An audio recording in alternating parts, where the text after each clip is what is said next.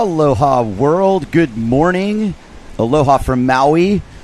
This is day 2 of our live broadcast of the 2024 Hotel PLAYA Surf Aloha Classic presented by Sundeck. And you are looking at a live shot of our lineup. And what we have today is plenty of surf and a bit more of a questionable wind scenario here. And Kai Cacciadori and Jace Pontebianco once again here at the table. We are bringing it to you with Zone Media Productions.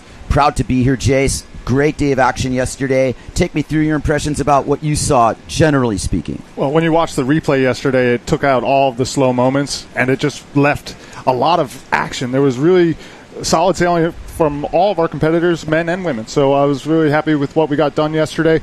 Looking forward to today. The wind is not quite fully filled in. What are you seeing in the conditions-wise? Well, we had a little bit of rain, which has not happened for a while now on Maui, and that's usually a bit, it goes in hand with the wind.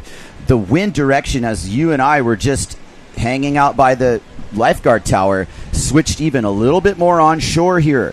After what was about 4.5 hours of stellar surf conditions here, the waves have certainly improved. The swell period has increased to a degree.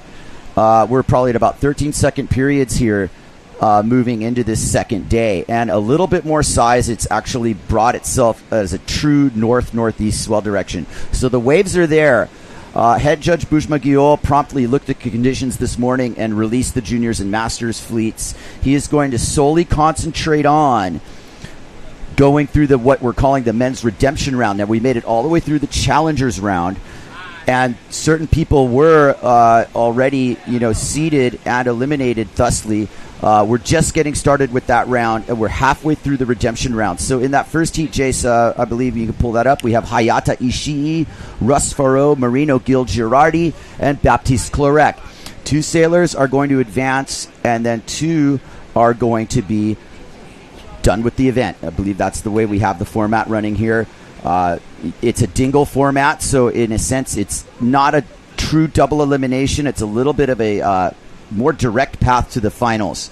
So we hope to get through as many heats as possible today. You do see Hayata right now heading for the channel, and it is clear to me that the wind is very light, and it is going to be up to question whether or not we have conditions to even run suitable heats here. As you see, there's plenty of surfers still out enjoying the surfing, which is another sign to how windy it is.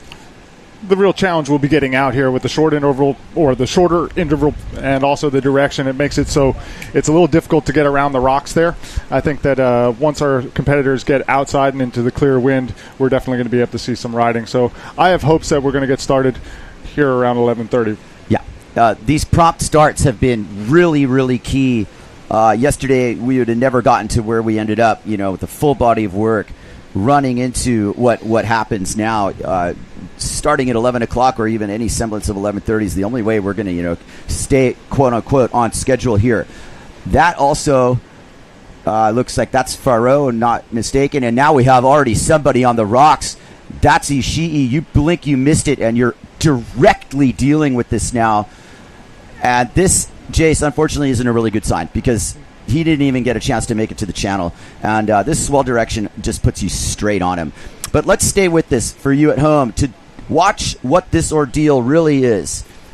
And you go on the rocks because you didn't clear this main rock that gives you the gateway to the channel. The current's running downwind. Now, Hayata dealt with this perfectly because he just let his rig wash in.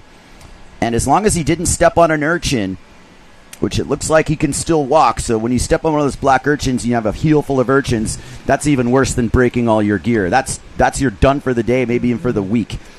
Now, Hayata dealt with that perfectly. He's got some people assisting him. But the reality is that right off the bat, we don't even have a sailor who's, been able to make it outside. So we're looking at a challenging situation here. It's going to allow us, while we watch people try and make the most of this in the warm-up or even get this heat started, which it's supposed to in 5 minutes.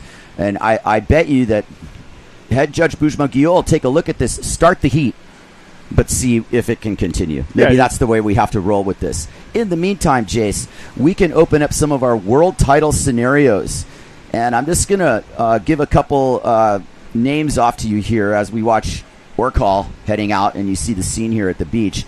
Nearly glassy-looking Hokipa here. And with the full expectation that we are going to see wind in the afternoon, there are these tantalizing white caps upwind of us. And it seems like it's just a matter of time.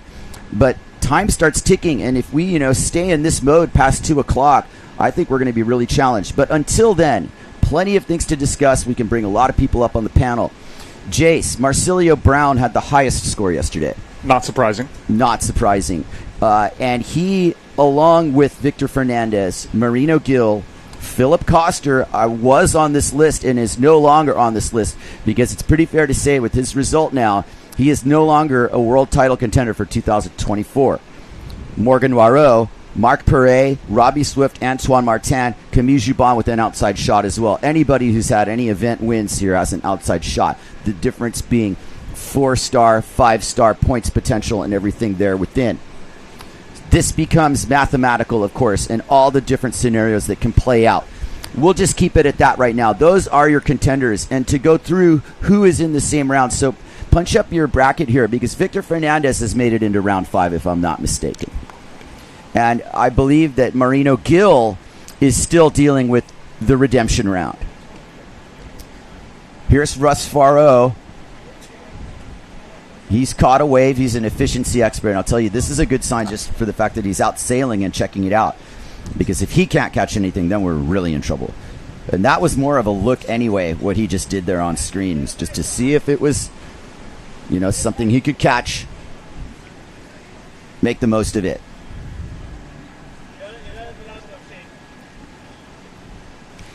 Obviously, very light wind here to start the day. Yeah.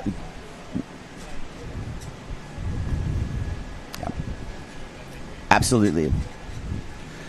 Look at Russ as he's slogging, and that's basically your little morning wake-up morning here. And we will get right back to you. It's time to pay some bills. We'll get that done early and often before the wind starts. So hang on tight. We'll be back to commercial at the 2024 Aloha Classic Hotel Playa Sur, presented by Sundek. And we'll get into our other sponsors as well shortly. Be right back.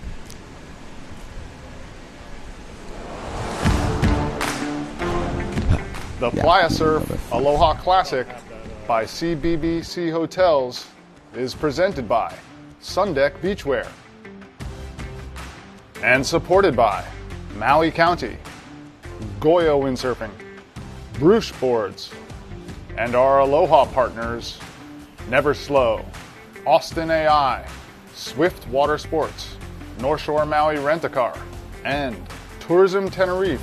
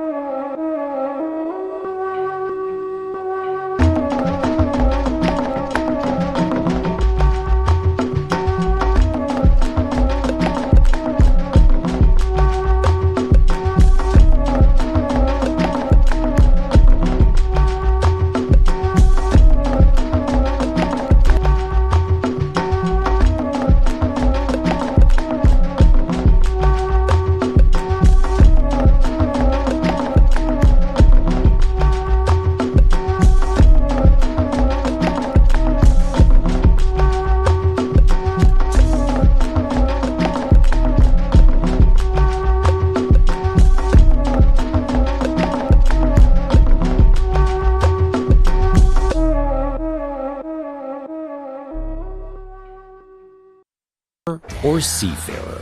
Your double and you are not identical, and your island won't be his. Tenerife, one island, 1,000 yous.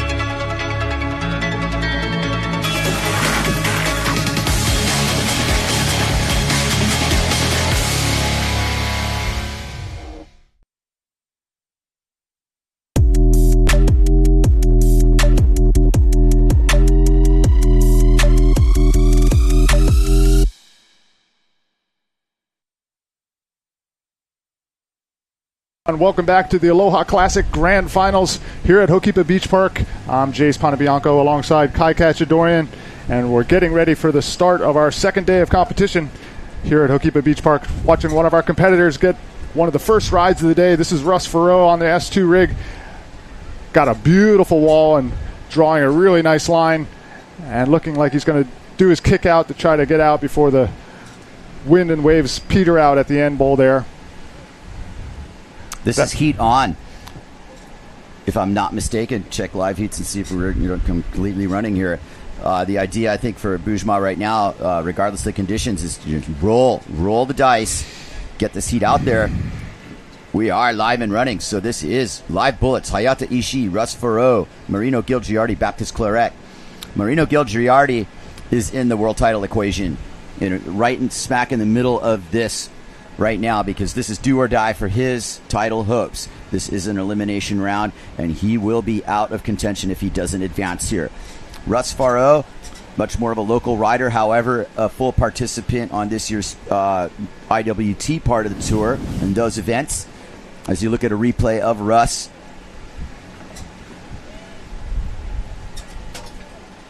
with all the colors of the rainbow. What a great way to start off the heat for Russ Farreau. He getting that length of ride and that quality of wave. That's exactly the way that Russ needs to start off a heat. Yeah, you can see right now, wave selection isn't just make or break. It is paramount. 100% paramount, because of the fact that you are moving less than a knot in this float and ride condition here. This does open up the pure surf aspect of this competition, and there are some really nice waves running in here. As our water safety patrol, Curtis Conqui here, gives our last surfer in the lineup a nice little assist elsewhere. And we appreciate the surfers giving us a chance to have the competition zone to ourselves. We're definitely going to make our way through the bracket as quickly as we can, because it is an honor to be here at Hokipa. An honor and a privilege, Jace. Absolutely. I'm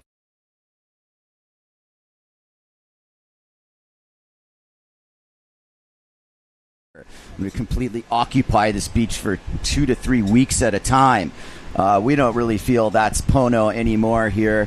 What we want to do is we want to find the best conditions, send the best sailors out in the world, and leave without a footprint. That's our mission statement here, and push the level of this sport. And in terms of pushing the level of the sport, in all the categories, both in surfing, wave riding, and whatnot, what we do have is the opportunity right now to really judge the contestability of this moment. This is an important heat, and what you're looking at is world titles at stake nonetheless. The thing about this right now, and where you find yourself if you're Marino Gil-Giardi, is you have to stay calm. In your words, stay patient, be able to find that wave that's going to make the scoring difference. These are very important decisions, considering the year and the body of work that's led up to this moment now. It's magnified based on what we said, wave selection alone. And head judge Bujma, he's not going to flinch if we don't have enough conditions. And I do believe I've just seen the signal that this heat has been abandoned. Abandoned heat, ladies and gentlemen. We are looking at a cancellation right off the bat. And all of you at home, if you look outside, you see that wind line creeping in. Well, it's creeping in all so slowly. And make no mistake, in the center of your screen there, Baptiste Claret, easily one of the most efficient sailors I've ever seen. I wouldn't be surprised if, even Bujma is aware that if he's just, sitting dead in the water like that practically, that we're going to have to sit tight here. Jace, your impressions of the moment here. Well, it seemed like the wind was a little stronger about 15, 20 minutes ago, and then the wind line just kind of retreated a little bit offshore. So I think it was a good idea to start, but the conditions changed in those little moments between when Russ got his first wave. So hopefully the wind line comes back in a little closer into shore, and Bujma gets us up and running again. Clearly there's a standard at play here. As you usually see, here comes Baptiste catching a wave. But let's see what he actually does with it. Is this just an ability to come back in really quickly? He's kind of in the midsection here. He's going to give this a go. I'm not sure if he's aware this has been canceled. It's encouraging to see that wave riding is actually happening here, but it is almost a little bit in slow motion. because the wind is so light, you're only relying on the apparent wind. Still looks fun. It still looks fun, and I feel like this is kind of where we're going to be in this zone for a moment here, this in-between zone. If I was these guys, knowing Bujma's propensity to just, reset the clock and rerun this, I would just stay out. Yeah, get outside. Right. Get outside and get in position and keep your watch going. At this point, I think you're relying a little bit more on some of the intangibles. Really tap deep into this moment and see what Hukipa's telling you to do. What's actually going to happen, Well, it can be a bit tricky getting in and out. So, for our competitors, you got to make that choice of if you're going to take the time and effort to fight the current and get back onto the beach, yep, or if you're going to go outside and just wait it out. Or just keep riding waves like Russ Faro is doing, which is pretty much what we love to do on tour here. We love waves, and we've got waves, and we're on Maui, like you said, Jace. This place is going to blow. It is just a question of time until the flags alter their direction a little bit more to the east, and we get that Venturi effect that occurs between Haleakala and West Maui, and that sea breeze gets accelerated to sailable levels. But it's great to be here. Back to yesterday, and a reflection of some of the highlights and some of the sailors that we felt stood out. I bring up several names. We said Brasilio had the highest score. You had a really good performance from Morgan Moreau had a great performance as we watched Russ's replay here. Bernd Rodinger, Levi Siver, Kai Lenny, Mark Perret had a couple really good heats. Even his other teammate Moritz Mauk. The Goya riders out in force. Great to see Francisco Goya out there, putting in some good work. The list goes on and on. I felt Clarek kind of had, a little bit of a bumpy ride there, but, people are putting it together left and right. This is a super long list of people who are contenders in this situation right now. And, someone like Juban, who's got, contest winning experience here, some of that stuff kind of shines through. And if you listen to Juban, he's like, I haven't really given it my all yet. I'm kind of waiting to start slow, make sure you advance, but don't empty the cup right away either. You're not in a situation where you want to give away your entire bag to the judges and overshoot your scoring window. Yeah. I think that timing is a real important thing, and it's something that you see from a guy like Camille, who's spent so much time here at Okipa. His timing is just on point, and he can turn things on and off. I think with a sailor like Clarek, maybe he was just a scotch late on a couple of his hits yesterday, so it'll be interesting to see if he can get his timing a little bit more dialed out there in the conditions that we have. Victor Fernandez also comes to mind, as well as his duotone teammate Arthur Arutkin. These guys had good performances, all the way across the board. I wouldn't really even be able to say that, luck or the conditions didn't have anything to do with it either. And sometimes these things combine. Sometimes you have to be good to be in the position to get lucky. And you have to be able to read what Hukipa's telling you. And that's definitely the case in what you see right now in this free session here. As we're waiting to see what the status is of this, people were catching waves. I think Bujma kind of gave up on that heat the earliest he would have been able to. Certainly right after he canceled, a couple wave rides went down. But that's just, part of the sailors. And maybe this is also to be fair to Hayata, who went through this ordeal on the rocks. Maybe he broke a fin or something. Maybe there's some sort of issue there. Yeah, you I want to don't make see sure him it's in fair. the lineup right now. That certainly wasn't fun to watch. Hayata just on the rocks right away when we started this broadcast. But it serves kind of as a reality check of what sailing here means. Yes, and the conditions need to fill in for it to be fair for everyone. So it was good that Hayata had a crew of guys down on the rocks there to help him off. It makes it a lot easier and definitely a lot safer. So hopefully he got through unscathed with all of his gear. And like you said, with the urchins, you don't want to have any of that sort of stuff, impede your performance. Not to mention that it's on live TV. Beautiful look at Haleakala. And the weather that we're encountering today, as you can see, the winds are not quite strong enough to blow all this cloud cover off. But we have high hopes. There's Ishii. Also looking at the sailor angle, Jace. Maybe a little bit more offshore now. The flags have switched to a degree. I definitely see that they're not pointed straight on shore like they were after this squall. I think this is the moment we've been waiting for. Within the next 20 minutes, I would fully expect it to become much better. In fact, with this swell direction, and if the wind has any semblance of east to it, it's actually going to get quite good. Yes, I think we have ultimate opportunity for high-level maneuvers later on as the wind comes in. And you're right, the angle has changed dramatically from slightly onshore look to slightly offshore. So that's a real good sign.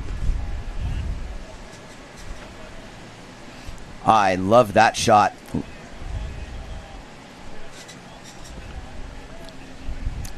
Yeah.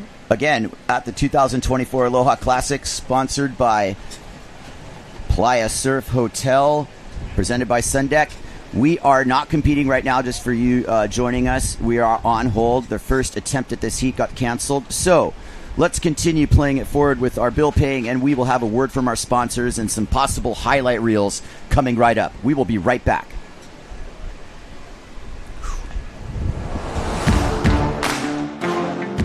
The PLAYA Surf Aloha Classic by CBbC Hotels is presented by Sundeck Beachwear and supported by Maui County, Goya Windsurfing, Bruce Boards, and our Aloha partners, Never Slow, Austin AI, Swift Water Sports, North Shore Maui Rent-A-Car, and Tourism Tenerife.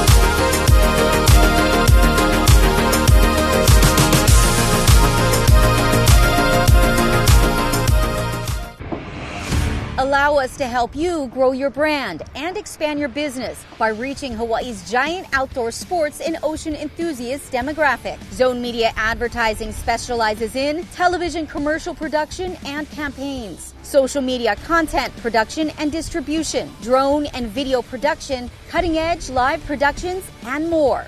With over 25 years leading Hawaii's action sports market, give us a call to find out how we can help you grow your business.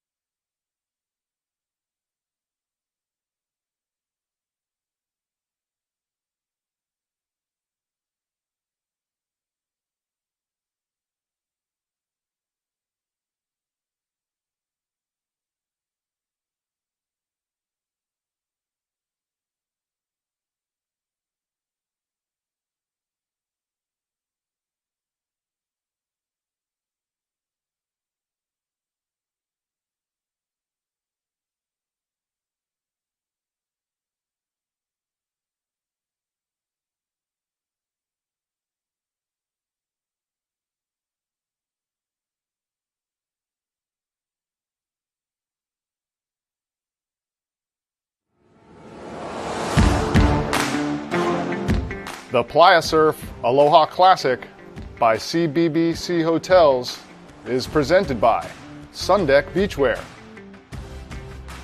and supported by Maui County, Goya Windsurfing, Bruce Boards, and our Aloha partners, Never Slow, Austin AI, Swift Water Sports, North Shore Maui Rent-A-Car, and Tourism Tenerife.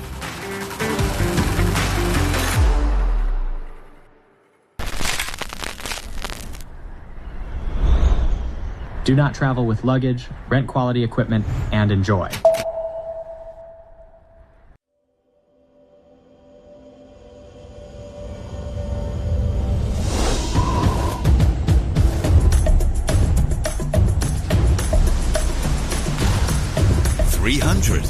Three hundred days of wind a year.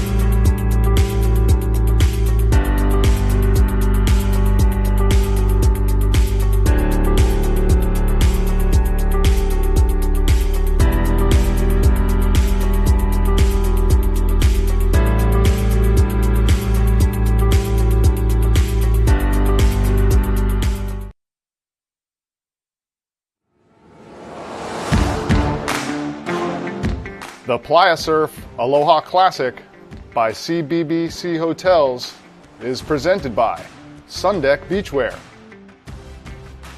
and supported by Maui County, Goya Windsurfing, Bruce Boards, and our Aloha partners, Never Slow, Austin AI, Swift Water Sports, North Shore Maui Rent-A-Car, and Tourism Tenerife.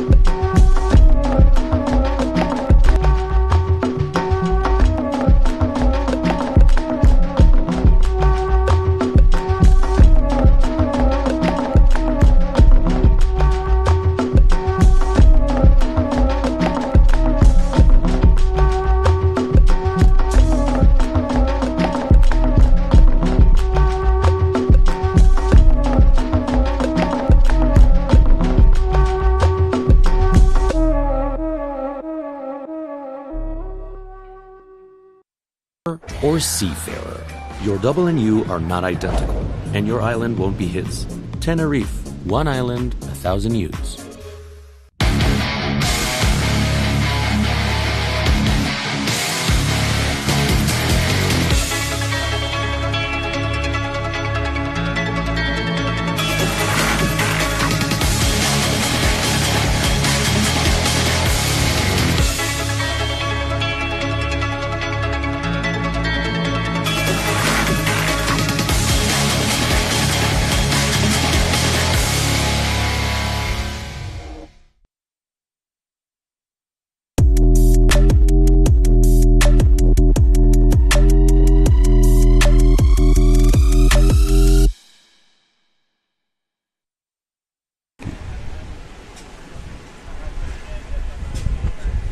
Welcome back to Hokipa, Maui. We are standing by with the event on hold here. Head Judge Bujma Giol made a very wise decision there to cancel that last heat, gave it a 20-minute break. We will be starting at 11:40 Hawaiian with that same heat, I believe. Yes. Okay. And what has happened since you last joined us was that the wind has switched, yes, a little bit more to the east, northeast. That has helped pretty significantly. There's been some manageable gusts coming here. Still very, very light wind, though. But I do think this is going to make a difference. He has also extended the heat duration. It is going to be a 22-minute heat with a 3-minute transition. That is the math on that. Hayata Ishii is in the center of your screen there with Baptiste Clarec on his hip there to the right side. Also in this heat is Marino Gil-Girardi and Russ Faro. Everybody's out in the lineup. They are ready to strike. The judges are ready to judge, and we are ready to bring it to you live. Let's hope for the best, Jace. Yeah, absolutely. Marino Gil-Girardi currently third in our World Tour rankings, so he's got everything to play for here in this heat. Definitely hoping to get off to a solid start. Definitely some nervous moments for Marino. You know, talking about the world title picture there, and it is a very tight one for the men. And we will get into the women's equation as well. Marino Gil-Girardi is sitting in third place in the rankings, just behind Victor Fernandez and Marcilio Brown. And between Gil-Girardi and Marcilio Brown, there's very, very few points separating them. Are we live? With heats on. That is Baptiste Clarec starting with a bang. A nice looking wave that he drew the line out on, so it ensured that he was going to make the wave. He's going to make it all the way towards the point. Maybe one more small hit there. Looking really good for Clarec. That's a good start. That's practically hitting the left at lanes. He's deep in the channel, and that's going to give him a pretty long climb back to the lineup. However, a fairly good scoring ride, Jason. I think that sets the tone for this heat quite nicely. We're seeing that today. Length of ride already in the canceled heat, and just with that first wave, we're seeing very long lines. So the competitors have the opportunity. We just got to get out there and see what they can do. All right, just for you at home to get on the time schedule here. Round 4, Heat 3, the one that we're starting right now at 11:40 is going to end at 12:07 p.m. Hawaiian. Round 4, Heat 4 will start at 12:10 Hawaiian. All right, so just a couple minutes off schedule, but still getting things going in an earliest manner. That's good. One score in the bag, that belonging to Baptiste Clorec. Can Gil Girardi, Ishii, and Faro answer back? There is plenty of time to do it. There is 2 waves counting for each sailor, and let's hope for a full scorecard here so we can get this rolling throughout the day. I think good call from Bujma to add a little bit of time. Yeah, definitely. You could have also handed everybody an uphaul. I still rock the uphaul. You never know when you're going to have to tie your gear together. If you break all your stuff, an uphaul is a great thing to have around. If all of your gear is broken, just take that uphaul, wrap it all around, bing, bang, and you're out there. I mean, to the right side of your screen there, just sailing out of it, there was Hayata Ishii. Here's the replay from Clorec with his signature mast-pointing bottom turn. He aims the mast at where he wants to hit on the wave. It's super impressive. Look at that. He's able to scoop it. And those are 2 really good bottom turn combos all the way. That's his 3rd bottom turn into some sort of contact in that last hit. So that's a pretty darn decent score. And it's definitely showing that it's possible. Based on selection, what you're going to really see now is getting super selective. There's the peanut gallery, if you will. The scene on the hill, like I was remarking yesterday. Typical Hukipa situation here. There are judges everywhere. Here's Faro, Jace. Faro's looking like he's got a nice wall picked out here, waiting for it to set up. A little tricky. Maybe saw some foam on the face there, decided that with as difficult as it is to stay outside, that you want to be picky about which wave you decide to ride, because it does take a long time to get back into position when you're slog and ride situation. You can see little suggestions of the wind increase there. Faro's in the middle of a nice, suitable gust. This is definitely now on the increase.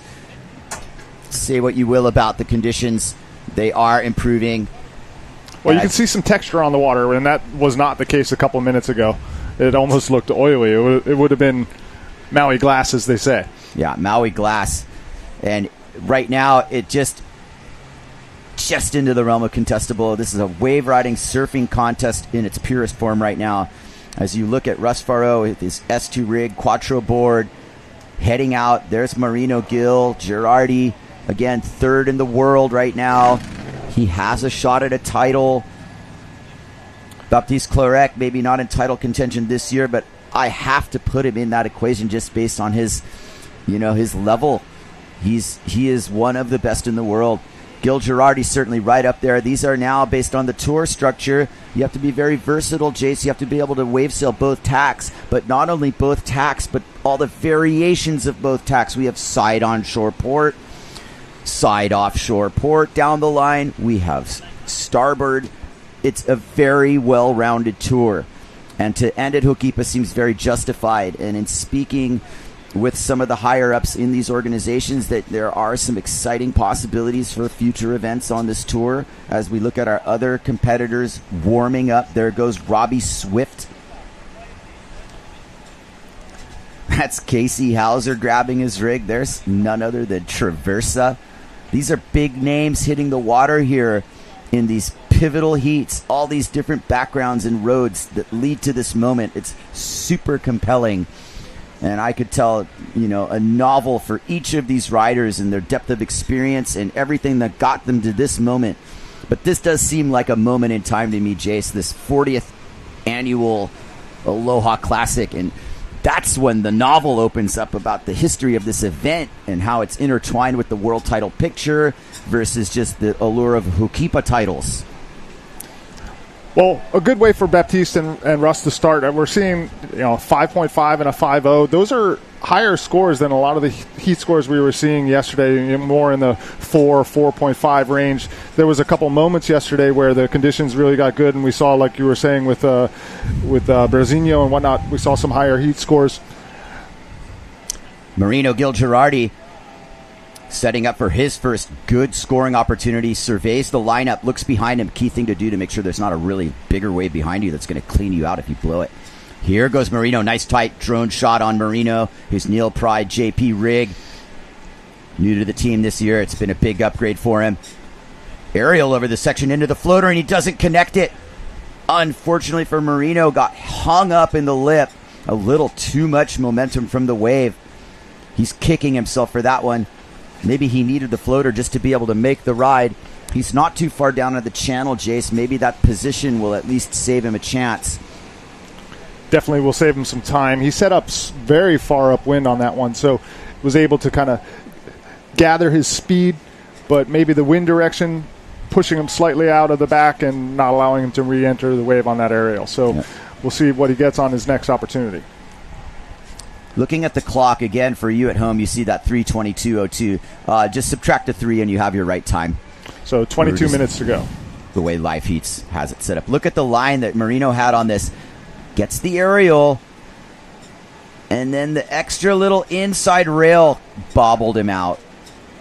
Just not enough momentum to make it back in the wave. He was definitely trying to make the wave by doing the floater. Here comes Russ Faro. And he is doing what he does, which is select good waves. This is the second wave of his set, and behind him is Clarek. Here comes Russ, trying to size it up, making sure he makes the entire wave. Clarek behind him. Russ kind of going for some soft contact, that really sailing a little bit underpowered down the line there. Not going to be much. Here comes Clarek behind him, as Faro's pretty much done with his wave. Clarek setting up. This looks like it's got a chance for some fireworks here.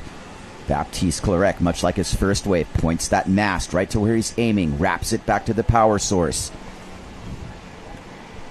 Nice fade bottom turn for Clarek. Brings it back to the power point. Classic Hokipa look here. Staying close to the power of the wave and kicking out. That's a good second score based on the standard of this heat. And if nothing else happens, he's got a good shot here. Marino waiting for the wave to set up. He's probably going to kick out because not liking what he's seeing with the wave offering there. Positioning battle. Real important to keep the upwind positioning so that you get your choice of waves.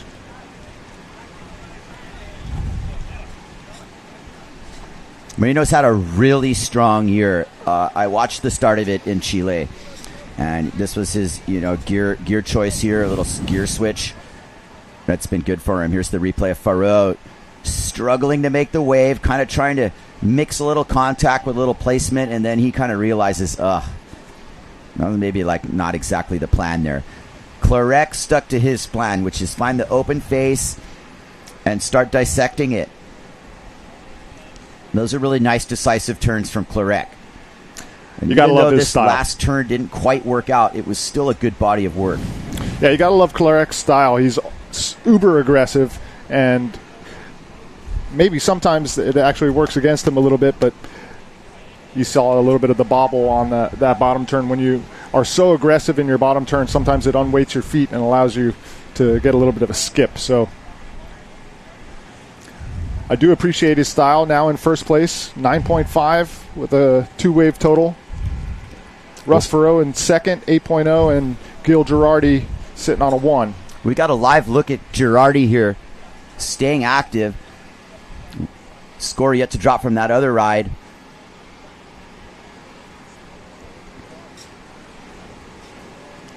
It is definitely light out there. It's light out there. It's board riding weather. You guys going straight to the big boards and the big fins, trying to make the most of their opportunities here, which there are. And with the exception of Ishii, the scorecards are full. And I'm kind of trying to look around and see where I see Hayata. I don't see him on the rocks. Hayata, where you stay? There he is. Hayata is in the middle zone. There is. Yeah, that's Marino. Look at the body language. Trying to make it happen. You're not going to be moving fast, but he's in what we call the impact zone right now.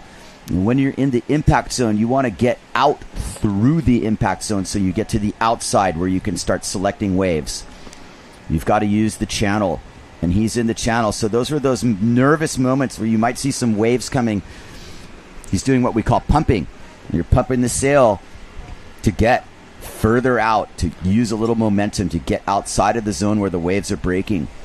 I use that current line there a lot. When you see the white water going out, that's kind of the roadway that I use, and it's a good indicator for where you need to be on the wave. There's Hayata Ishii. This is a big moment for him, trying to climb up the rankings himself. He's put in a full body of work.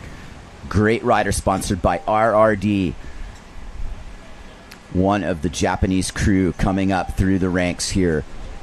Hayata's in a really good spot up kind of by the green tree. This is going to be a long ride if he reads it correctly. First setup turn, first cut back. Loads up his sail. Kind of an open clue bottom turn, not a lot of power. Wave's going to give him a little bit more to work with here.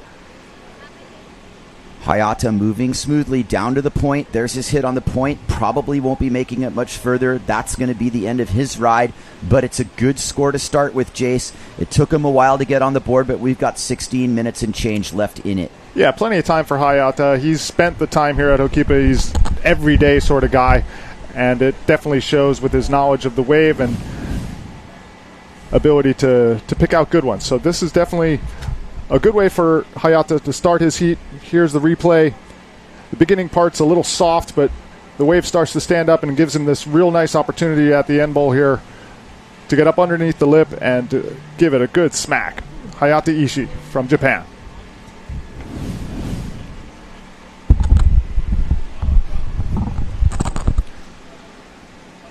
Takara. I just got a note from our race director that they're going to extend the heat times from 20 minutes to 30 minutes. So 27-minute heats, 3-minute transitions, and I believe that'll start on the next heat.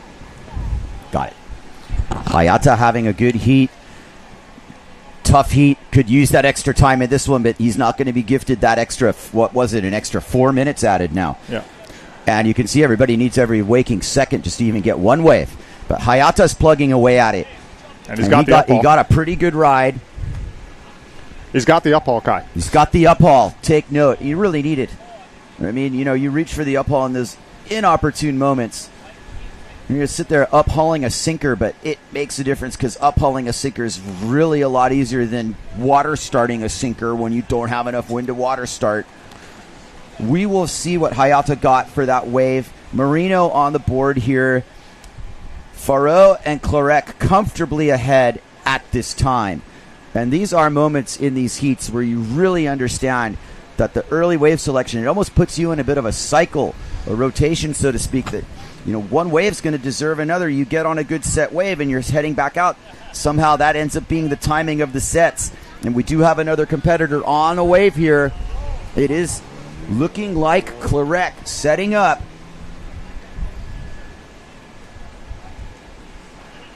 Baptiste Clarek. Signature bottom turn. That is becoming his trademark now. Pointing that mast right there. Look at that. I'm going to start doing that. I really like that bottom turn. I really like the way he fades out.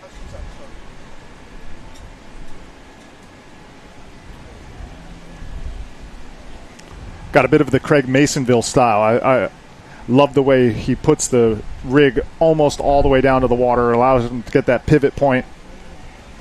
Pivot point. Yeah.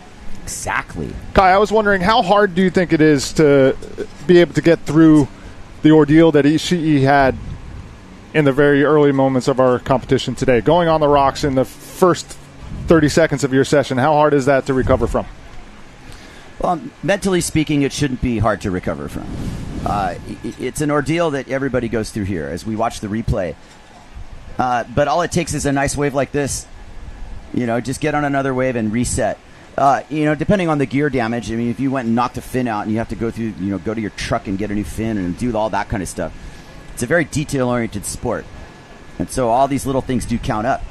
But Clarek, I don't think he's had, any of these ordeals. I mean, we're talking about Hayata's ordeal, and I feel that Hayata, is well enough equipped to just get through any of those kind of challenges. But it is a little inconvenient, as Faro is really starting to understand his advantage here being in the cycle. And Russ is holding on here to a nice couple scores, and this is going to add to it. A nice drawn-out bottom turn for Russ. Staying sheeted in, nothing too radical, but he's got the flow and he gets the hit there. And he is, unfortunately for Russ, not going to pull that out, but he's getting cheers from the crowd for the effort, as well he should. And his ordeal is not really over because you keep the camera here on him. Here comes the hammer of Hokipa on his head. Ooh, almost. Able to sink the rig down. Duck diving in windsurfing is a thing. You got to sink the mast tip into the wave. That almost cleaned him out. Russ is such a savvy competitor. These conditions are actually playing into his advantage, I would say. He's always picking off good waves and able to ride them for the full duration. So Russ Farrow, great way to start off as he got out unscathed after that duck dive. Gears intact, and now just looking to reposition. See if we get a replay on that wave. So we got a couple tourist helicopters checking out the action from above. That used to be our drone in the old days. Don't need them anymore. No, we sure don't. Farrow on a bomb, pretty much. Gets the under the lip snap here, redirects it around, but he also read the fact that it was breaking ahead of itself, and now that arc was my favorite part of this wave ride. He was able to arc that and stay on his inside rail on the drop, relying solely on his apparent wind to hit that. And that's when the crowd went, yeah, Russ. Well, that's a brave part right there. You know, to hit that end section, all the water is converging. It's actually a tricky spot to make an aerial, and without any wind in your sail, very difficult. Here comes Gil Girardi. Big bottom turn. Looks like he's got some power in his sail. Nice wrapping cutback to the power section. Staying dizzy, Gil Girardi.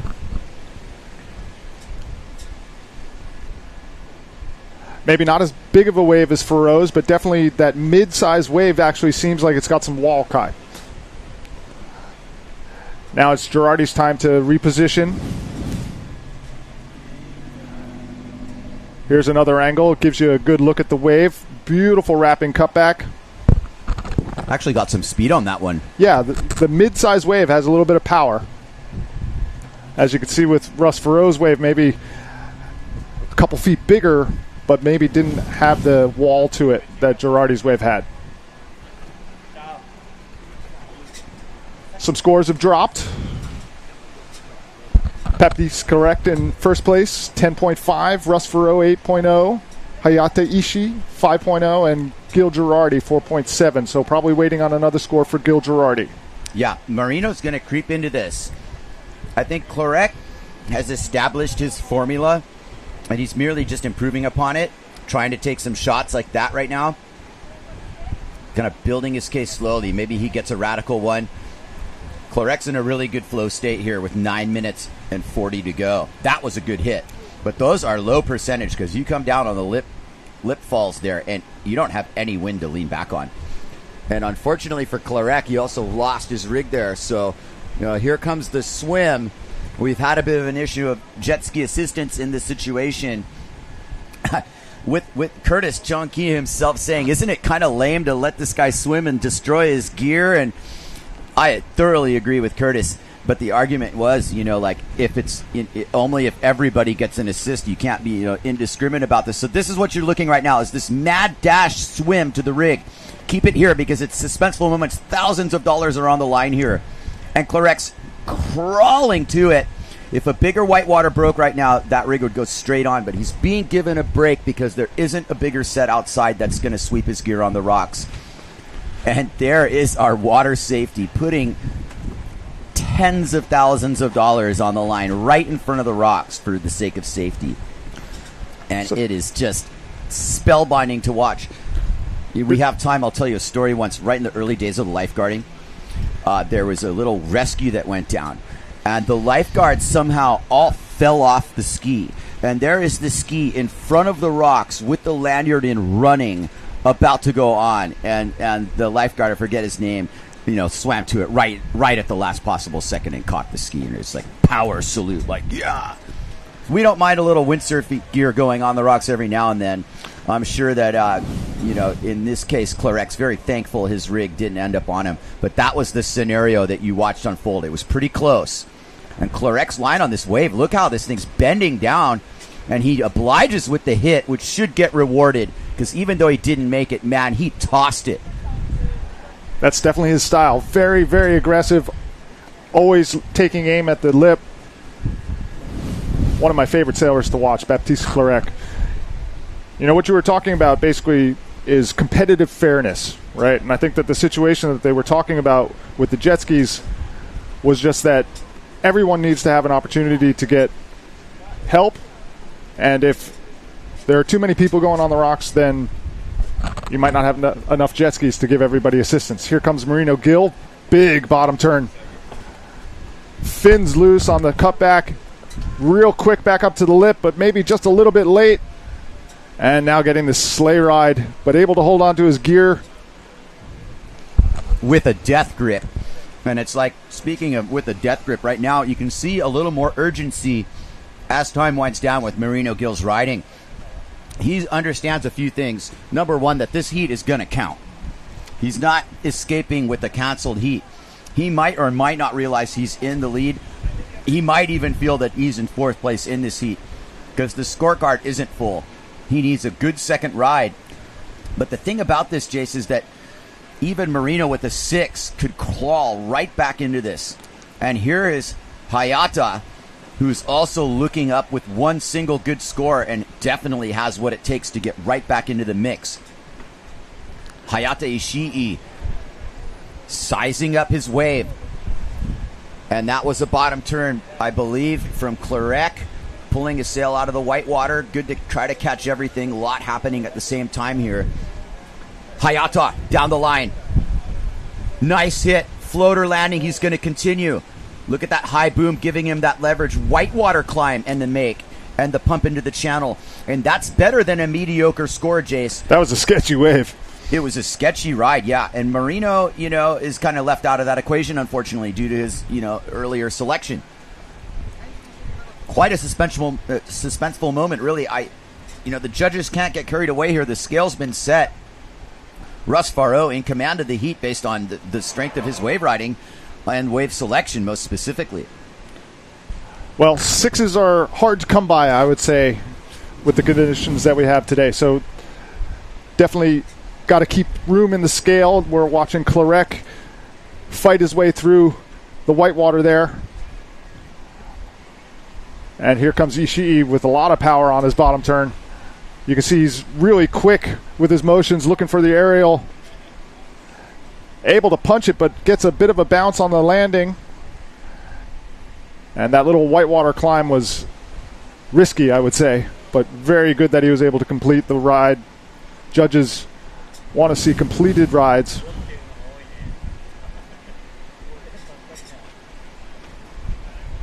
Here comes Gil Girardi, wrapping cutback underneath the lip, and goes for a second one. Nice little extension there. Not the longest ride for Gil Girardi, but staying busy. On the outside, Russ Faro on the S2 sail. This looks like it's more up by the green tree. Definitely has got some wall to work with. Really nice wave for Faro. Definitely up at the green tree. I just turned around. He's into spot again to make the entire wave here. You can see it slopes out. He's really got the timing down. He's got the idea that he's going to make the whole wave, puts his entire inside rail, trying to bend around the section to start hitting things, and realizes that maybe, just maybe, that was enough to get him there, but not enough to get him through. That won't be one of his best scoring 2 waves. It won't be, but when you're on the outside and you see that thing set up, I think you got to take a shot at it. Oh, he took a shot, but not quite the contact shot. He's going to make it through. I don't think the judges are going to reward it. Clarec also kind of at the end bowl here, where things just kind of go a little flat. That won't be of any consequence. Marino, Gil Girardi, and Hayata Ishii, however, with under 4 minutes now, 3:30 left in this heat, have a tall order, but we'll see if Hukipa can provide that buzzer beater opportunity. It's a 5 and a 3.7 for Marino, and a 5.5 and a 5 for Baptiste. So Baptiste and Russ are ahead by a margin. It's one big score away for Girardi and Ishii, though. Both sitting on 5-point rides. And the judging scale, interestingly, you see it kind of based on quarter increments. if you're picking up on the numerology of this, is that you are seeing some of these even margins. Yesterday it seemed like it was, by either half a point or full points, almost even. I think we've scaled that down to quarter points. So that's a way to interpret this in terms of the differentiation. Yeah, they wanted to make sure that we didn't get any ties. They went through that in the riders' meeting. The riders conferred with head judge Booz McGill to get to a finer number increment. You can see our conditions have improved, but still very light. Schlag and ride conditions. That's Hayata Ishii all the way upwind.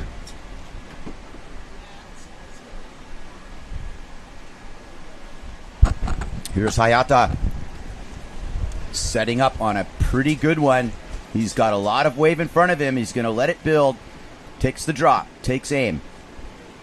First turn. Nice setup turn. This wave's going to get concave. A little bit more shape and hollowness to it, but he doesn't save the cutback. And Girardi's on one of the better waves of his heat. Under 2 minutes to go for Gil Girardi. A nice bottom turn. He's holding his speed almost better than anybody here in this heat. But even he can't really do anything with this. There's Clarek trying to seal the deal and doing a good job of it. Piecing together a nice couple rail carves there. He's so quick through the course. He was just on a wave a second ago, turned around, quick tacked, and got another one. And able to finish the maneuver down at the end bowl. Baptiste Clarek putting some real pressure on Marino Gil Girardi now in the waning moments of our round 4, heat number 3 at the grand final Aloha Classic, presented by the Playa Surf Hotel and in association with Sundeck. I see the ladies are warming up, so we've got some women's heats coming up, which is going to allow us to talk about the very exciting women's title race and how things are shaping up. Getting right through here, 40 seconds left in this heat. Round 4, heat 3. I believe our next heat will be round 4, heat 4, and then we will see the ladies take to the water.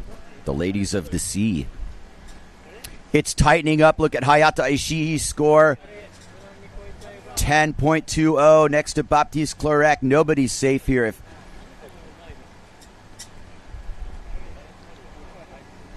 Marino manages to find like a 6, it could make a huge difference. Russ Faro heading left, purely position, realizes heat's done. Something of a victory lap. A great heat for Russ, by the way. We'll give some applause to Russ on this. Great effort. His campaign is still alive. Well sailed and well selected. That's what it takes sometimes to get in that sequence of set waves. One deserves another. That was a good case for Russ Faro right there. So there you have it. Pondering the significance of it at Hokipa. The 2024 Aloha Classic Hotel Playa Sur. Presented by Sundeck. Here goes Hayata's highlight reel. That was a nice turn, but he didn't save it. Leaving points on the table. Gil Girardi given ample opportunity.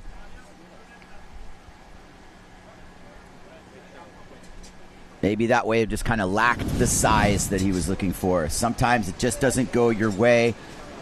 Gil Girardi, unfortunately, is done with his campaign. You can kind of see a little bit of the sulking shoulders. His year's over. It started early in Chile. He was a semifinalist in that contest.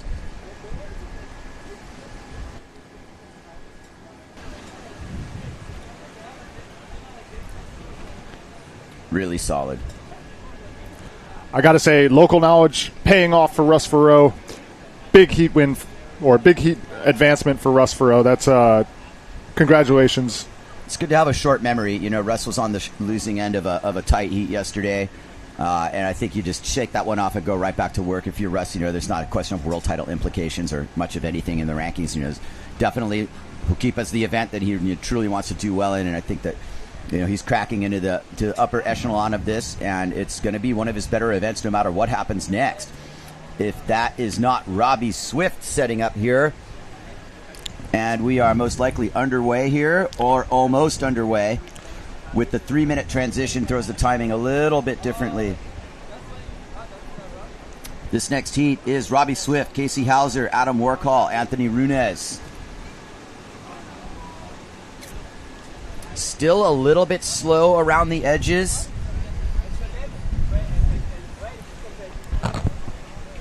It'll be interesting to see if Casey Hauser can take a play out of Russ's book there, because wave selection is definitely going to be key. This is Adam Warchild. Under the lip. Nice contact. Good second turn. Oh, he wrapped that one right around. Liking what I'm seeing from Adam here. Maybe a little mistime there, but great way to start off your heat if you're Adam Warchild. And definitely take note, the mid-size waves are to be really given a good look because they have a bit more wall to them. The medium deep ones seem to be feeling the contour of the Hukipa Reef on the swell direction the best. Casey Hauser and Robbie Swift, kind of your resident pros here. Robbie, the traveling professional. Casey, the jack of all trades, doing every water sport imaginable.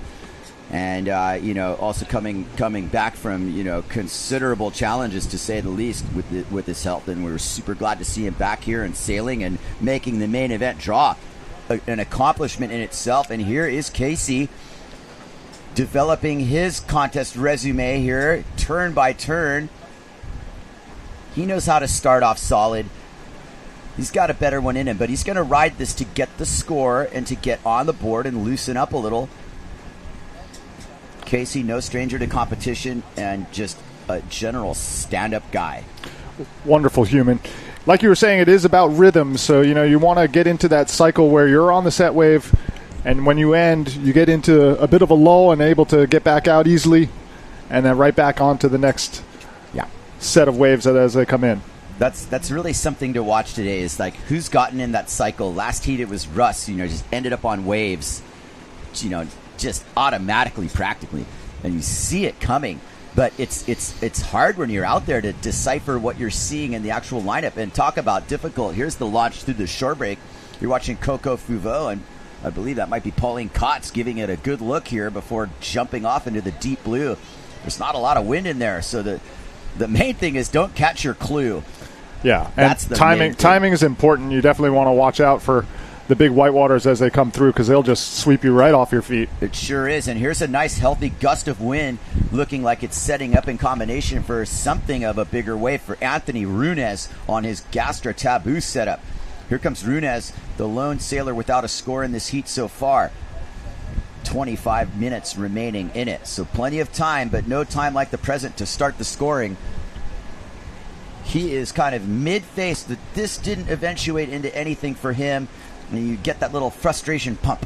You pop the sail with a little bit of extra, So some scores have dropped. 5.7 for Adam Warchild. That is a big score. Definitely a great way to start off your campaign if you're Adam Warchild. Given the conditions that we have right now, I'd say that is definitely going to be a keeper. And definitely something challenging for our other competitors to match. Here comes Casey Hauser on the Blue Goya rig. Waiting for the wave to wall up. Now solid bottom turn. Staying busy. We can see that the wave is a bit soft. There comes the wrapping cutback. And one more for good measure. Casey Hauser. Completed ride. Robbie Swift all the way upwind now.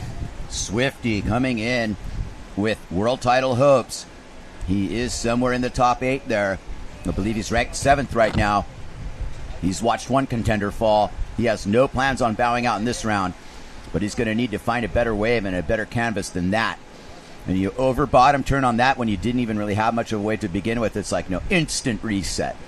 Short memories with this amount of clock. Well over 20 minutes to go. Swifty straight back out there. Already has a 3.5.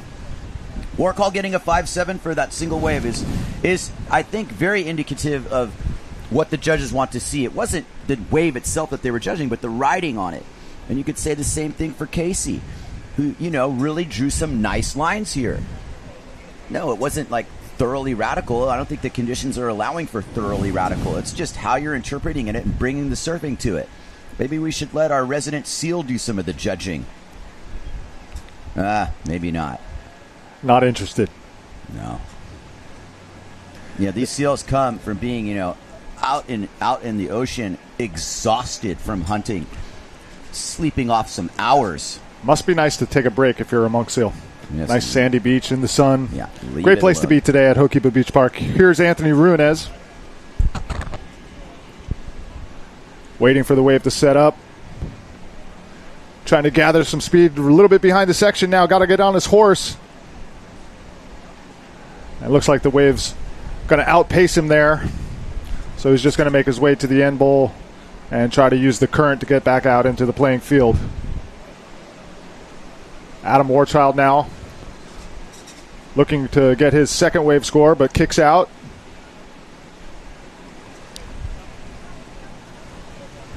And Robbie Swift. Okay, positioning battle. Everybody playing chess here. Yeah, it's definitely a chess game, maybe even a little bit of checkers, but if you're Robbie Swift right now, you put yourself in this spot and you just made a swift decision to not take that wave. And looking at that, I'd have to agree with Swifty. That thing was just a mush burger going into the middle of the channel. We're going to go to the beach where we have our heat winner previously, Russ Farrow. Take it away.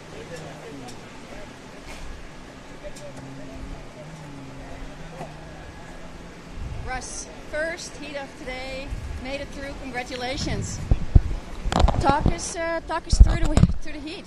Yeah, it was a tough one. I mean, being the first heat, the dummy heat, wind test, it's challenging. I went out straight on the rocks, but managed to swim through it and without too much, really no damage.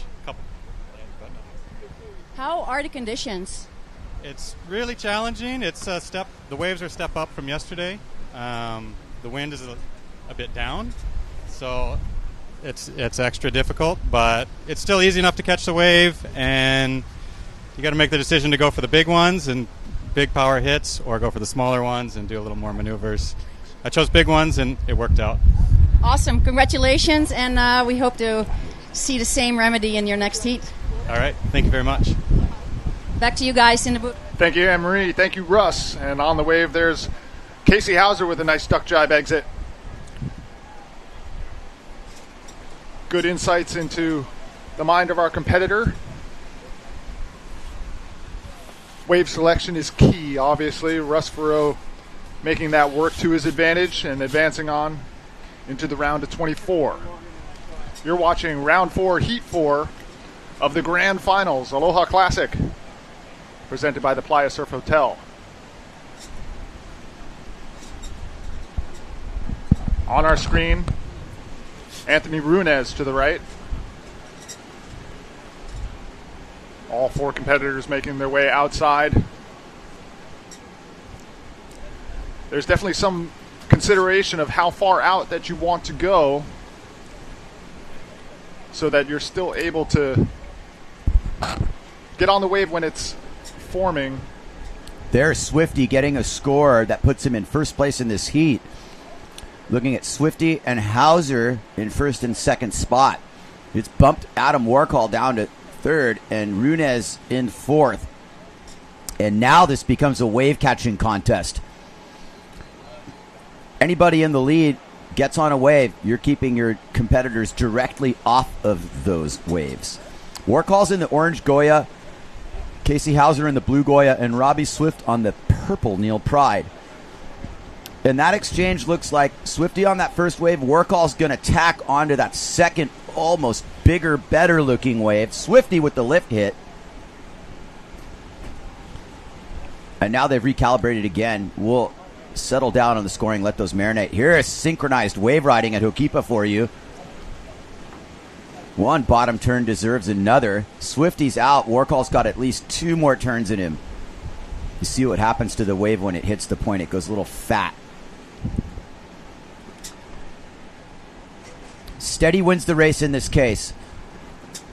And that was steady riding from Adam Warcall, who's in the lead now along with Swifty, creating some distance from Hauser, who had a front row seat for that entire exchange.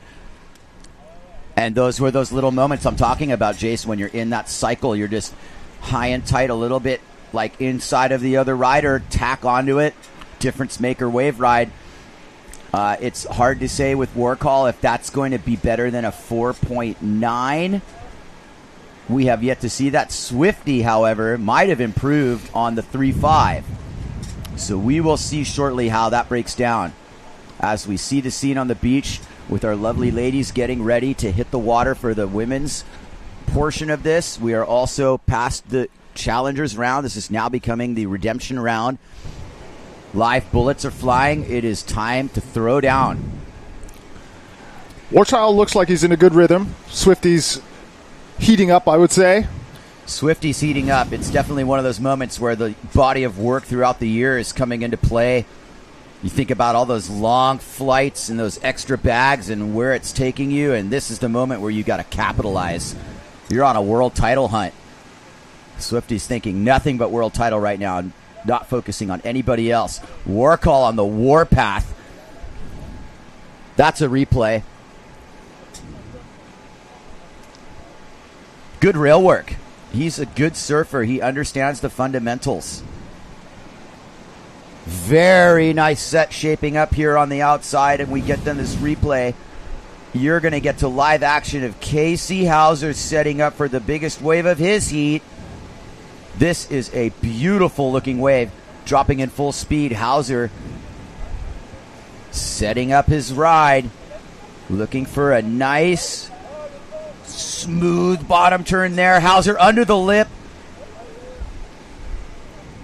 Couple more for Hauser. Here he goes. Wraps it around. This is good riding. You can tell just by where the whitewater line is, one of the bigger waves coming in here. 3 complete sections for Hauser. Super well ridden. Here's Runez on his best wave so far. Took him a while to catch it. Runez kind of halfway through the channel here. Outside of him, Swifty. This is a 1-2-3 exchange.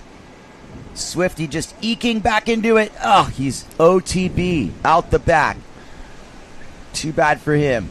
First and second waves definitely have the power. The third wave looked like it kind of petered out after all the water got moved through and it was just foamy there. Yeah. Warchild, great wave selection. Warchild, great wave selection. Even the peanut gallery there by the lifeguard tower agree with me. And these are some of our women competitors coming up.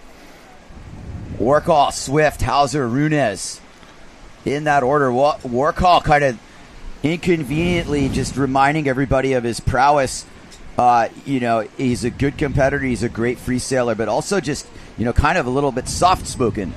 So he doesn't, walk around with this presumptive stance, of contender, but silent assassin. And he has proven it many times in these contests that he, comes in and gets the work done. Hauser's going to be sitting on a really good score after that. There's a lot to judge here. Runez even stating his case, though. This is really his only main score so far. And there's the remainder of Swift's ride. Didn't quite complete that turn, unfortunately for him. Wind angle still playing havoc a little bit there. And that's Lisa Warmeister from Guadalupe setting up. There's Warcall. Action on and off the water, Jace. Warcall really has a meat and potatoes style that I just really like. It's power, it's timing, and good wave choice. So here comes Warchild, waiting for the wave to line up here for him underneath the lip now. Little bobble on the bottom turn, but able to get it around. Nice aggressive final hit. I just like the rapid succession of the turns. He's absorbed the fact that you can do everything kind of in slow motion and connect the dots. But I think he's selecting waves, or at least being put in the position to choose waves that are a lot more on this like rapid fire rail-to-rail thing. And, say what you will about the score line. You get on good waves and you get all the turns, you're going to get the score. You get to see exactly what they're giving Casey Hauser for that third wave of his. They're marinating on this score right now, making sure that they get this right. Watching the replays. Got plenty of time here. 13 minutes left in this heat. Looking up towards Haiku. Definitely some cloud cover there, though. As long as you can see Giggle Hill there, or Haiku Hill, I should say. Those Haiku Hill and Giggle Hill. As long as you can see those two hills, there's nothing imminent. When you can't see either of them, there's a squall minutes away. Yeah, you're going to get wet. or you're going to get wet. And so we will just ponder the significance of this moment as we're about to enter the women's divisions here and talk title race for the women's world title race. And, there's a lot of compelling scenarios as we, drift around here in these moments. Kai Cacciadori and Jace Pontebianco bringing you the 2024 Hotel Playa Surf Aloha Classic presented by Sundeck. And thank you, everybody around the world, for sticking with us here. Some of the slow moments of this contest, Jace, but we've definitely also provided some action. There's definitely been action. And when you go through the replays, it really looks good because you take out a bit of the waiting. There's obviously waiting today. These guys aren't planing, taking some time to reposition. Yeah. But the action's been good when we've had it. Definitely fusing the art of wave riding, the surfing element of windsurfing. That is Robbie Swift setting up live view here. Look at this angle. Makes you want to go out and sail, doesn't it? Look at the setup here. Look at this wall setting up in front of Swifty. As he drops in, glassy bottom turn. Nice hook off the top. Can he keep it going? Good projection into the lips. Swifty's definitely firing off here. This is going to be a good wave for him. Delivered the goods. Saves the turn. Easy kick out. Nice ride for Swifty. That had all the elements to it. And you can see Runes and Hauser deep in the channel with 11 minutes to go. It's going to take a little time to get back up into the impact zone, get back into the zone where you can catch waves. They're way out in the channel. There's a lot of water moving. You can't quite see it on this shot, but the amount of current. Swifty's ride, rail to rail. That was a great turn. He does have a bit of a bobble on this one. I'm really impressed by the way he was able to kind of fight through that bobble, still get the aerial, and continue on down the line. Robbie Swift, true professional. World Tour veteran. Definitely, I know that winning an event here would be a lifelong accomplishment, as it is for all of our competitors. Absolutely. I feel Swifty, has certainly achieved a lot in his career. I remember one particular Aloha Classic, he's dropping 10-point rides, multiple aerials, 360s. He's got the whole bag in his position right now. I feel like still probably one of the UK sailors with the best shot at a world title. Absolutely. Certainly of his generation. There's been many who have come and gone that have had a shot. Right now, Swifty's been the one slugging away at it. It's at 7th place right now. All the different scenarios that would exist for him to win a world title are, the likes of Marino not advancing, which has just happened. Yes. So bit by bit, the dominoes are falling. I mean, it's interesting how Hukipa seems to really be playing into this as well as our paparazzi waves and a little bit of reverse paparazzi. And there's War Call, as if on cue, right at the point.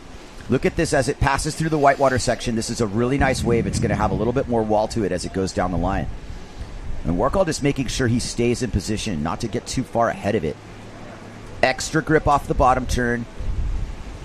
And that third turn, I don't think anybody's made it in the breadth of this entire contest. The wind is so offshore down there. Yeah, so offshore. The wind angle just conspires against you.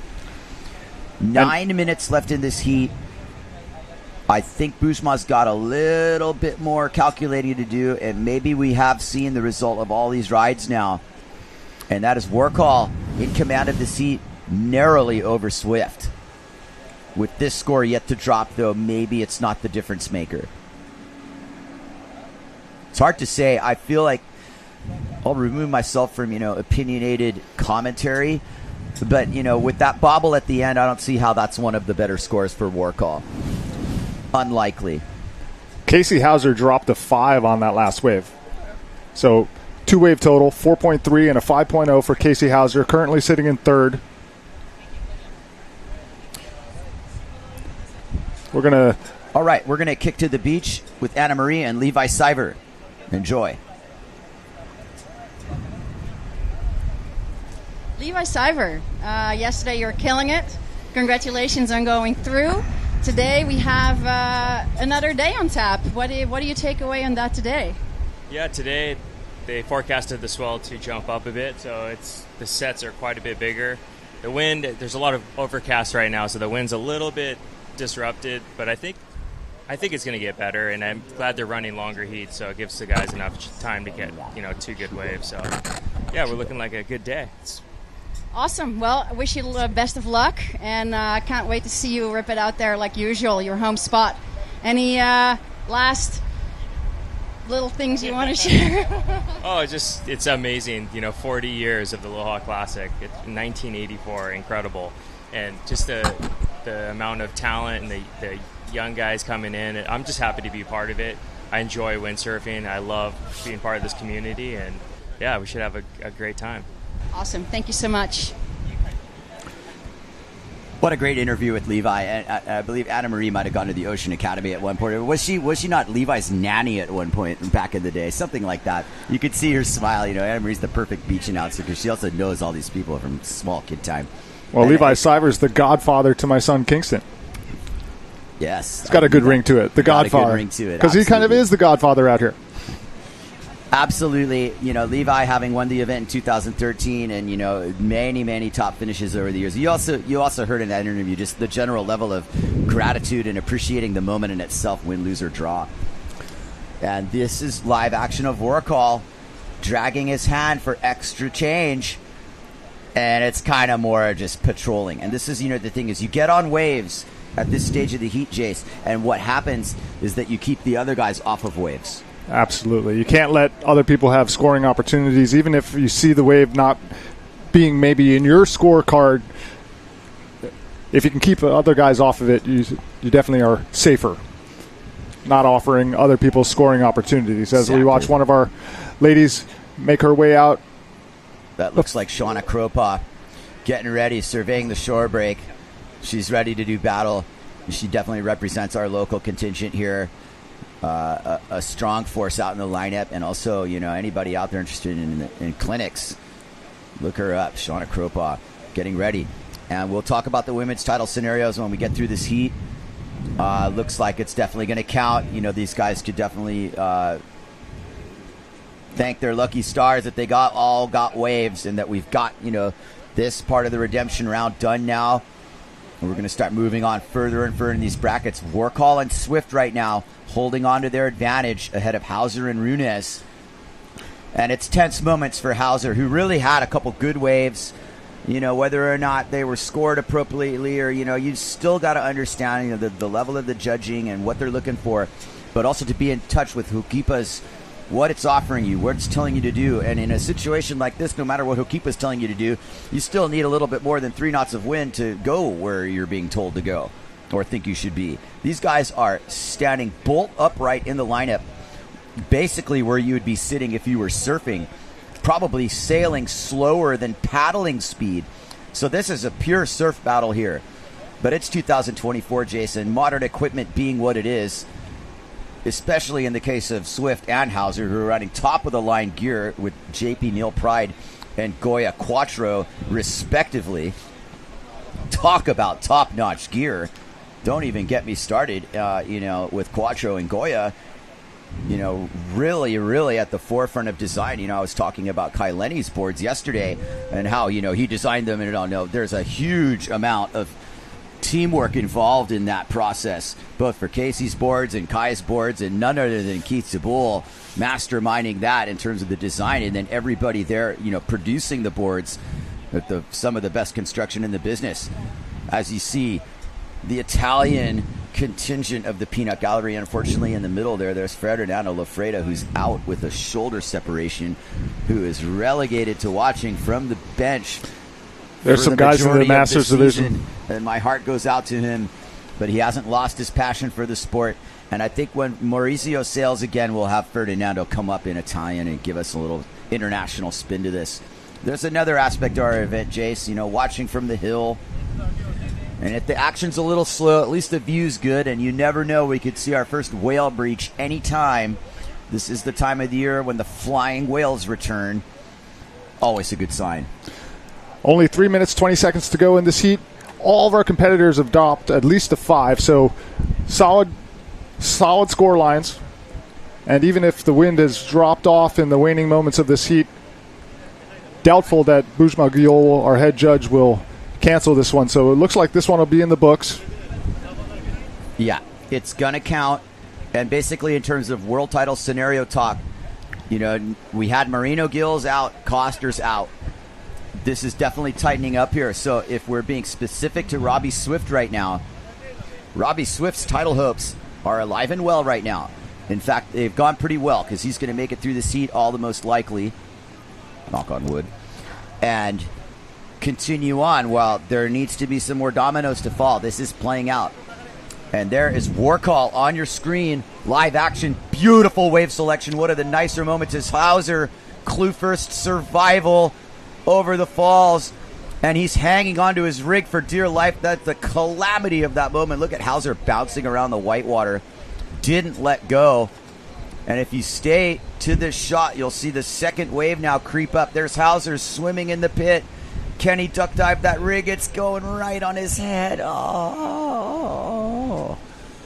Anyway, Hauser got caught in a spot. And as you saw, War Call bottom turning, you saw Hauser riding clue first, trying to get out.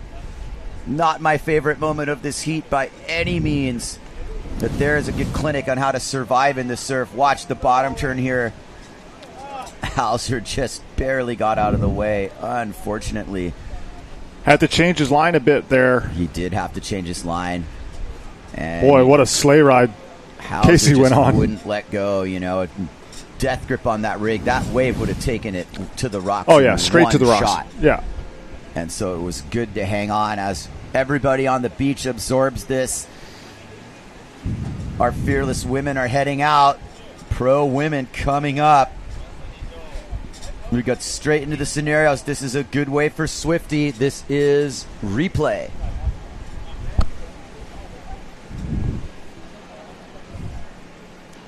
Two-turn combo for Swifty. Swifty got game.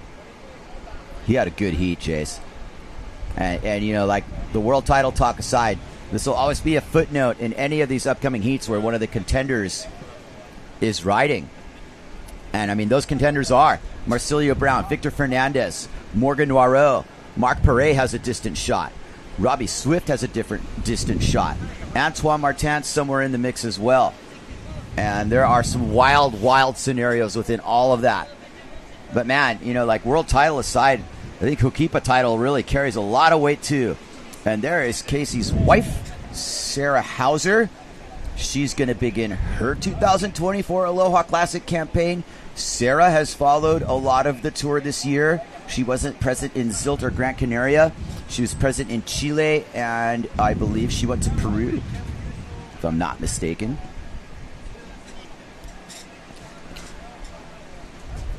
And now Maui. And do we have a casualty already?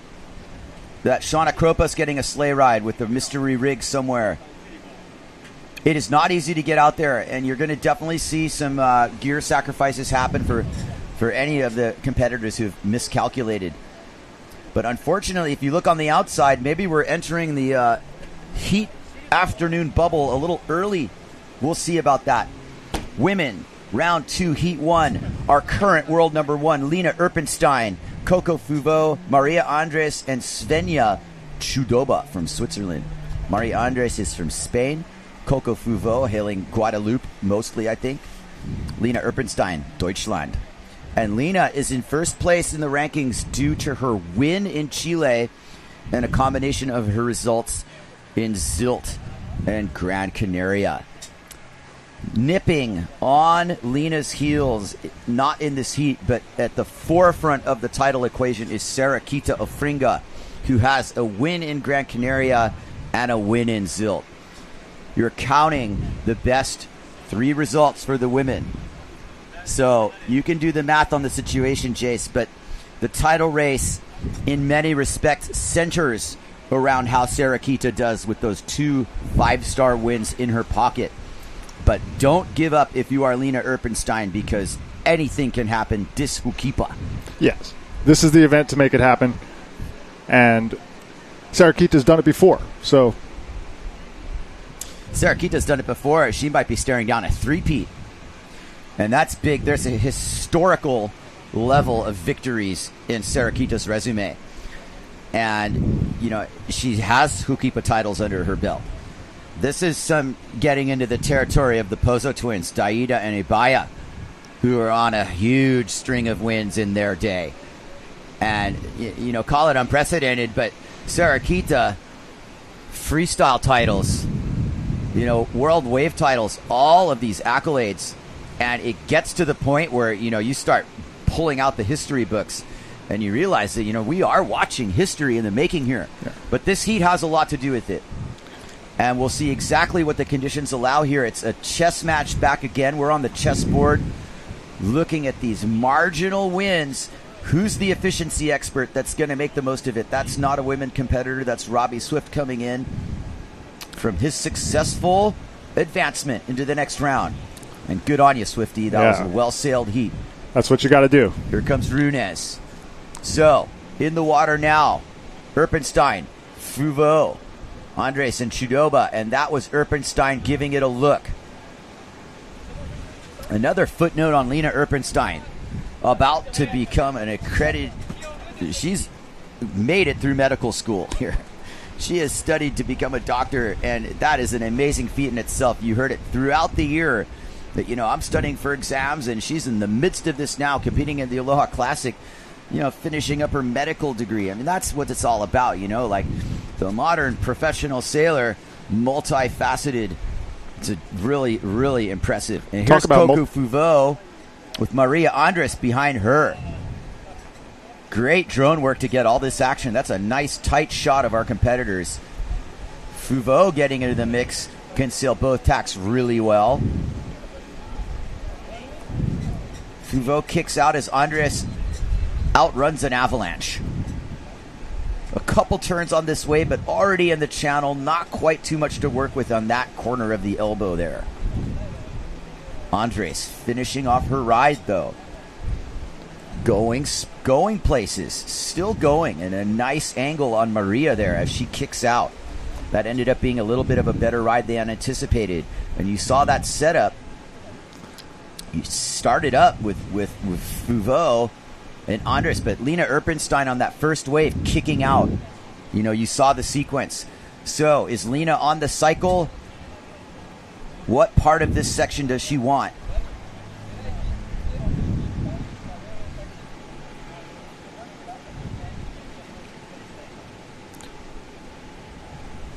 Great way for Maria Andres to start off that heat. Full completed ride all the way into the channel and back out.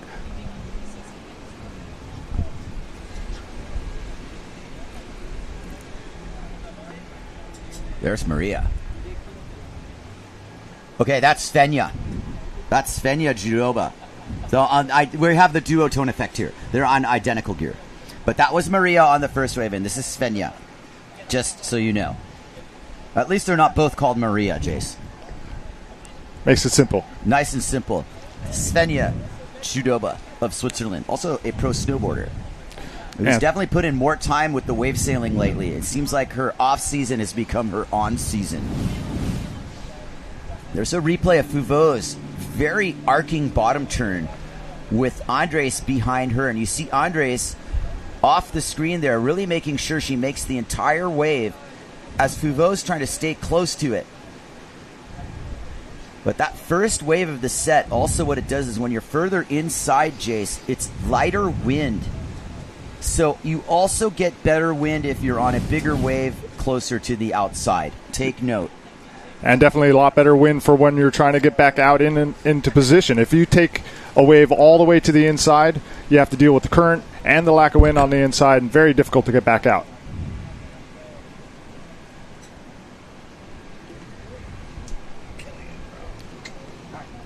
Is this Erpenstein? Lena Erpenstein. Fired up. Lena's a great sailor. Always been a world title contender, in my opinion. However, always in these battles with these perennial powerhouses. She, amongst many others, always was in the shadow of an Ibaya or a Daida or a Sarakita. But she's broken through, and she's done really well. That win in Chile was a long time coming for her. And I called that event, and I saw her come into her own. And I believe, the world title pressure that she is under, which is considerable. Everybody's talking about it. She's in first, and, how's it going to feel? And I remember her saying that she felt in Zilt that the pressure was just like overwhelming. It was in Germany, and she was just getting this whole thing lumped on her shoulders. She's come to Hawaii, with the intent on enjoying this moment in her life, in her career. And I think that's something that's going to play out here, because isn't the best sailor usually the one having the most fun? Definitely helps for longevity. And you see that with Sarakita. Sarakita always seems to be just really enjoying herself. And, she's learned how to win over the years, all those years of just dominating on the freestyle tour. Getting the feeling of winning an event doesn't really matter if it's a freestyle event or a wave sailing event or a slalom event. Just to believe that you can be the winner goes so far into giving you confidence. And so that's probably what you were talking about with Lisa. That win down in Chile? Yes. Matanzas.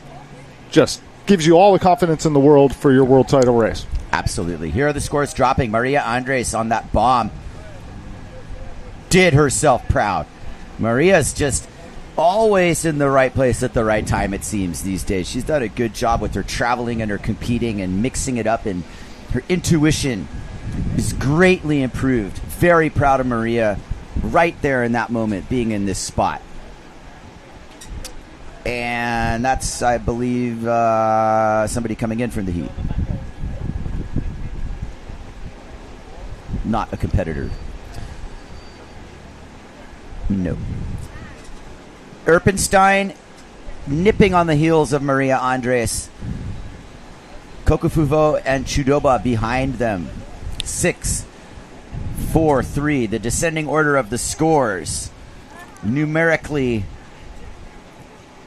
close to 1 point apart for everybody. Not quite, but close. Let's see the separation. The judges and what they're considering here. Length of ride.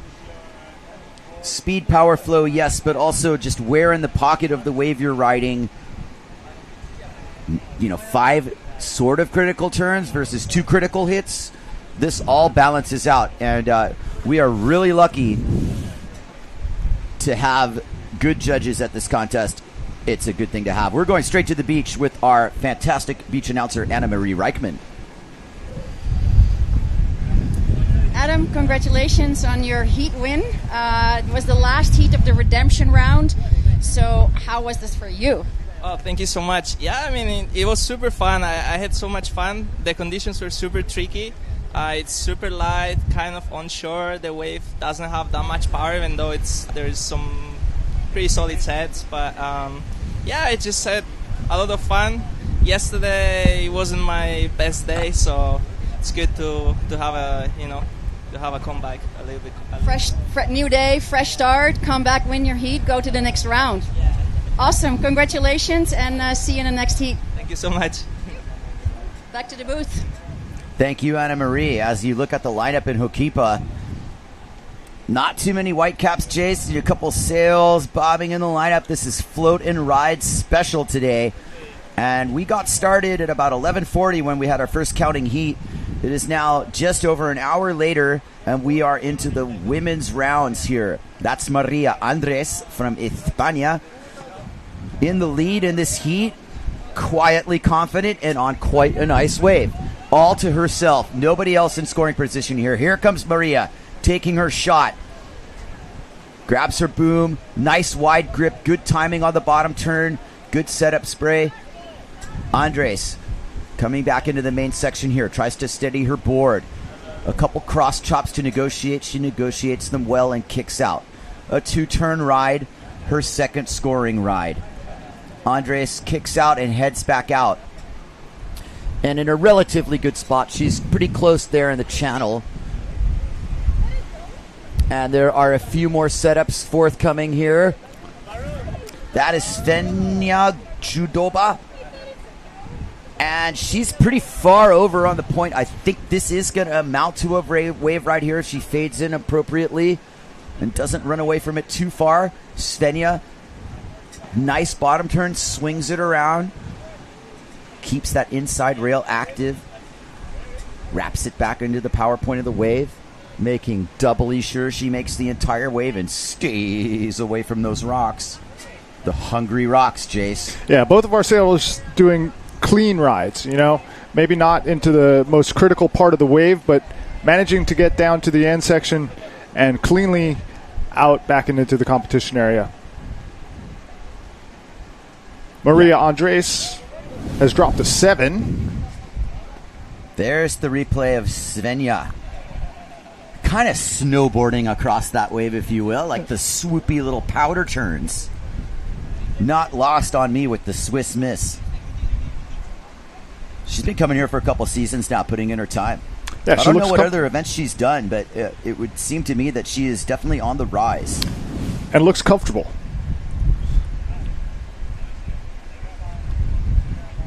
"15 minutes and 45 seconds left in this heat, Jace. It's time to reflect on where we're at in this contest, how far we're going to make it today.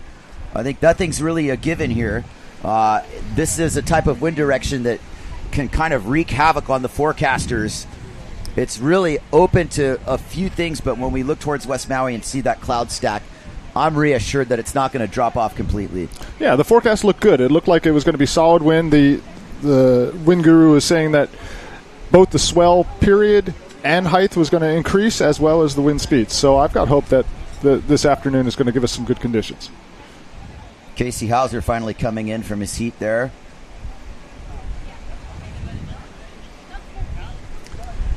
And there's some other setup action mid-phase.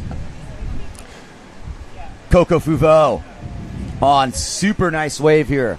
Coco's above the point. Oh, but she hangs onto her bottom turn. That was super critical, believe me. Right to make it through that first rib. Fouveau, beautiful shot of Coco here. Ripper. Both tacks. Coco can definitely consider herself a world title contender. And with the tour that we have, it's up for grabs. I don't believe she's too much in the equation right now. We will double check on that. What wave but selection there? That was a nice wave for her.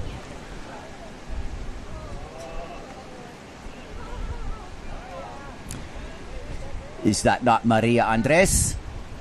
Everybody's doing that first chop negotiation there. Or is that Svenja? Svenja.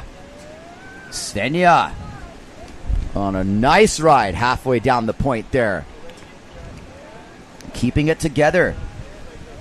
To the wave that technically closed out the channel. And she's down at lanes, everybody. She might be checking into Mama's for lunch if she's not careful. We've seen a couple of events where people are ending down there. It's definitely a choice. It's a choice down there. If you choose to ride the wave all the way down into lanes, it puts you into kind of the penalty box. You're down underneath the headland. The wind is swirling. The current is swirling. It's very hard if you're not fully powered to make your way back out from a ride that takes you all the way down to lanes. I tell you, Kai, I did get to spend some time before the Cloud Break event last year with Coco Fouveau. I don't know if you remember, but we got a huge swell before the event happened. Obviously, the event was amazing as well, but Fouveau just really impressed me with her complete fearlessness. Yeah. She's obviously great on both tacks, but just when you saw her sail and you saw the lips that she was willing to go after, it just made me think that the world is completely out in front of her. She could do a lot of things on this tour with the talent that she has and the fearlessness that she shows. Well, Jace, the judges agree because she's at a 9-point total now, having seized control of this heat. And 12 minutes remaining in this, more than halfway over. We're actually exactly halfway over here. Maria Andres drops the score that turns the tables yet again, though. And that's kind of how I saw that. They're taking their time with these scores. It goes back and forth, back and forth. This is Maria Andres.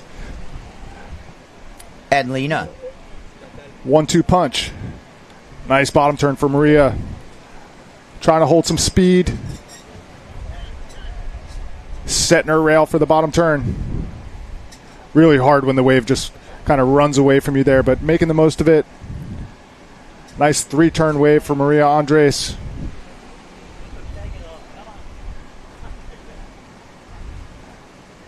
and successfully kicking out into the channel. Our heat leader, Maria Andres. Beautiful line from Lena. We'll see the replay on what the body of that ride was about, but you could see the line. And right at the end there, you're like, man, that might have been a really good score for her. Lena currently in third place. And that's not where she wants to be at all. She's got to look up towards Coco and Andres here. Oh, but she's got a gust. It definitely looks like she's got some power in her sail now. You see our flags are fully starched, so really optimistic here for the afternoon if we're seeing some wind like that. Right at 1 o'clock. 1 or 2 o'clock was my call that we'd actually see the full potential of the wind today, and I think that's ringing true here. 10 minutes to go in round number 2, heat number 1 of the Aloha Classic Grand Finals. Presented by the PLAYA Surf Hotel and in association with Sundeck. Just under 10 minutes to go. And our current heat leader, Maria Andres and Lena Erpenstein, heading back out into the competition area. Chudoba climbing up a little bit ahead of Erpenstein, who's been much more pick and choose. I think you find Svenja's just kind of going on what she can go on. It's been a little bit less discriminate than Erpenstein, who certainly understands the gravity of this moment now. But Erpenstein has clawed into second based on that last ride. So what we didn't see there was Erpenstein put it together pretty handily here. We'll see what we can get on replay on it. Dropped a 5.5, so she replaced the 1. Big score for Lena Erpenstein. Huge score for Lena Erpenstein, and it really mattered because, you know, you've got a certain amount of time here to deal with, but it ain't all day. Yeah, even in a 30-minute heat, you're probably only riding 5 to 7 waves. You don't get a lot of opportunities. Got to be pick and choose. Got to make sure that you identify which wave is going to give you the best scoring opportunity, because not all the waves, not all the biggest waves are the best waves. We've been seeing a lot of these bigger ones kind of burger out and head out to sea, so it's been hard for some of our competitors to get around the end bowl section. Here comes Coco Fuveau. She sniffed something out. She's in the earlier part of this set. If she can hold her horses and let 1 or 2 of these go by, she's definitely on one of the better waves of this set. There's at least 2 or 3 waves in this set. Looks like Coco's going to go on this one. Surveys it. This is a really nice wave. It's hitting the spot on the reef. Very favorable for scoring potential. And she takes aim, gets through those first couple ripples. And under her is Chudoba. At least the first instance of a little bit of a priority battle here. Both these riders on this wave, feeling it's theirs. Not necessarily interfering with anybody, though. Svenja's way ahead of it. Coco's getting under it. Now they're going to need some real estate. I still haven't seen any infraction, but it's close. And I think that, you know, Coco, from what I saw, had that wave first, but don't quote me on that. And we'll see if there was any sort of consequence on that. I think they kind of, by and large, ignored each other on that. And I didn't really see any true interference. Coco got a good ride, is what I'll take away from that. And this could now be danger for Erpenstein. As we see Lisa Wehrmeister from Guadeloupe warming up. Another young name on the rise. Plenty of them in this contest. Here's the replay. Fuveau arcs into her turn, and right there comes Svenja into the picture, fading in. Same ride. If I was head judge Bujma Guiol, I would let it slide. I think they're both going to get a score. I don't see any true interference on this. Well, Coco being closer to the power section hopefully gets a higher score if they don't call an interference there. But definitely priority is a little tricky to find sometimes at Hokipa. You got to make sure that you're on the wave first, not necessarily upwind, but it definitely plays a role in whose wave it is. So we'll see what Bujma Guiol, our head judge, does with that. There's definitely no synchronized division yet. I agree with you on that. Without naming anything specific scoring-wise, is that Coco got the better of that ride, and that represents both sailors who are actually sitting in third and fourth.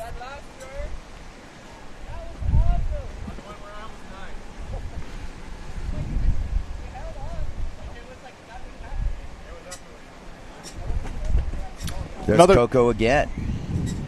Another close heat high. Coco Fuveau sitting on a 2-wave total of 9.0. Kicks out. She needs a 5.51 to advance. Waning minutes of our round number 2, heat number 1 in our women's division of the Aloha Classic Grand Finals. We've already gotten through 3 heats of our men's division. Men's redemption round 1. That was solid. It's only getting more critical from here. All these scenarios are going to be playing out.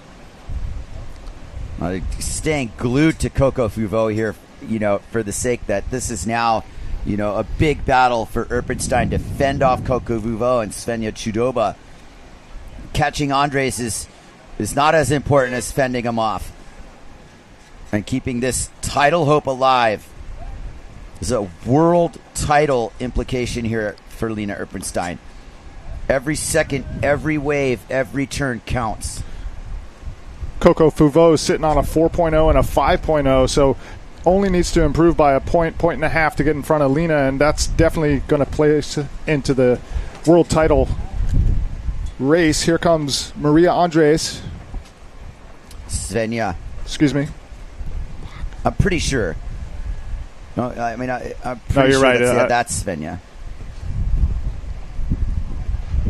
She does carry some speed. She does. She's sailing better and better every session out here. And she's actually been in a situation to put in her time at Hokipa the last couple weeks. And it's paying off. Everybody got a good warm-up this last week. Not our typical conditions, but everybody's still on the water, so good warm-up for our competitors. There's Maureen Hunter getting ready for her next heat. And Jace, the wind is picking up. It is starting to get much better wind-wise here. I think we've made it through that challenging part of the day. Lots to look forward to here.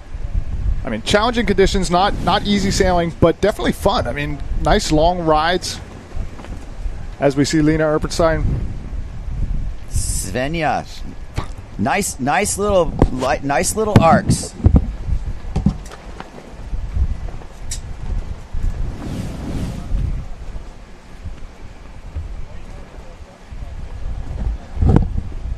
Anna Marie Reichman, take it away with Robbie Swift. Aw. Robbie Swift, so stoked you won that last. You're through to the next round after this last heat. Yeah, that was a tough one. The wind was extremely light. Like the first heats in the day are always kind of dodgy, especially when it's cloudy like this, and then the little squall comes with a puff of wind and then it goes away. So yeah, it was really, really hard, but I was happy to squeak through that one. The waves are really nice. I want to keep going and sail in some good waves with a little more wind later. I'm stoked to see you can go through. Hey guys, how is it to see Dad out there?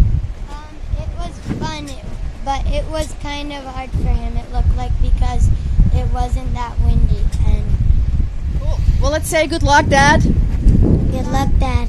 Awesome. See you next time, hopefully after the next heat. Yeah, hopefully after the next heat we'll still be talking. You.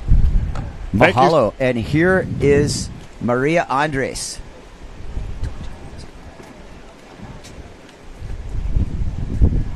Let's double check that. This is definitely the angle where you can't exactly tell. It looks a little more like Andres than Chudoba. And Andres has been waiting for quite some time. In the lead in this heat. Maybe that's not the difference maker that she was looking for. That's definitely Andres' signature hair bobble right there through the channel. And there's Chudoba. Going 1-2 on the duotone factor. Look at Chudoba kind of heating up here. Definitely getting these like swooping turns. Doing a lot of observing of like where the turn takes you and what part of the wave. She's in a pretty good flow state with it. It's nothing too radical, but quite solid. And Erpenstein has been bumped into third place here with 1 minute and 50 seconds to go. Here comes Lena on a very important ride. That's a good start for Lena. Keeping calm, keeping solid. She knows she needs to deliver here. Good rail work. Is there going to be something to hit here at the end section? It's setting up. Erpenstein kicks out in what might be a very important moment in this heat and in the world title equation. That's for all the marbles right there. 1 minute to go. Probably not going to be able to get outside again. She held a lot of speed through that wave. We'll see what the judges think as we see our replay. It's so close, Jace, between Erpenstein and Fouveau. 1 minute to go.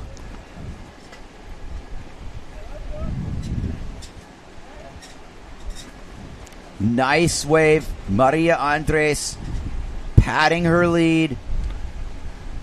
You can see Andres has a little bit more power in her turns than Chudoba. Just that little extra bit of amplitude. But Chudoba's had a great showing here. And there is Serakita Ofringa, who is watching this heat with eagle eyes. 27 seconds left. Can Erpenstein find a last wave? Erpenstein is in fact in the zone, if I see this correctly.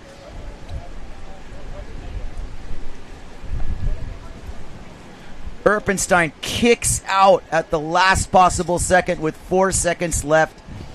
And that is most certainly the end of her heat. And depending on what the score is for her last ride, we will watch with bated breath. Super critical moment for Lena Erpenstein in the women's title race here. It's been such a great campaign for Lena. But was that it? This would be a big moment for Coco Fouveau. That would be a quality win if she's able to beat Lena Erpenstein and continue her run here in the Aloha Classic Grand Finals. Head judge Bujmagiol taking his time with what is a very, very important calculation.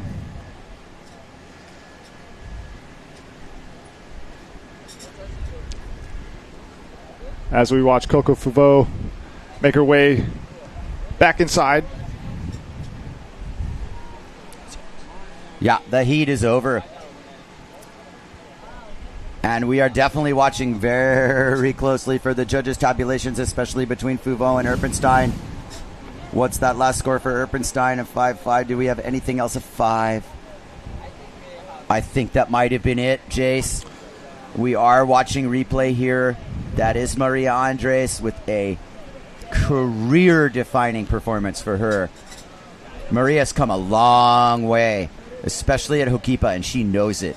And she's got a great bottom turn, and she really makes good contact with the lip. Always smiling. Gotta love it. Always. Another lady who's always smiling. Sarakita. One of my favorite girls on tour. Well, we hope it's been fun for you guys at home to watch this so far.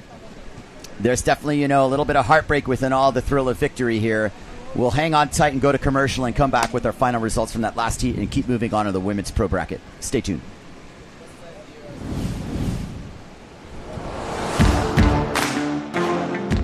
The Playa Surf Aloha Classic by CBbC Hotels is presented by Sundeck Beachwear and supported by Maui County, Goya Windsurfing, Bruce Boards, and our Aloha partners, Never Slow, Austin AI, Swift Water Sports, North Shore Maui Rent-A-Car, and Tourism Tenerife.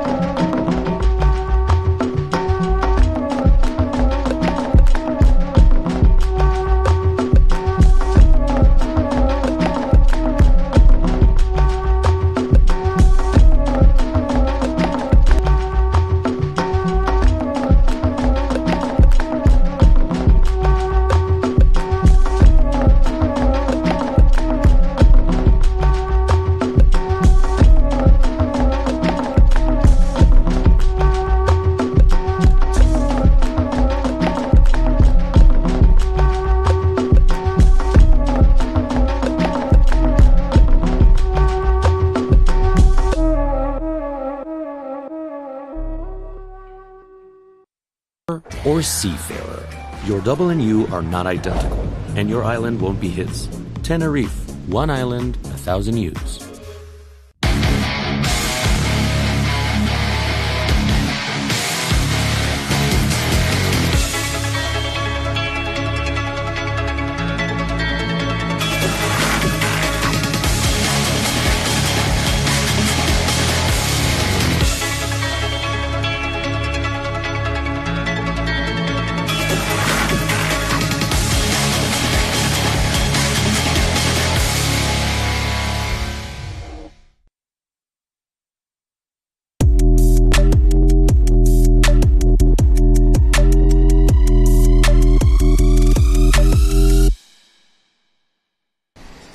All right, we are back for the 2024 Hotel PLAYA Surf Aloha Classic presented by Sundeck. Good news is that this round is actually a seeding round as well. Lena Erpenstein, having finished third in that, is going to be now seeded into the quarters, which means that she's still alive and her world title hopes are still alive. A little bit of confusion there based on the men's heats and where we were at compared to the women's heats. In this heat, Jace, take me away. We are underway with Sarah Hauser, Paulina Katz, Marina Hunter, and Shauna Kropas. Now that's a battle in its own right. Same thing, the implications being mostly like placement seeding and advancement. You know, the further on, if you're in the top two in this, you're getting advanced all the way through. If you're not, you're going straight back out there into battle. And the conditions look like they have improved to a degree. A good indicator is Pauline Katz, who's somebody who's a very efficient sailor and really generally doesn't ride, super small equipment. She's very well versed in riding a place like Pozo. And you'll see her speeding by there on the screen in the Severn rig. None other than two-time Hokipa champion Sarah Hauser already on the board with the 5.8. We'll get you that replay as well. Fearless Marine Hunter in the mix, and then Maui's own Shauna Kropa rounding out this fleet in round 2, heat 2. So there you have it. Drone shot of Pauline Katz setting up a ride. And that's a pretty good-sized wave she's on. That is... That's almost mast high. A good-sized wave. You can see that the wave is just a little bit fat, but as it runs down the line here, it's walling up now. This is a beautiful scoring opportunity. There's Hauser. Live action. Speeding her way out of there. All right. Got it. Sarah starting off the heat really strong, a 5.8. Good score to start her campaign. And I believe that would have been her second ride that we just saw. That was her second ride. So she's like majorly on the board. I think Katz got on a wave but kicked out, which created a little bit of a confusing flurry of camera angles, and we didn't quite know who was who there. Bear with us as we are getting our feet on the ground here. Shauna Kropa, Marine Hunter, Pauline Katz, and Sarah Hauser. And Hokipa continuing to deliver contestable goods here. You see these waves rolling in. Just look at that surf. It's a beautiful morning here. There's Katz realigning right at H. Poco Point. Our other Swiss miss in the contest. Here comes Katz. Big fan of her sailing, Jace. Fantastic competitor. Really well prepared. Meticulous Swiss riding here. Nice cutback for Pauline. Definitely making sure she gets on the board with a solid score. Kicks out. You're on the board, Pauline. Well-ridden wave. Shauna Kropa on that other ride. 5.5. Here's Marine Hunter. Solid bottom turn. Wave's getting a little bit fat, so she's going to kick out here. It'll be interesting to see what happens. You've got such local knowledge with Sarah Hauser and Shauna Kropa, so it'll be interesting to see if our local sailors are able to find the better waves, because wave selection is just paramount in a heat like this. Shauna Kropa drops a 5.5, just slightly behind Sarah Hauser. We're waiting for some scores to drop. I'm Jace Pontebianco here with Kai Kachadorian. and a beautiful day at Ho'okipa Beach Park for the 40th Aloha Classic, the grand finals. A little bit of a late start here, and we're thankful that things improved from this morning's conditions. Generally speaking, it was looking a little glum there at around 11. Bushma tried to run a heat at 11:20, which got canceled, and then we began at 11:20 promptly, and we've been running ever since. All right, Anna Marie Reichman with Marie Andres on the beach. Take it away, Anna Marie. The waves are pumping, the wind is increasing, the women are on. You just won your heat. So great, Maria. Tell us about it. I'm super stoked about it because the conditions are incredibly challenging, and the level in the women and in my heat, I had the leader of the tour, so I was a little bit nervous about that. Just getting out here at the beach, it was like crazy. Like we were all shaking. I'm not kidding. So once we made it out, like we calm, we breathe, we see the waves, and we were trying to organize our heat and stuff, but still it was scary and it was hard to choose.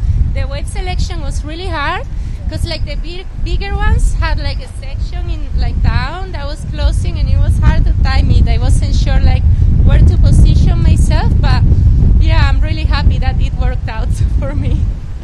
Amazing. Congratulations. We can't wait to see more from you, and good luck for more. Back to you guys. Thank you so much, Anne-Marie. Thank you, Maria Andres. Don't let that smile fool you. She is a savage competitor, but always looking like she's having so much fun. Maria Andres, winner from our last heat. Well, the body right now, going into this heat with Hauser, Kropa, Kotz, it's getting down to the point right now, even if it's not, seeding oriented and no one's getting eliminated. These are big steps to take. Sarah Hauser, certainly with everything that's at play here, faint hopes of a world title. Everything needs to roll her way, and she needs to essentially win this event with help from the other competitors. But this story's still playing out, and there is Sarah Hauser, originally from New Caledonia, NC6, getting busy with her Goya and Quattro rig, showing a little bit of freestyle prowess there. Surprise, surprise. Going back to the roots for Sarah Hauser. Love a little bit of a Vulcan on the end. Why not? If you've already completed your ride, why not try to put a little bit of an exclamation point onto it? You can see just how powerful her bottom turn is and how committed she is to going up to the lip. Beautiful contact there for Sarah Hauser.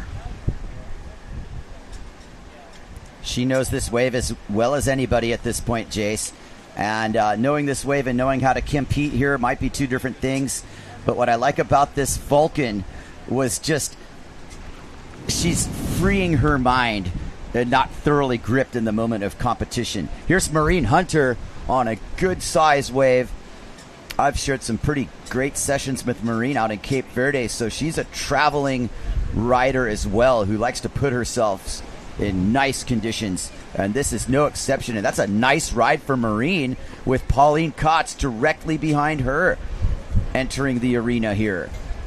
And Kotz on her Severn board and sail combo heading to the channel, really taking a safe line here, maybe a little bit far away from the critical part of the wave, but still in scoring position. And now with Maureen Hunter's wave, all riders are on the board. Well, we're definitely seeing that uptick in energy in the ocean. We're scheduled to get a little bit of a bump in our period and wave height, and I think that we're starting to see the forerunners of that swell coming in right now. Yeah, I think you're right. The swell period is increasing. This is turning it into a wave-catching battle. Luckily, the wind is playing favor to us, and we're definitely, going to be able to run through some heats here. It's only 1:20 in the afternoon. Here's a replay of Maureen Hunter's wave. You see that setup turn.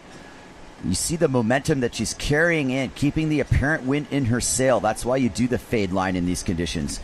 Kept her knees pointing forward and safely out. And there comes Kotz, making doubly sure that she doesn't get caught from behind on the whitewater. Keeping herself active. That's her second score. So let's see what happens to the scoring line here. Well, we had a score drop for Sarah Hauser, dropping a 7. Big two-wave total, 12.80. So firmly in control of this heat. Round number 2, heat number 2.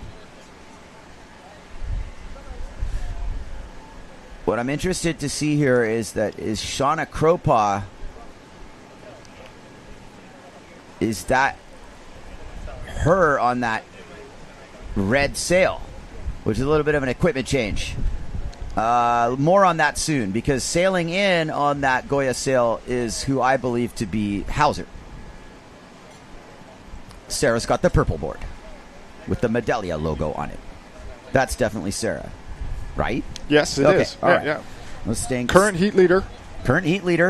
Maureen Hunter in second place now with the strength of that ride that she put together. For sure the judges are awarding that. And there is Sarah tacking, making sure that she's in the right spot. Sarah staying active, staying into the midsection of that wave.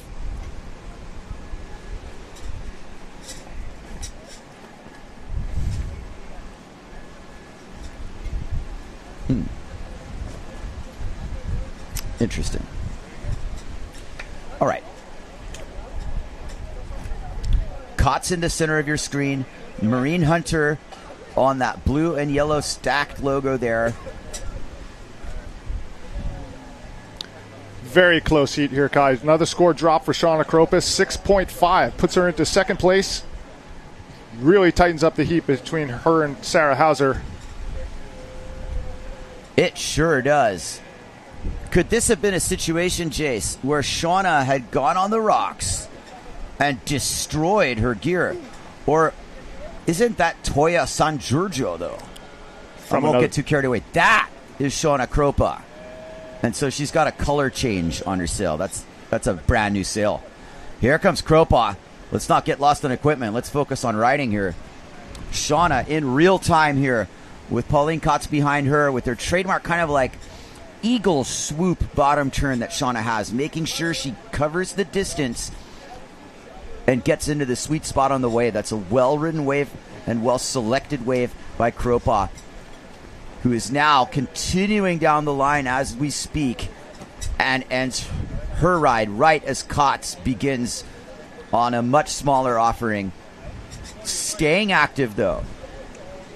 And you're right, Jace, this is a close heat. Sarah Hauser clinging to a lead over Shauna Kropa by the narrowest of margins. And we'll see just exactly what the judges think of that last ride from Shauna, which looked like a pretty complete body of work there. Currently in third, Maureen Hunter, carefully surveying her opportunity. Really gets down to business with that bottom turn. She rides the boom a bit lower, so she crouches with more power. And you can see that kind of translate into this projection turn she has. Maureen Hunter with a beautiful turn there. This is definitely close, Jace. Yeah, she's got some speed off the bottom. When she sets her rail, it really projects her back to the lip. That was a nicely ridden wave, maybe 4 or 5 turns, lots of speed. Not the biggest in wave height, but definitely good selection. So we'll see if that puts her a little higher up in the rankings, gets her closer to Shauna Kropa's. Currently, the score line's a difficult one for Kropa because Sarah is sitting on a 5.8 and a 7.0, so her low score is better than Shauna Kropa's low score. So Shauna, while in second place, has got to really improve on 2 scores or get a really big single score. This is a replay of Kropa, and what you're seeing is really situational awareness that she possesses being a regular here. You can understand that she knows where she is. And Maureen Hunter, very impressed with that turn right there. One of the better turns I've seen in this event from the women. Yeah, she's got to be happy with that one.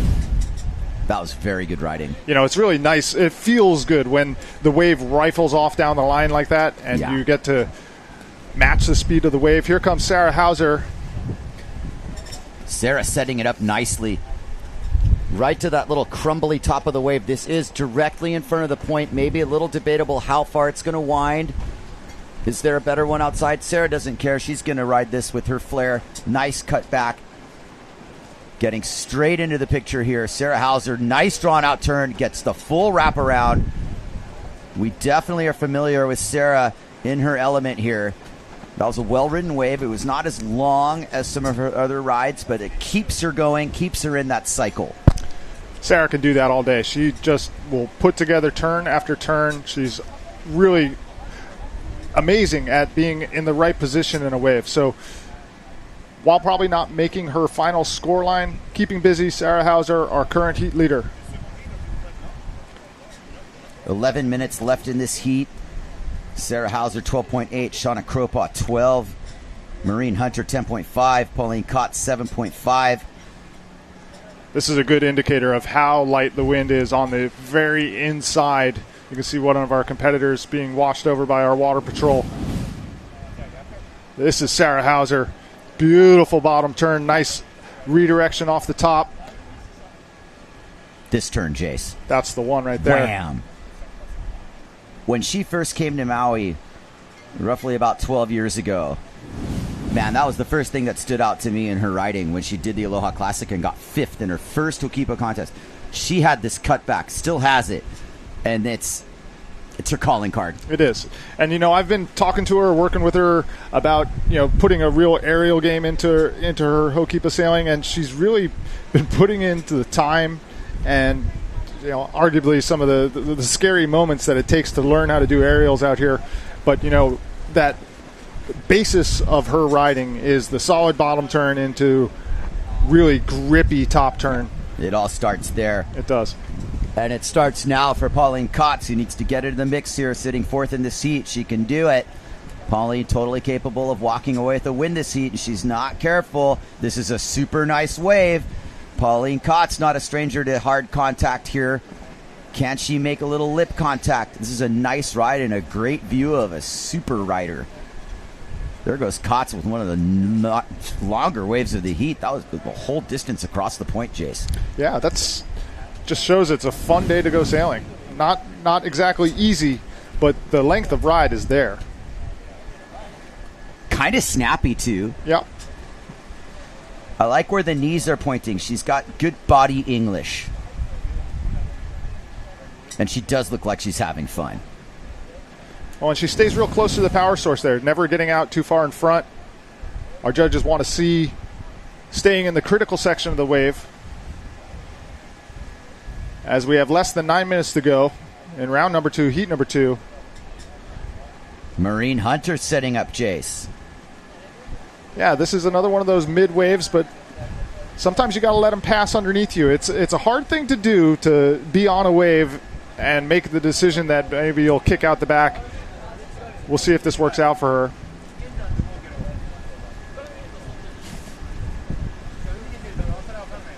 Waiting for the wave to wall up a little bit now. Maureen Hunter.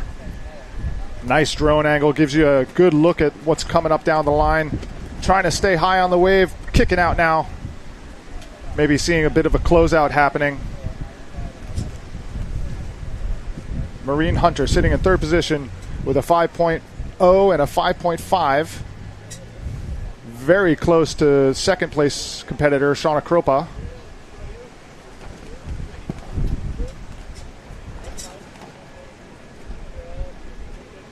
Again, the inside, basically no wind. But our wind line still holding strong on the outside.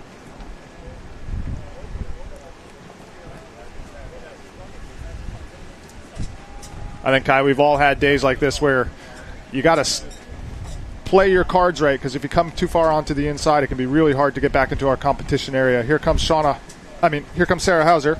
Here comes Sarah, setting it up. Patience pays. Ooh! She wound that bottom turn and got the fins out. I thought she was going to rotate completely around. Talk about the aerial. That was the aerial bottom turn. And there's Shauna keeping her board in the water. Hauser giving it the extra push there. That was super impressive that she hung on to it, but not quite. And here's Shauna. Looks like a new rig for her. I'm so used to that blue sail that I can't consider her without it. But she obviously suffered some damage on the rocks there. Here's a good look at Hauser off the drone here. Look at the cross rip that she turns off of here. That cutback sets this up. Watch close. Barely held it together. Just freeze frame that. That's the cutting edge of women's wave sailing right there.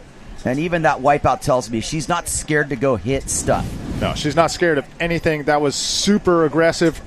Gotta appreciate it, even though it wasn't completed. One of the more aggressive turns that we've seen in our women's division. Aggressive. Sarah Hauser still in first place. Rawr. There's Sarakita setting up. She's in the next heat. Again, not an elimination round here, but setting the tone for these world title deciding clashes that are coming up.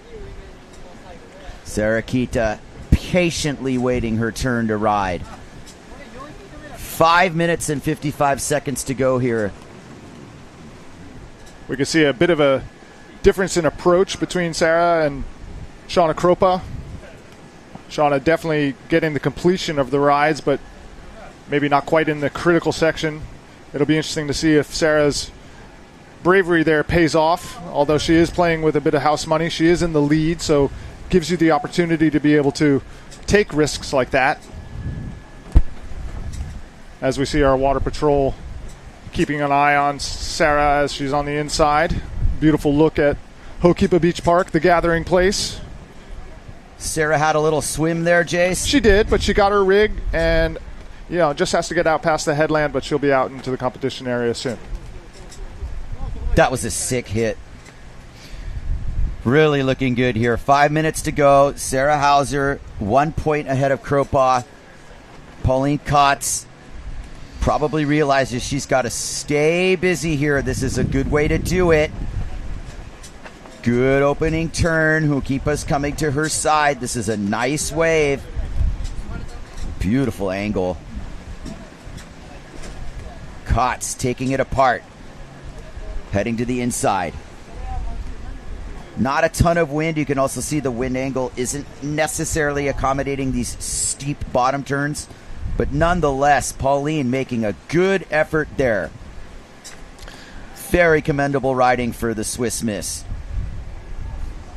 Here comes Maureen Hunter. Also well within striking distance. One good ride would do it for her. She won Zilt last year. Maureen Hunter is one of the gnarly shredders.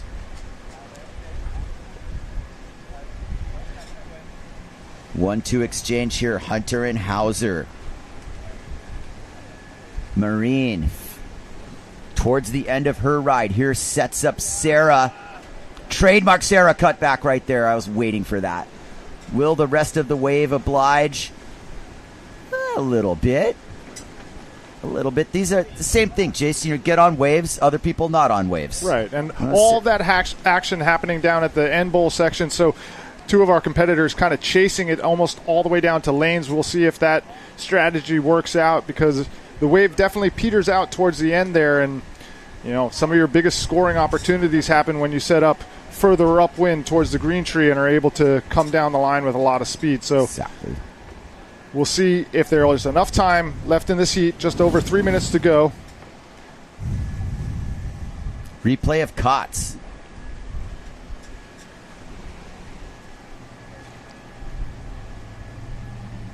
Kotz sails with a lot of personality, Jace. You can tell, just kind of knowing her as a person and how she sails. It's definitely very much in line. Hunter and Hauser on this exchange. And you see how Hunter kind of chases it there while Sarah stays really close to the power source and gets a big top turn. The wave kind of bends away from her and she doesn't get any more at the end of that wave, but that is a very vertical turn. Judge is going to like that. And in the waning from moments, our next heat setting up. 2 minutes and 20 seconds remaining in this. Lots to play for here. Sarah Hauser still comfortably in front of the pack. Shauna Kropa right behind her. It's very tight between third and first. Pauline Kotz needing a couple big scores to get back in the mix here. Not much time left to find it. Live action, Sarah Hauser at H. Poco Point, picking up wave after wave. This is a nice drawn out bottom turn and a full snap off the top with a little bit more to go here. Another second cut back. bam, bam, shots fired, and into the channel. Yeah, so that line into the channel is wide open. I mean, Sarah had ridden 2 waves within a couple minutes there. Yeah, Sarah Hauser really coming into her own. She's putting up scores in the back end of this heat now. Her 2 scoring rides have been her 3rd and her 4th wave, whereas Shauna Kropa, her rides were the 1st and 2nd that are in her scorecard. That was a beautiful top turn from Sarah Hauser. Slicing it. Yeah, her equipment's working well. She spent a lot of time getting that Quattro board all dialed in. There's our scene from the beach looking down towards lanes. There's an ocean rescue there, the rocks, the scene. It's not one of those postcard days, no. I mean, can't have them all, but it is beautiful nonetheless, and we have better than contestable conditions on tap here for our 2nd day here broadcasting at the 2024 Aloha Classic Hotel PLAYA Surf, presented by Sundeck. Replay partners are Goya and Brooch Boards.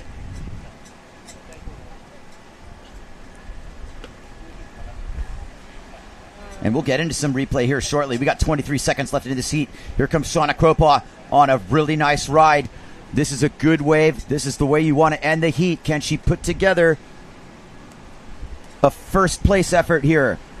Shauna Kropa pretty far down the point.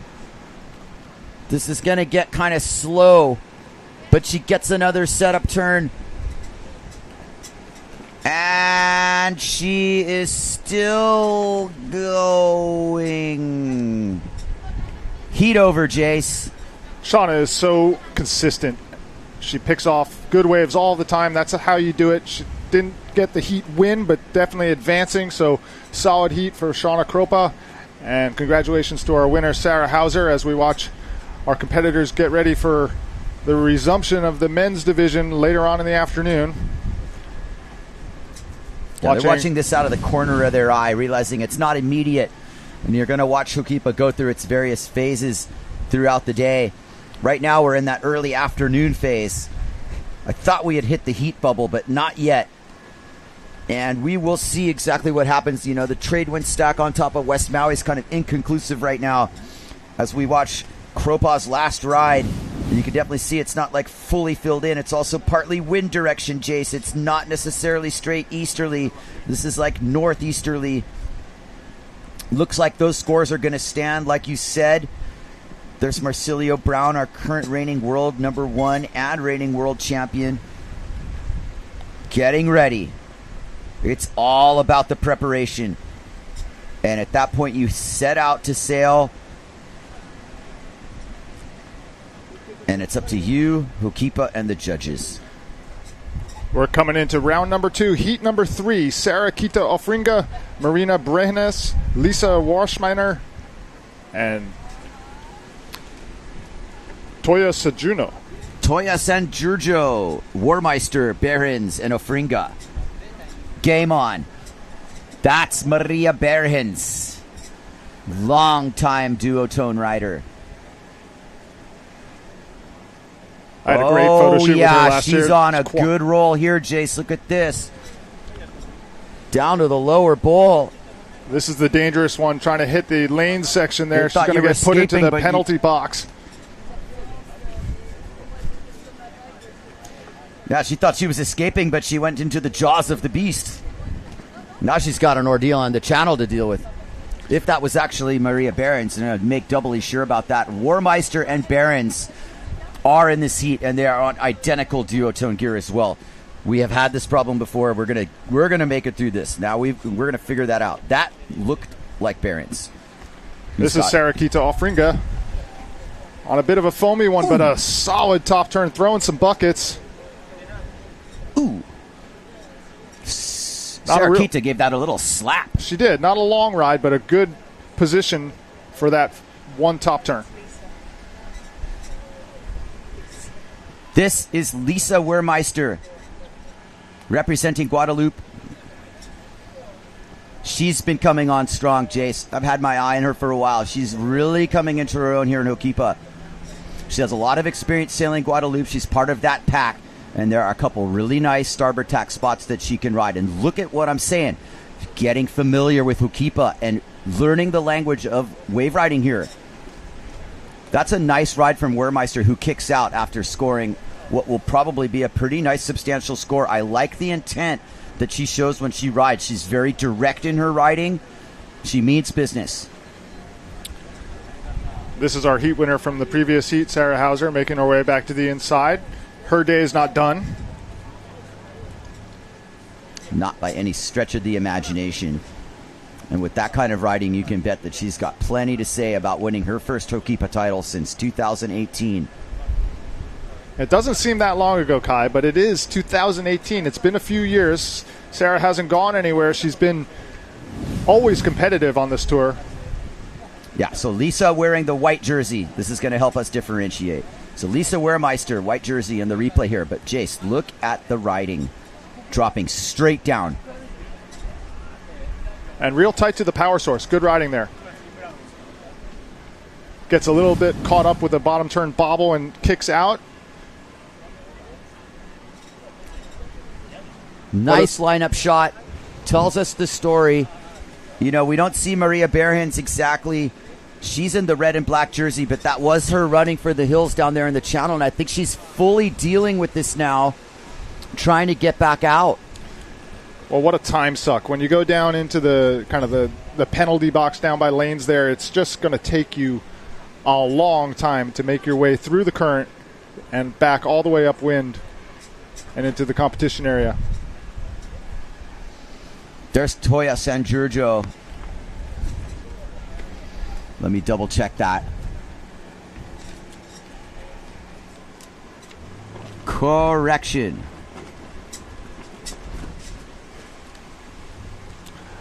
Is that Shauna? Shauna coming in. Shauna changed rig colors. It's obviously a challenge. Yeah. But congratulations to Shauna Kropa advancing from her last heat. Yeah. Her day's not done either. Nope.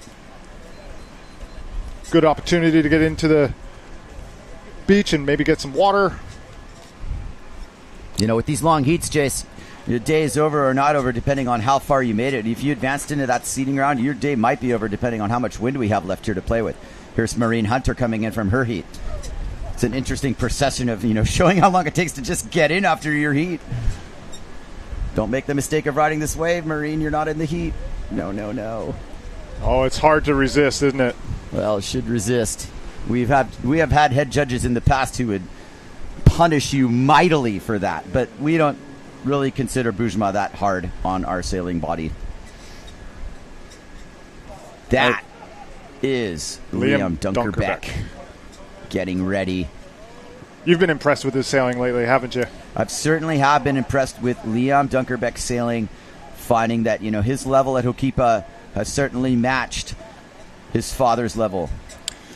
My son is friends with Liam, and their connection is surfing, right? So you definitely see that Liam's wave sailing has got a lot of potential, and I think that it's at least partly because he's a real good surfer as well. Very dedicated surfer, actually has a surf coach, and that gives him a lot of knowledge of the ocean. Spent some time surfing with Liam down at Cloudbreak during the Fiji event, and really got to know him on that level of you get to know somebody out there in critical surf. And he was a really fun person to surf with because he wasn't, boxed in his own world. He's very helpful in terms of, hey, go, and, helping me see things that I might not have been seeing in the lineup and vice versa. We're pushing each other. And, as far as the sailing goes, his game at Hokipa, as of last spring, he really reached fruition here. Full potential for him. Sarakito Ofringa, Maria Berens, Lisa Wehrmeister, Toya San Giorgio from Argentina, I believe. Yet to see the scoring line here. Just a ton of time remaining. Here's Toya. Getting ready. Toya riding Goya. Got a good ring to it. She's all the way down by the end bowl. That wave's not going to offer much in terms of a scoring opportunity. Now that was a little setup score. Get something started score. Got to start somewhere. Go ahead. Got to start somewhere, you know? You got to start somewhere. Best two waves are counting, but sometimes that first score is the hardest one to get on the board. I'm just remarking that, with these 30 minutes on the clock type of affairs, you're halfway through the afternoon. At the end of the heat, you're in this different stage of the day. It's a chunk of time, and you'll see throughout these heats that will keep us going through these changes based on what the wind and wave variances are. If we're getting a little bit more wind, if it's switching east, how's that swell holding in? Depends on the tide. There's a lot going on in a short amount of time. One thing's for sure is we're out of that float and ride stage, and these riders are playing around now. There's Sarakito Fringa with absolutely everything to play for here. Here comes Sarakito on a scoring opportunity, and this is nicely placed because she's slicing in. You can see where she is above the rocks, above the point. Here is Sarakita setting up beautiful bottom turn. Perfect cutback. Look at Sarakita on this wave. Bringing Hokipa to her side and riding it with honor. Riding this wave the way it's asking to be ridden. Continuing on down to the point. A couple extra turns for good measure. Wurmeister behind on an even nicer looking wave. Drawing her line. She's got such a good bottom turn, Jay. She is growing up right in front of our eyes. Wurmeister really determined to be a contender here and stating her case with riding like this. I've been pretty impressed. She's only 18 years old. It's got a bright future ahead of her. Third slicey turn. She waited patiently to do this. And I spoke to her before this heat, and she's got a quiet level of confidence for someone her age. Well sailed. Yeah, nice work with the top turns. She's obviously got a really beautiful bottom turn, but to have the power and the speed on the wave to be able to redirect and to get that good snap on the top turn, that'll be a good score. And you can definitely see some power in our ladies' sails as we see Sarakita Ofringa's replay. Anna Maria is down on the beach with Sarah Hauser. Take it away. Let's keep it quick. All right, we got replays. Thank you very much.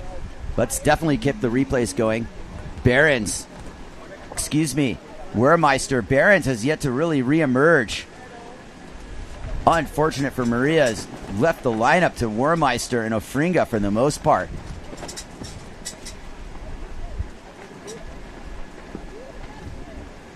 Really good placement turns from Wurmeister. And after the replays are over, we will go to the beach. But not before we see Toyas and Giorgio.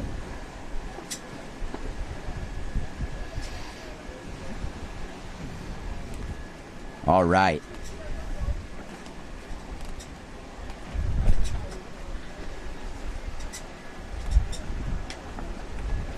Perfect time for an interview in between the action. Take it away, Anna Marie. Sarah, incredible. Congratulations. That was awesome. How was it for you? Super fun. We got so lucky because 5 minutes before the start of our heat, the wind kicked in and the waves were already there and perfect, so it just was amazing. Any special turn, move that you want to lead us through? Well, it's just trying to hit the lip, There was one that was funny because I poked the nose and I fell, but I was just confident that I could get enough waves with the wind picking up and the long heats. It was pretty relaxed out there. But yeah, it was epic. Nice. Going for it, which is a nice warming up for the next heat, the next round. Probably not today, but tomorrow?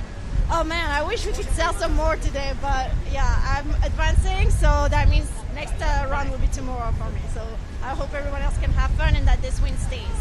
Awesome. Thank you so much, Sarah. Back to you, Kai. Thank you, Anne-Marie. Thank you, Sarah. Beautiful work on the live action here from Sarakita Ofringa. She had a good couple first turns and is now finishing off the wave with a little backside hit. It's nice to see Sarah Hauser look so happy. You could tell that she was pleased with her performance in that last heat. Managed to put up some pretty big scores, Kai. Pretty hefty scores. Definitely setting the bar in the wave riding department, as she does. Wurmeister setting the bar in this heat. I saw it that way as well. Absolute upside to her riding on display right now. Sarakita Ofringa comfortably in second here. Maria Behrens did get a 2.5 for that initial ride. Still yet to find the lineup, but getting there. Real interesting scorecard we have here, Kai. Sarakita Ofringa's got a 5.8, so she's got the high single wave score. So while she's in second, she's in a good position here to advance. As you look at beautiful Ho'okipa Beach Park. Wehrmeister again. Wave after wave for this girl. Taking it apart. Wow. We're seeing the emergence of one of the contenders here. Definitely impressed with Lisa's riding. And it's going her way too, Jace. I mean, these little things that happen outside of the heat. You know, Behrens being outside of the lineup. You know, maybe Toya being out of position on occasion. Sarakita, depending on, you know, whatever wave she's selecting. But slowly but surely, wave by wave, Lisa Wehrmeister putting together the heat of her career so far when you consider the company she's in. And it's not lost on me, actually. I'm paying attention to a lot of the women's race here as you watch Jules Donnell getting ready for his heat. Well, that's a solid score line, 4.5 and 5.5. Two solid waves for Lisa Wehrmeister. She's in double digits. There's Shauna Kropa watching the judges' tower, maybe having a little word with Bujma over a few things. You never know. Wehrmeister replay. Yeah. She's got the stuff. Well, and when the wave cooperates, you can tell that she's got a good top turn as well. Yeah. Back to the lineup.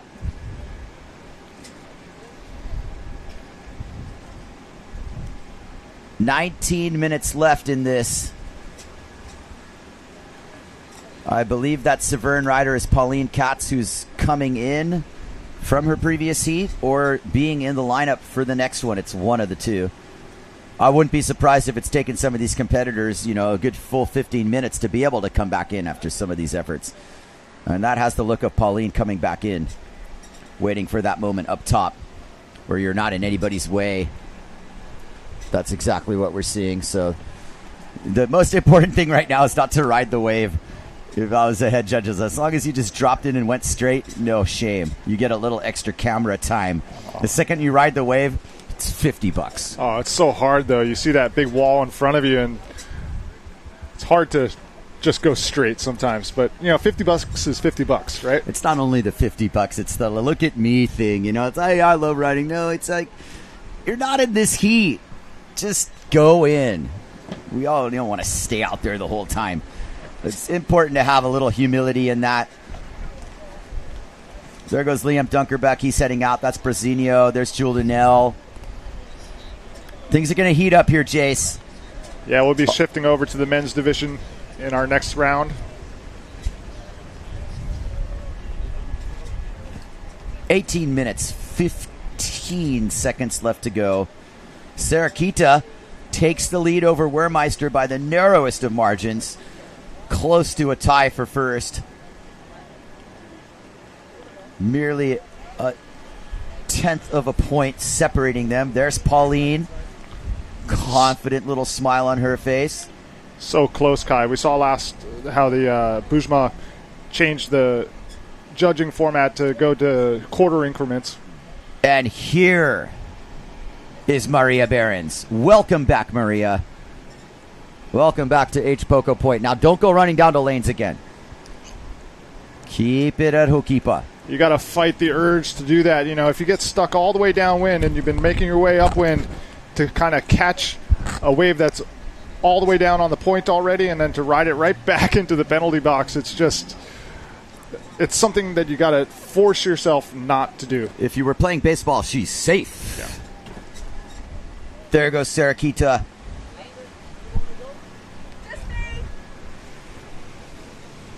Everybody's kind of in the midsection here. Sarakita setting up on the point proper. There's some really nice looking waves coming in. Saraquita not quite in position for this one. This one's breaking above her, but it's going to reform. And with Toya San Giorgio kicking outside, this is a one-woman show right now. Saraquita Ofringa punches her bottom turn, gets a mid-face snap, heads down the line. Saraquita fully broads on that last cutback under the lip twice. And a nice third cutback. And there comes our reigning world champion heading to the channel. She looks like a lion. She's so solid. Rawr. She's so solid. So solid. Got a real tall, long, strong frame. You can see it translate into the power that she rides with. Look at that bottom turn, Chase. Yeah, with speed. Redirection. And looking for a vertical moment here up underneath the lip. Nice riding from Saraquita.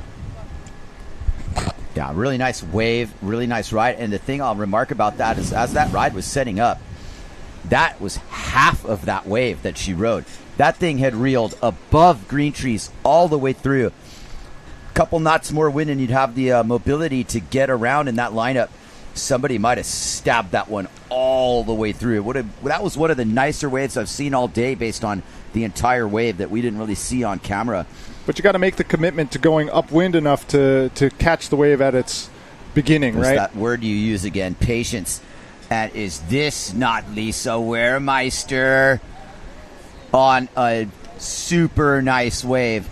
Bottom turning in front of Brazinho.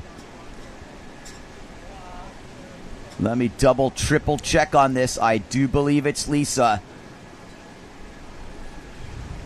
Such a nice wave. Beautifully ridden.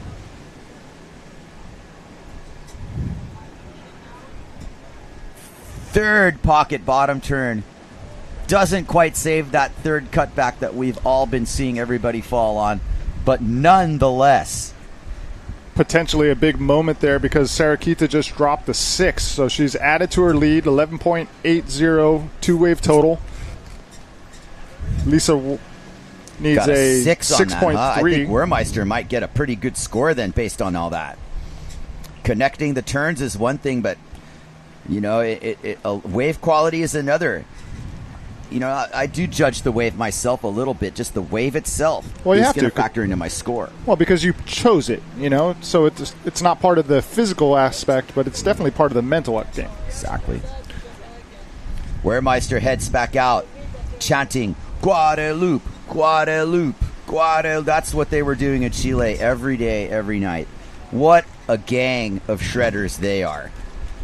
And call me a fan. Well, every single one of them. Steel sharpens steel, right? You get a good crew of people at your local break, and you see the level increase all around. Yeah. We see it with the Japanese crew. You definitely see it with the Japanese crew. You definitely saw it with our crew, Jace, sitting on that guardrail. Those early days when we were doing those video nights at Sandbar. Oh, those were good times. The beginning of everything right there, and you know the level of riding that was on display there, and you just.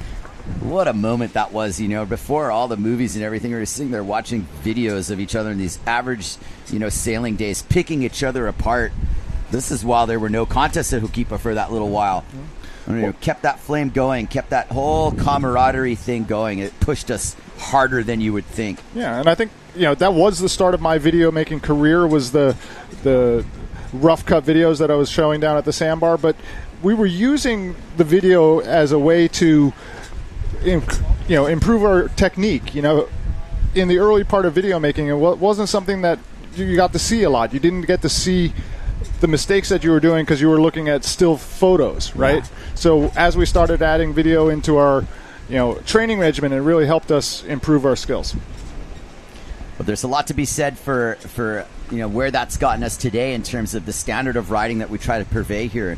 And at Ho'okipa, it is definitely all about the wave riding.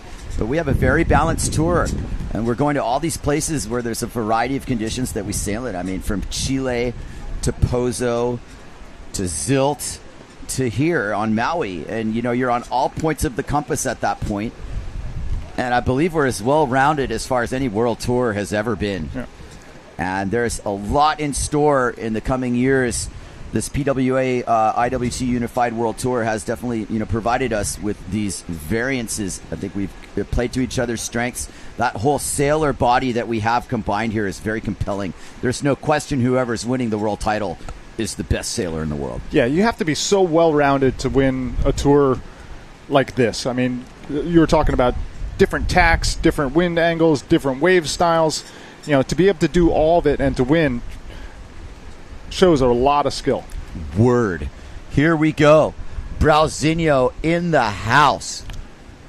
Liam Dunkerbeck in the building. What do we got? Still 10 minutes, 30 seconds to go in our women's heat number 3. Still rolling with the women. Awesome. Lisa Wermeister has advanced into the first position with a 2-wave total of 13. Bumping Sarakita Ofringa down into second. 2-wave total 11.0. As you watch one of our male competitors get... wait for a women's heat. Maria. Nice speed on this wave. Got a good section to hit at the end bowl. Nice redirection at the end. She's been playing in that zone. Been kind of stuck all the way at the end bowl through the majority of this heat. But that last wave worked out pretty well. As we watch Sarakita Ofringa position herself kind of in the midsection. Little check top turn. Go, Maria. Shred that thing. Good line. I would really like to see her move her way up the point a little bit because she's got the potential to get a real nice top turn if the wave would just be a little bit more wall to it. Give her some... Yeah. There's Kai Lenny talking to Beach Marshal Dane. Beach Marshal Dane in that orange jersey has been a part of every contest I've ever done on this event. I couldn't ever imagine competing without checking with him at the beach. It's like, it's just part of the deal. So great to see that continuum 40 years later, practically. There's Sarakita Ofringa trying to catch Wermeister. It's been a little back and forth between these two. And Sarakita putting in some of the better rail work of this heat in terms of her. That was a very nice ride for Sarakita. I am not anything but impressed with that. First couple turns there were nice. A lot of water displacement. She really pushed on the rail. There's Wermeister answering back. This is a 1-2 exchange. Wermeister setting up the bottom turn, making sure she's far enough in front out of it. Lisa Wermeister coming into the end section here. Nice hit for Wermeister. This is really big for her. If you just think about outside of world rankings and, Wermeister's trying to break into this. Well, no better way to do it than taking it to the current world champion. Put that on your resume. Real flurry of action here. Waves back to back to back. Look at this bottom turn. Nice pocket redirection. This is the one that I like. Zip. It all gets set up off the bottom turn. Wermeister's having the heat of her life, and this has been some time coming here. But it's not a surprise. It's nice to see it happen. They are tied for first. And based on the merits of the highest score, if the heat ended right now, it would go to Wermeister because she's got a 7.5. And Ofringa with a 6 and a 7 is right there. Wow. These are some decisions that are getting made. There is Sarakita Ofringa chipping upwind a little bit above the point, but not by much. This is definitely one of those point waves that's going to run a little fat, and Sarah identifies this. That's the repositioning that we were talking about there. Riding the wave left just to get you upwind enough to be better positioned for the next ride. Barons on another nice looking wave. Sarakita attacking from under. Barron sticking with it. Trying to set up what would be a ride that would get her back into contention here. She's in a 9-point total. Barron's now getting warmed up. Using that rail work. Nice flow. Confirming what you said, Jace. Just get on waves. Well, a lot more wall to work with there, and you can see it really had an effect on how much she was able to redirect off the top. So nice wave there for Bremens. Yes. There's Toya San Giorgio coming in. 6 minutes to go. It might be equipment related. She might just be done. I think she's put very little pressure on herself in this event to stay in her comfort zone. I remember talking to her in the rigging zone. I was like, hey, you doing the contest? And she's like, well, I'll see how the forecast is and if it's, not too big. And this might be kind of right in her comfort zone level. Point to take there. But there's Maria Behrens wrapping it all the way around, showing a little way of knowledge here, but also showing self-preservation tendencies and not taking too many risks. She worked way too hard to get back in the lineup.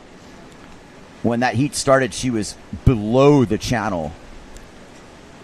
Well, it was a subtle difference, but she did take a couple seconds extra there to let the wave form in front of her, and it definitely gave more wall. So we're seeing improvement with all of our riders.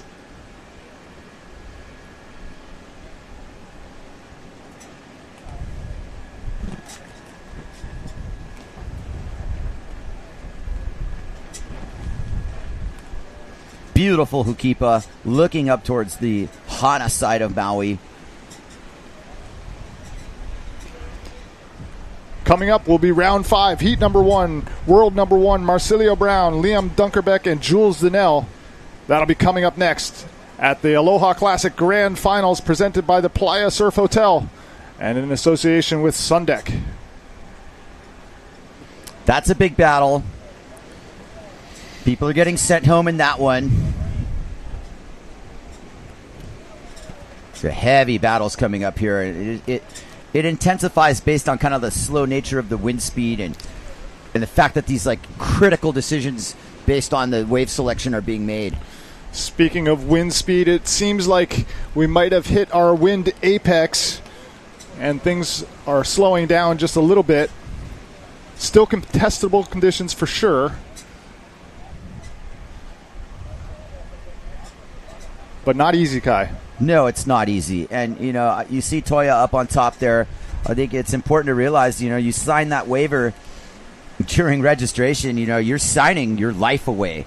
Essentially, this can be life-threatening. It might not necessarily be in that category today. We all remember Rich Myers in 1986 getting eaten by a double mast-high wave and nearly drowning in front of our eyes. It can be as dangerous as you want to make it. And I think the number one thing I want to emphasize to all the competitors out there is, if in doubt, don't go out. Leave yourself some room here.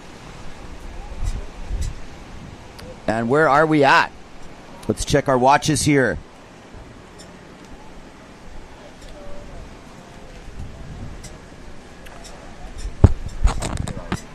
And we're live into round number 5, heat number 1. That was Brazinho's opening ride. We are on the clock with a new heat. Again, that is Brazinho, who you just saw on your screen. And then on top of Brazinho, was that not Donnell? Yes, and then Liam Dunkerbeck. Here's Brazinho's opening score. We're just going to hit the lip vertically to perfection, rebound off of that with extra speed, bleed off a little speed for a second vertical surgical hit. Brazinho sails Hukipa just about better than anybody's ever sailed it. Oh, it would be nice to be able to sail Hukipa that well. I mean, those two hits, for any mere mortal, you're getting closed out on and going over the falls. That's the difference between the very top level. And he's turning it into rebound acceleration into bottom turn. That's the read. He almost read that wave before he even started riding it. He's able to react to all the various looks that Hukipa's giving him. And that score is going to drop shortly, but I assure you that's going to be a pretty solid score.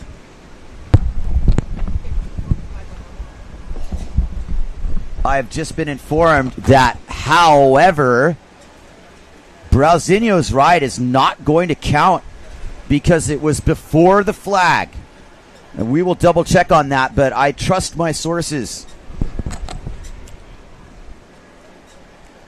A rare tactical error by Brasinho.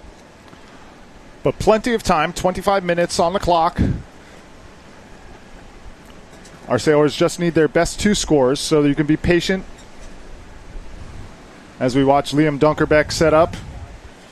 Riding on the Severn rig with the Red Bull logo. Winding it up off the bottom now. Liam Dunkerbeck, check top turn. Here it comes into the better part of the wave. There it is, fins release. Nice solid bottom turn. A lot of compression. Nice vertical turn, but out the back. It's always that extra stuff that gets you on that last cutback. It's you see people aren't settling for your standard little run-on-the-mill turn, but that would save your wave ride. And not like it was some catastrophic blow-up, but when you get to that part of the point where it elbows out, you have no wind in your sail.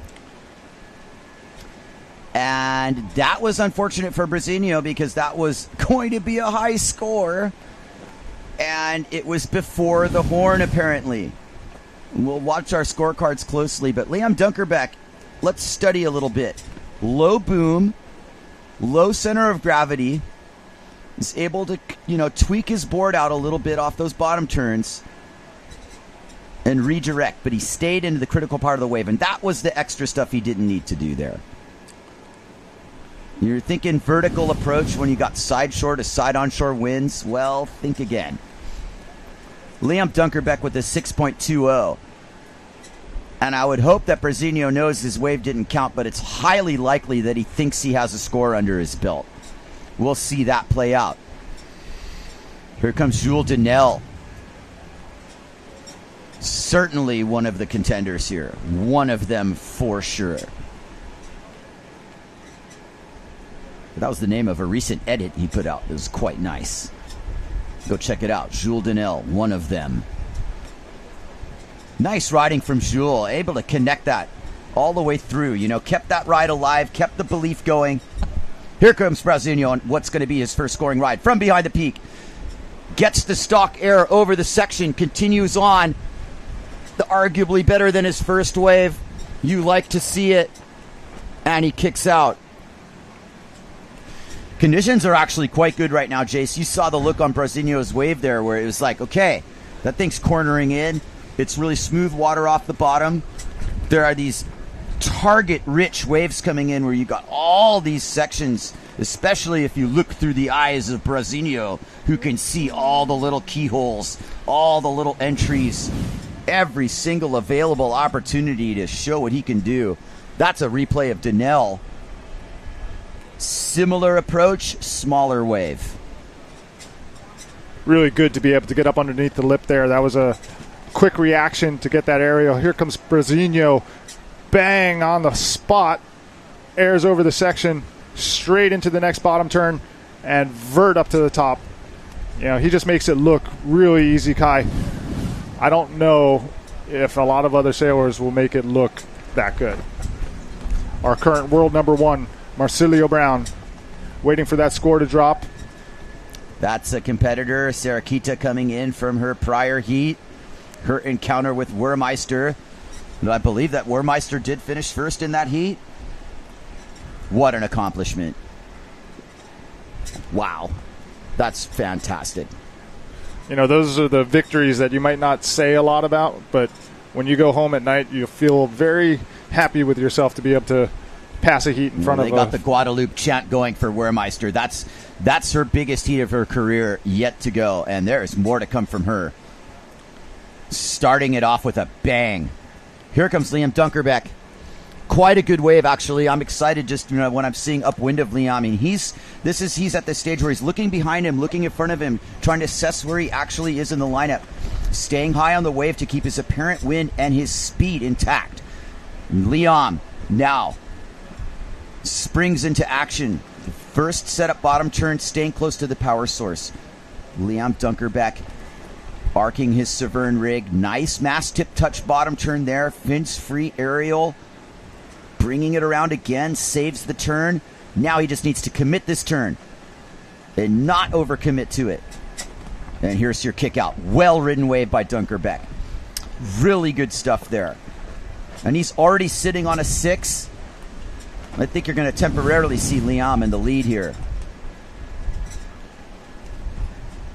Here's the drone angle of this ride. You saw that setup turn. Put him in a deep spot.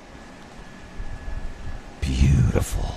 That bottom turn looked a bit like Clarek with the way his mast tip touched. Used it as a rotation point. Yeah. Really staying close to the power section. Liam Dunkerbeck might not be the best score of his day, but definitely will be in the score column as we are just under 20 minutes to go in round number 5, heat number 1. This is Marcilio Brown. Kicking out.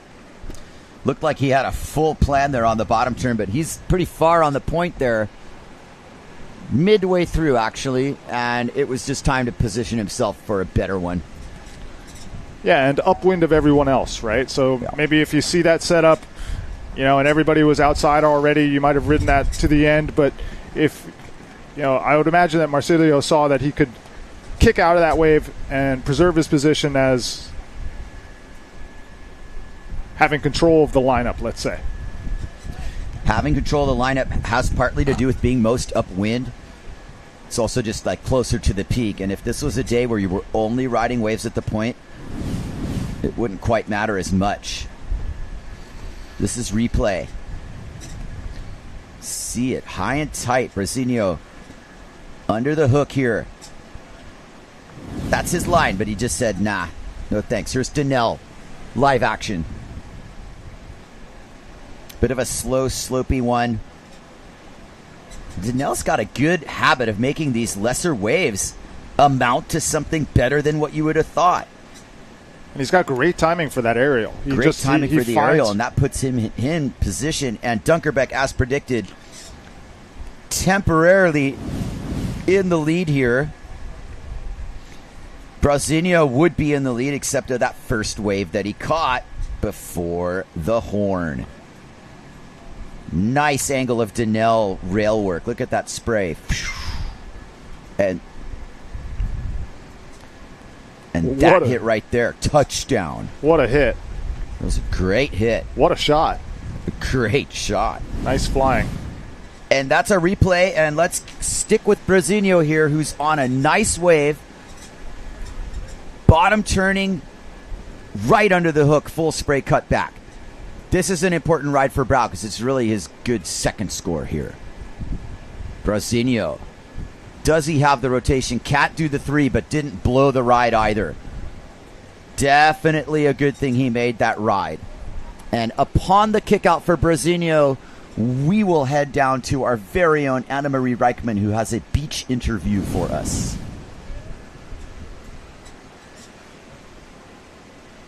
Whoosh.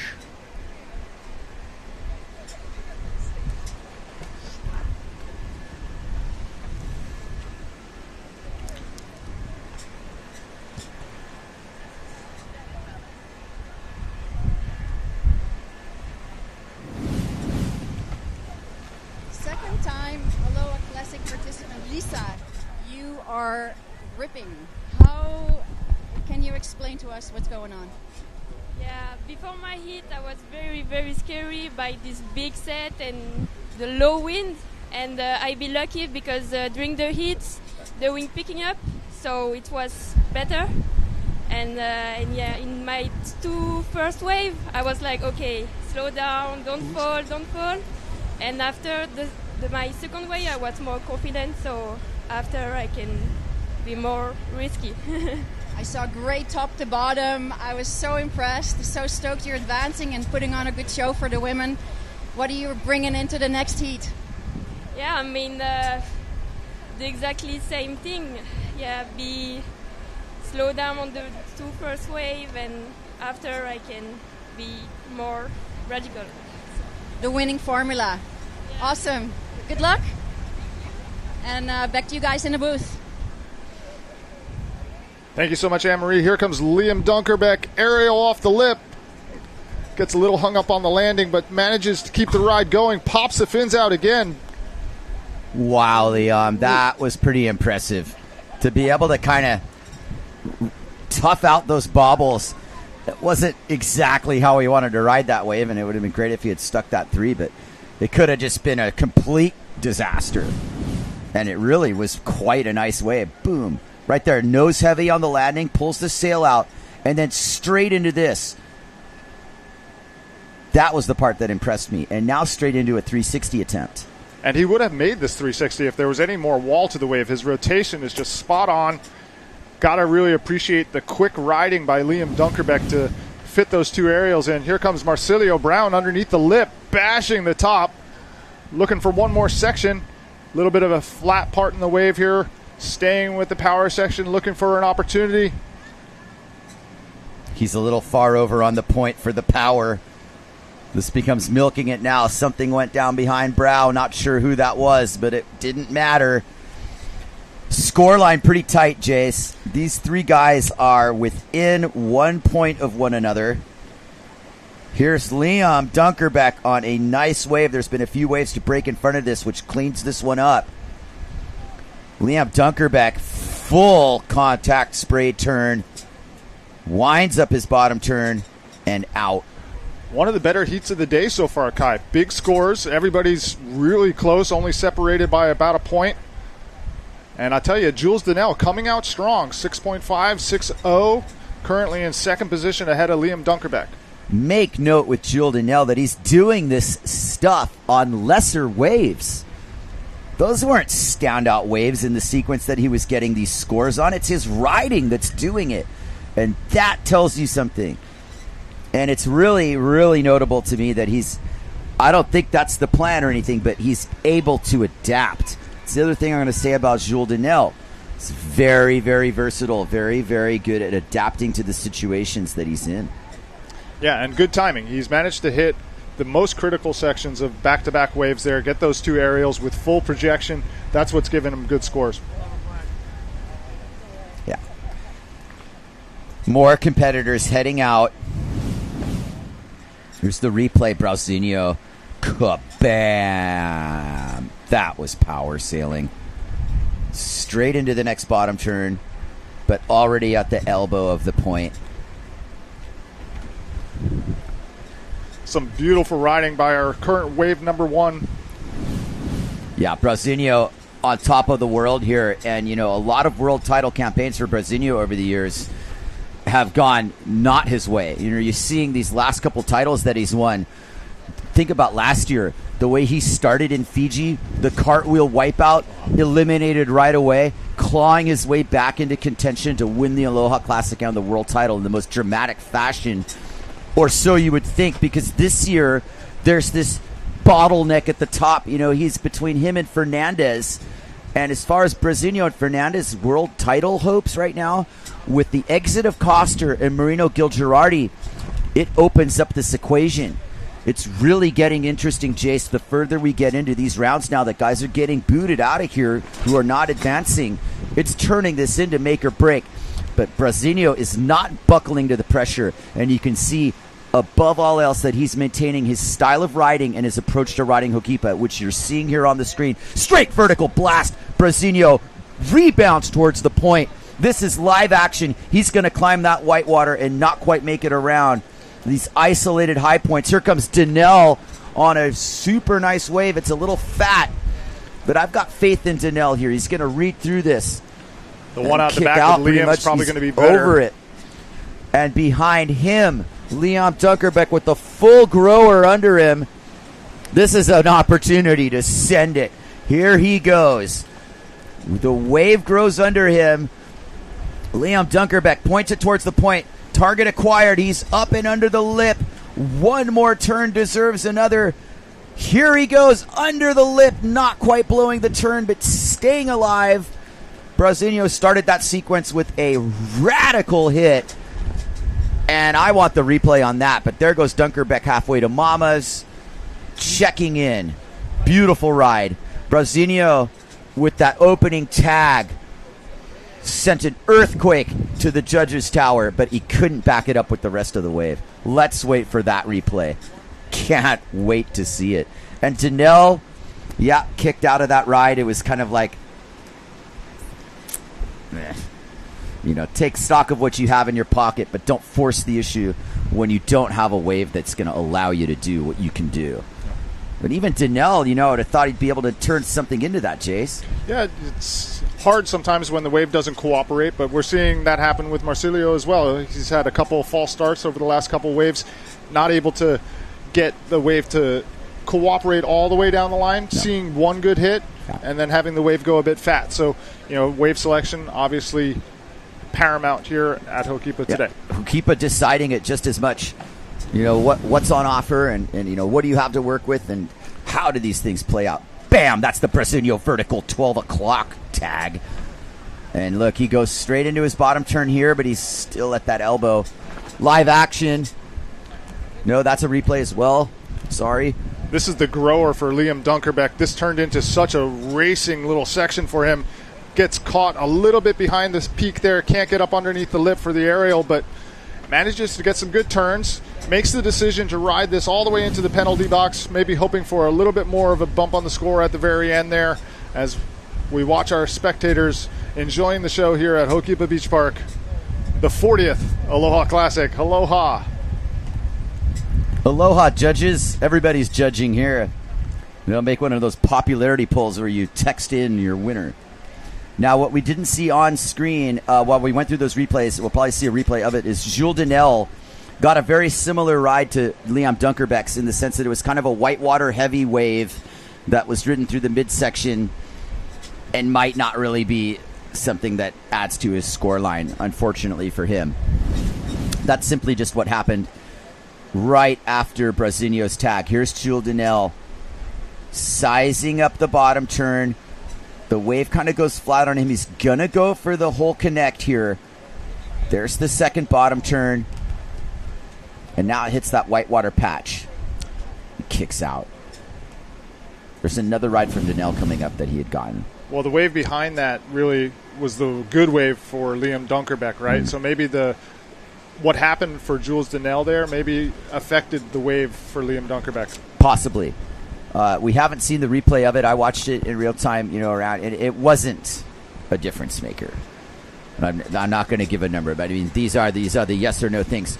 On the horizon, what you're seeing creep in here is a fairly sizable squall.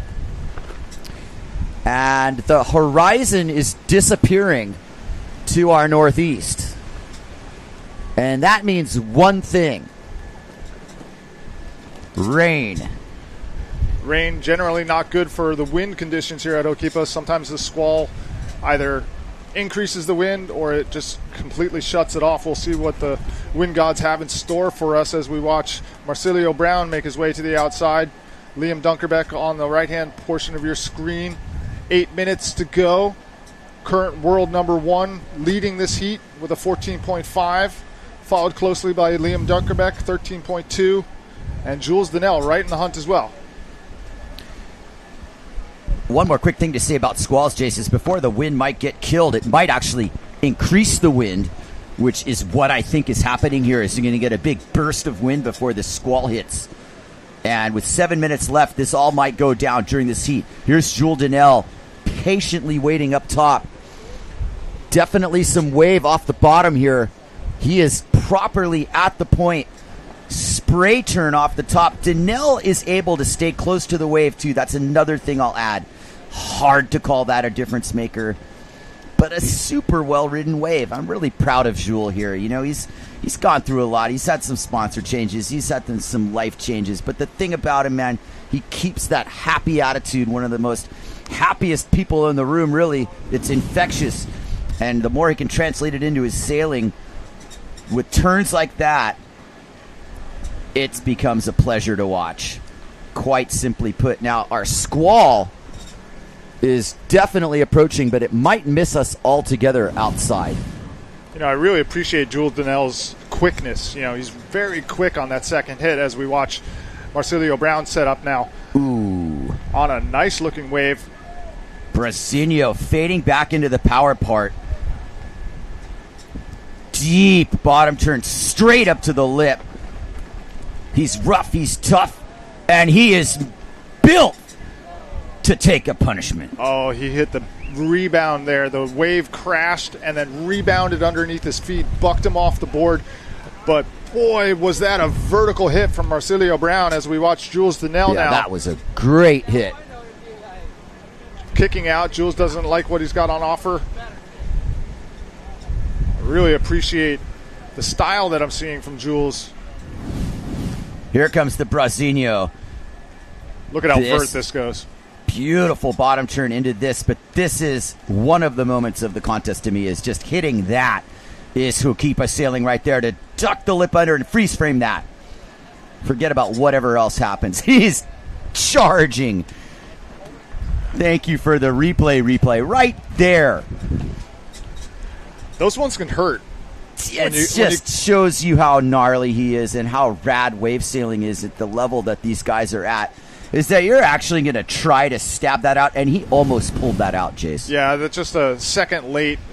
If he was able to get kind of in front of that explosion of white water coming back up at him, if he was able to be just a second earlier, he would have made it. But those are the ones that are dangerous for the old feet and the ankles. We've seen some of our riders kind of dealing with foot injuries over the years, and unfortunately, that's the sort of moment that can really be bad for your feet. Well, anyway, it's also a testimony to that Goya gear for surviving that wipeout. Let's not get that lost as we see some of our riders checking out the action. We're checking out the action here at the 2024 Hotel Playa Surf Aloha Classic, presented by Sundeck, our replay partners, Goya Windsurfing and Brooch Boards. Bringing it to you live here at Hokipa, the 40th annual Aloha Classic. And we have got plenty of action. Jace, this definitely got a lot better than what I woke up to this morning. Didn't really know for sure what was going to happen, but you set me straight. We're on Maui. It's going to blow every day. The wind will blow. Wind will blow. Bit of a slow start, but we are into full action now as we see Liam Dunkerbeck setting up for his ride. Waiting for the wave to wall up. Hanging on the top of the rope. Bleeding off some speed. Now he starts his ride. Full engaged bottom turn. Up underneath the lip. Kicking the tail out. Liam Dunkerbeck. Second turn. Nice one there. Wave bending a little bit out to sea, but still getting some nice turns. Wrapping it back to the power source. Liam Dunkerbeck just about a 1.5 points behind first place now. We'll see if that goes into his scoring line. He's sitting on a 6.4 and a 6.8. Not sure if that's going to be the score that he needs. A byproduct of this squall that we have seen pass by here is now manifesting because the wind looks like it took a little bit of a dive to the lighter side as we watch the replay of Dunkerbeck's precision riding. Holding the tail of the board in the water. That was good English right there. Really had control as a priority. But that's what I'm talking about. You see that misty horizon. Jules Donnell sailing into the unknown. As you look at us here, hello world. We are at Hokipa, Maui. Best place to be for wave sailing at the moment. No question about it. The late October, early November window is famous for producing the goods. And we are right in the middle of that window just before Halloween. Yeah, you mentioned that the other day, how the fall contest really favors for wave riding and the spring contest really favors for jumping. And what we're seeing right now is that we're seeing beautiful wave conditions, an increase in period, an increase in wave size, and our riders are really matching it right now. Marcilio Brown going complete vertical on his hits, really pushing the level.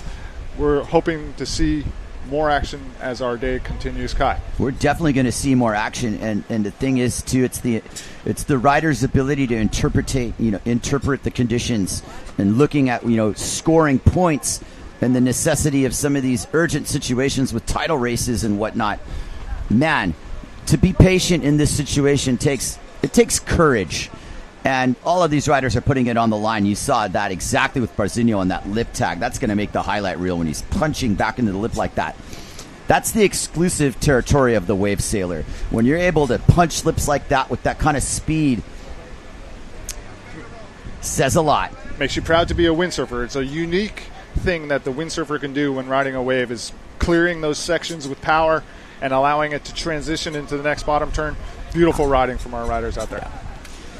Well, Jace, it's been a pleasure bringing this to you. We're nowhere near over for the day, but I just need to positively reflect on, the job being done here by Zone Media, just bringing this to the world here without a glitch. We are on an island in the middle of the Pacific. It's prone to all sorts of glitches, but this has been one of the more seamless broadcasts I've ever been a part of, and hats off to the entire team at Zone Media. Jace, thank you for joining me. We'll definitely bring a few guests on as well as we make our way through here. We've got a laundry list of people, over the 40-year history of this event who have, taken part of it or won it or been a part of it. And I feel that, even as much as there are people watching internationally, there's a lot of people watching just here on this island who are like, you know what, this is awesome, and we're part of this too. And we definitely encourage anybody, who has a story about the Aloha to come and tell theirs. So coming up in round number 5, heat number 2, will be Antoine Martin, Graham Ezi, and Ryu Noguchi. Stacked heat, only 3 guys in it, but I'll tell you, one of my favorite sailors to watch, Antoine Martin, absolutely innovative. And this is Marsilio Brown. Marsilio Brown, and behind him, Danelle on one of the best waves of the heat.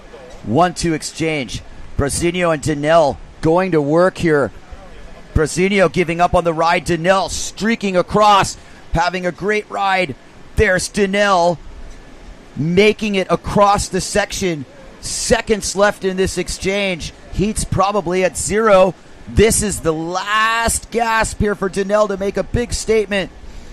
Brasinio clearly identifying that it wasn't going to make a difference in his heat. Danelle clearly identifying that this could be the difference between advancing and not advancing. And here he goes for the last move. It's always one of those things when you set up for the wave, what the judges look for is intent to ride the wave. If it goes to zeros and you're on the wave, sometimes it counts. We'll let head judge Bujma Giol determine if that wave counted or not. And even if it didn't count, you can't blame Danelle for riding it, that's for sure. Well, riding is fun, right? So if you get a chance and it's close, you might as well. Yeah. You might as well. You're not going to get fined $50. But after the beginning of that heat with Marsilio riding before the horn had sounded, you can see that little mistakes with the clock and whatnot can really affect whether or not you are able to put up a good score. But they're having a conversation. Just Adam Lewis and Brasinio discussing what's most likely. That in itself is that did you know? And there's Francisco Goya in the hat, your fearless team leader. And there's Kai Lenny, because we are in action in our next heat. Wow. Kai doesn't have a jersey on, so I'm claiming free sailing here. Now, again, looking at that shape that Kai's riding, I really want to elaborate on this. Yes, he has had a huge hand in shaping it, in designing it. But make no mistake, he's part of a team of highly experienced designers and constructors over there at the Quattro Goya factory. And Kai is riding a quad with a very surfboard-like profile, 4 equally sized fins in that board.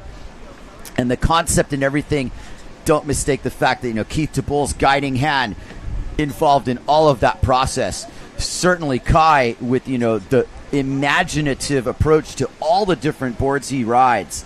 You look at what that board's been doing for Kai. I think I summarized by saying it certainly suits his personality, but let's not overlook the body of work that brought that board to fruition and the people behind it. Certainly Kai, a very big part of it, but let's not forget about Keith and everybody else at the Quattro factory as well. Well, definitely a team effort, but you could definitely tell that, Kai is involved in every portion of his career. It's not just the riding, it's not just the training. The fact that he wants to get so involved that he's actually shaping his own boards really shows that, he's really a complete sailor. Well, looks like we've been...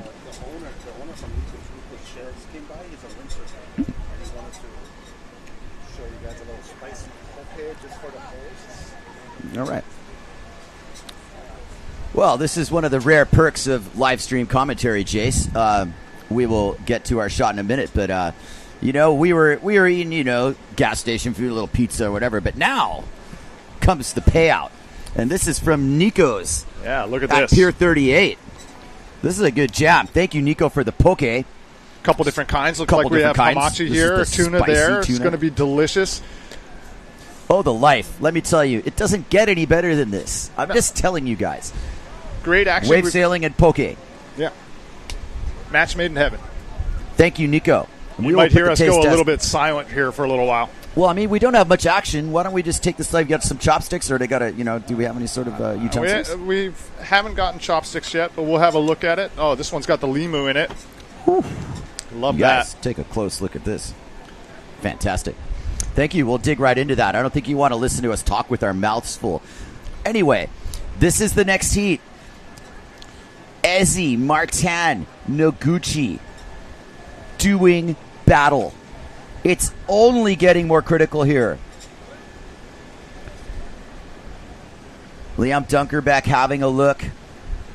Morgan Marot getting ready. Hukipa, the gathering place of hospitality. This legendary beach on Maui has told many tales over the years. And in the 40-year history of this event, nearly a half-century history of this event, I feel like we're in great shape here in 2024 to show what wave sailing can do. Absolutely, Arkai. I'm not much of a baseball guy, but what I do appreciate about baseball is the history of it, the amount of years and that they're, collecting all of those results. What we have here at the Aloha Classic is we also have the history. Right? So it makes every win, every passing of heat that much more important. Yeah, that's a fact, man. You got to look at it, complete from that first year. Paul Eamon, putting together the 84 Aloha, Alex Aguirre winning it, maybe not thousands of dollars of prize money, but damn,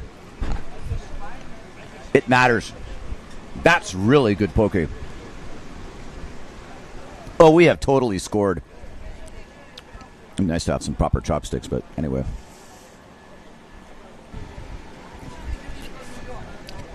There goes Ryo Noguchi. Flying down the line. Target acquired. Couple targets missed. It looks like he just ran by the whole entire wave. There were a lot of hits he passed up there, but now he gets to the end section.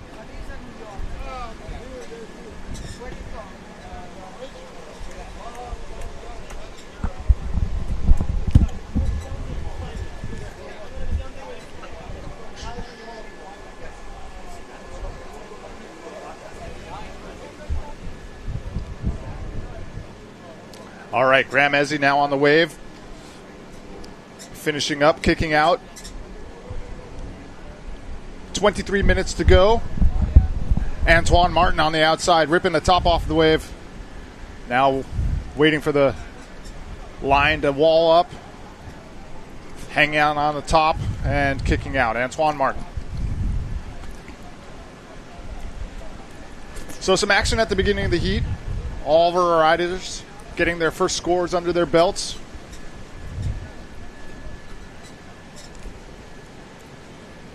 Nothing huge to drop right now, I don't believe, but minor scores.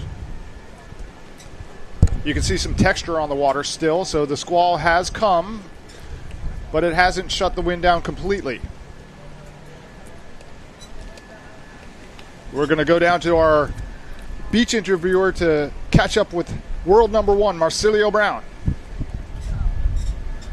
Virginio, you just said rigging 5 sails for one heat. Tell us about what's going on with the conditions and how to prepare. Yeah, Hokipa can change out a lot throughout the day. Sometimes when you just have a little wind, you can get away with the 5 volts. But then at some heats, you can have these lulls and you need a 5.3, and a cloud could come and you could need a 4.7. So I got 2 5.0s, 2 5.3s, and a 4.7 on the beach. And yeah, I just don't want to be thinking about saving gear on a heat. So just go for it, have fun, and switch if you need to. Awesome. And now your performance, winning this heat again. How was it for you out there with these challenging conditions? I had a lot of fun. It's a really nice swell direction. It's nice and north, so it allows you to wait a little bit more for the wave and do more turns. And really bottom turn, and I had a great time. And it's kind of nice when the wind's light because it keeps the waves cleaner. So it was fun. Awesome. Well, keep the momentum going in the rest of the competition. Good luck tomorrow. Thank you so much. Thank you, guys. Thank you, Anna Marie, our ace beach interviewer, and also one of the top women sailors of all time, really. Of all time, really. I mean, like, Anna Marie's definitely been around the block a few times herself. It's nice to see her down here. Hopefully she'll get back and sail some heat sometime soon. This is replay from that exchange between Noguchi and Ezzy. Ezzy really taking the top off of that wave. Trying to get enough speed to do the extra stuff. We remember the 360 from yesterday, but I don't think you're going to see much of that today. It's just not quite the right wind and wave angle for the 3. Maybe a bit later if the wind bends more side shore. Well, we did see a good rotation in that last heat. Liam Dunkerbeck with his 360 wasn't able to put it back onto the face, but had a good rotation. This is Antoine Martin. You know, he's got the rotations on lock, so we'll see if he's able to pull anything out as the heat continues. I mean, the rotations or the no-handed airs or all this stuff. As we watch Kai Lenny, who's kind of in that I'm not in play mode. I might be on camera, but I'm not in play. Coming in. These are the guys in play. Antoine Martin, winner of the event. Not that long ago. All-time shredder. Definitely a distant world title contender, but as Marcilio Brown continues to advance, hopes for our other contenders dwindle. Yes. And Brasinho is on home turf. And that's not lost on me either. Beautiful hit from Martin, though. The projection off the lip, augmented by the strength of his bottom turn. And why not just have a searing cutback behind that? Now, let's talk about Antoine for a little while. He just released an edit on ULEM, which is showstopper. And he's on Mauritius, just scoring. So this is part of the story here, is that these guys, when they're not in the middle of some contest, they're traveling and sailing and scoring. Oh, the life of a modern wave sailing pro, let me tell you. You know, you get to prove yourself at the highest level, and then you go prove yourself at some of these out-of-the-way locations like Mauritius and score. But the level of riding, man, it's a great time for the sport of wave sailing when you've got that kind of output content going.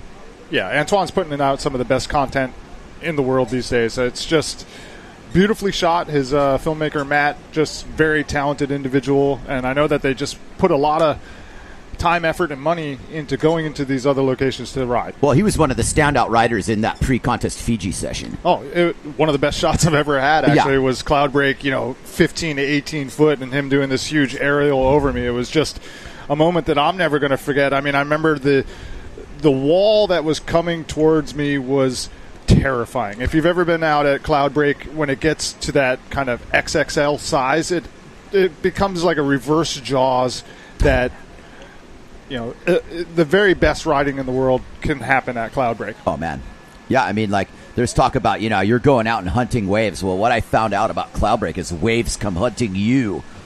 And in that session, Jace, you captured a couple images of Antoine, which were just, that shot of the aerial over your head. And I mean, you're somebody who's gone out and swam at pipeline shooting, Jace, like, that tells me something, that cloud break holds that level of respect that, you're giving it. And let's not forget about, some of the stuff you've done at Hokipa, too, on these days when it's fairly critical to be swimming out there with a very expensive camera.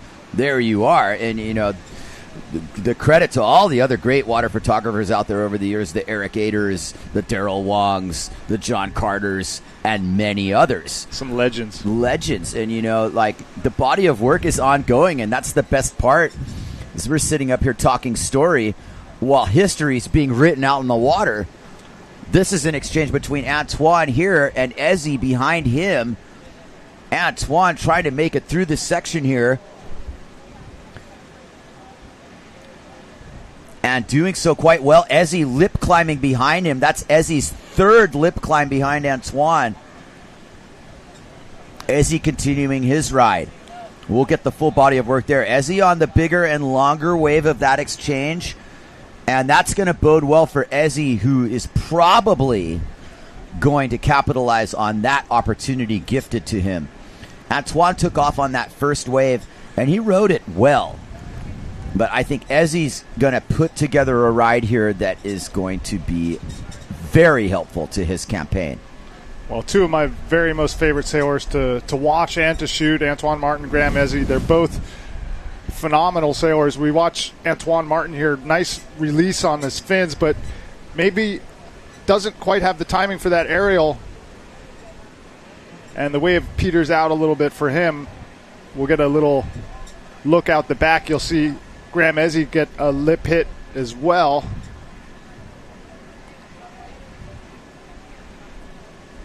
Yeah, those lip climbs, Jace, were what was going down. And Graham has shelved the rotations for now. He's just doing wave riding 101 Ezzy style. A lot of power, a little bit of a lower boom rider, obviously super in tune with his rigs. And it's making a difference. I wonder how the judges are going to interpret that. I have my own ideas about what I just saw. I won't get too carried away. This is live action. Antoine Martin chipping in from the point, takes the drop, sets his line, a little bit more of a high boom rider, tries to replicate that cutback, but a little too much hot sauce that time.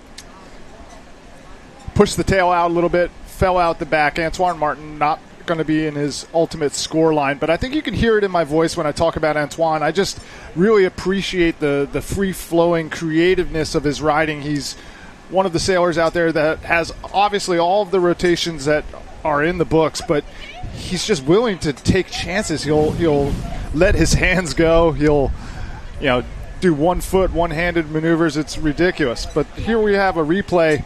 You just see the tightness of his turn. Yeah. And pushing the tail out so much that he slides out the back.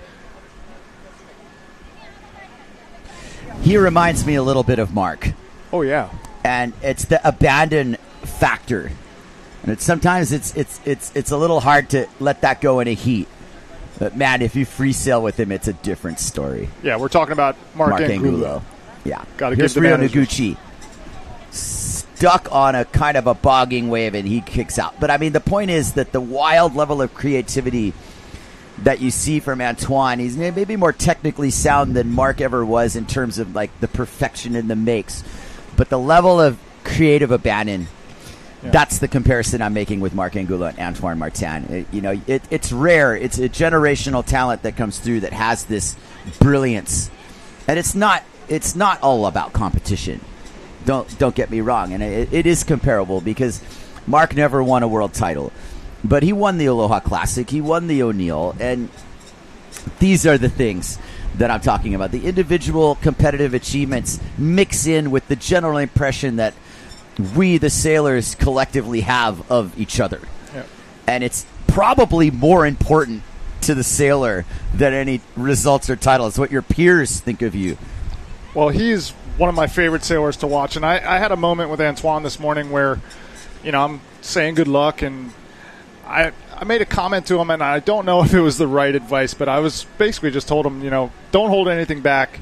Be yourself. Be true to yourself, right? And I just hope that Antoine is able to put it all together in a heat where, he sails with the reckless abandon that I love, but puts it all together where he's able to get a good result. So I think Antoine's going to be remembered as one of the great sailors of all time. And that's been cemented a while ago, actually.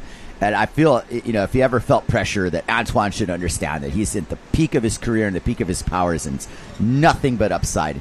Really well-liked guy. I remember when he was coming here early on in his sailing days. Really early, like 14 years old early.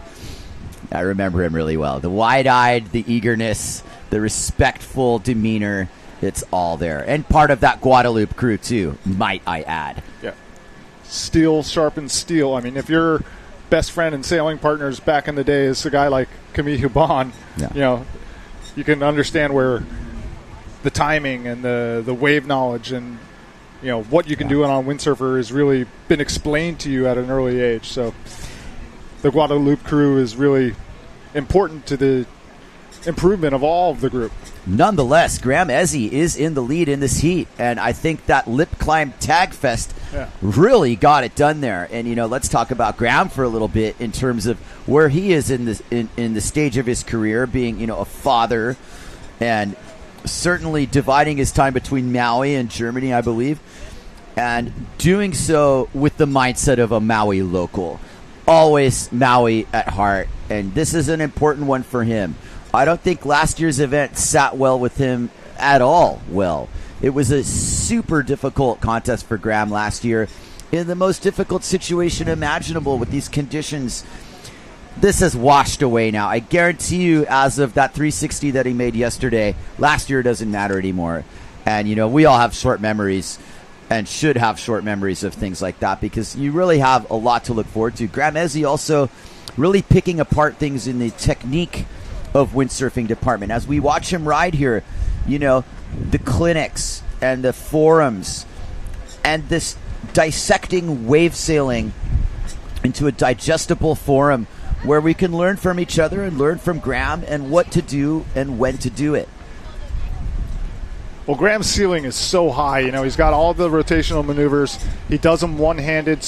He's obviously got the power with his wave riding, real solid turns. So Graham Ezzy's got all the tools in the toolbox to make it far in this event. As we watch a replay, nice wrapping top turn,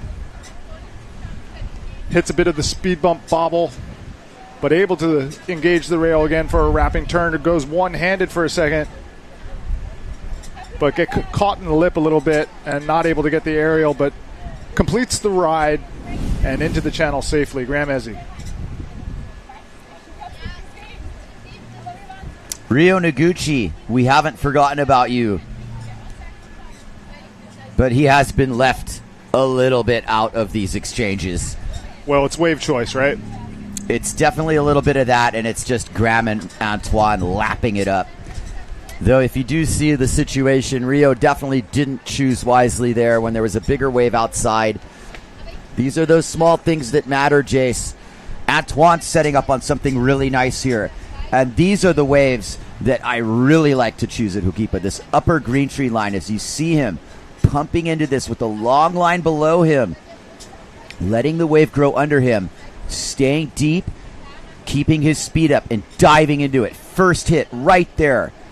Beautifully timed and ridden. Second hit under the lip. Can he get around this section? It looks like he can. Third hit, 360 under the lip and Destructo mode, which is also part of Antoine's repertoire. Let's not make any mistake. There are some of the more spectacular wipeouts in history, to his credit. And everybody liked to see that. I would have loved to have seen them make, but that first hit generated enough speed to get the second hit, which put him around the section for the third hit. And that's where that ended. That was so inverted. Rotating over the mast, upside down, over the falls. Glad to see he's okay, Antoine Martin.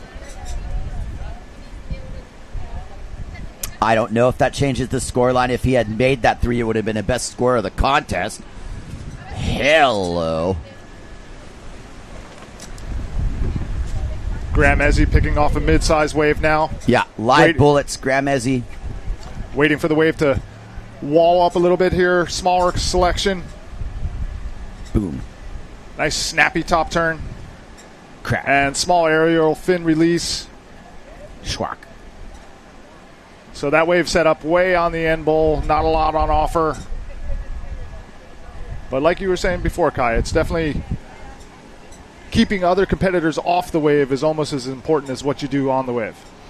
Yeah, as long as we don't start riding slalom boards again. I've seen competitors back in those days, that literally rode equipment where you could half-ass your way under two wave scores and then just occupy. Yeah, and you could pass a couple heats that way, but as you get further and further along into this, if you don't have the high ceiling like all these sailors do, you're not going to pass heats. No, you really are not. The strength of your wave riding will always permeate any sort of strategical trickeration. Rio trying to keep himself in the mix here. And this is a better selection for him, It's for sure. better selection. He's always got a huge smile, too. I mean, he reminds me a little bit of Takaharu Kamaguchi a little bit with that wild, abandoned smile. It's just stoked to be in the mix, you know? He's part of that Japanese pack rat, and they're a tight bunch. And he knows his time is yet to come. But he's shown up here in this event and done quite well. I must give him credit for that. This was a big battle for him. I think when you look at the draw, he probably looks at that and goes, ugh. But he didn't back down by any means. This heat ain't over either. It's not over, but he's got a 4.20, looking for a second wave in his score as we watch Antoine Martin head back upwind here. Up underneath the lip, looks for the aerial, pops the fins out one-handed. Second aerial. Oh, he lets go of the backhand on that one. Crazy style from Antoine Martin. Great ride for Antoine, who really read that well. He got the highline on that. He got that little misto gust of wind right when he needed it. This tent started shaking right on that bottom turn. That whole gust filled in the bay. Look at this line. Mid-face bottom turn. Air. One hand off. Front hand off. Air. Backhand off. I love it. You know, the backhand off, that's tricky. For me, I don't know if you've ever done a one-handed aerial, That's but risky. I'd way rather let go of my front hand than my backhand. Yeah, you know, like what's at stake there, losing your boom. We do remember his no-handed aerial a few years back, hooked in, tossing over the pit, no-handed. Absolutely amazing. Live action, no, that's a replay.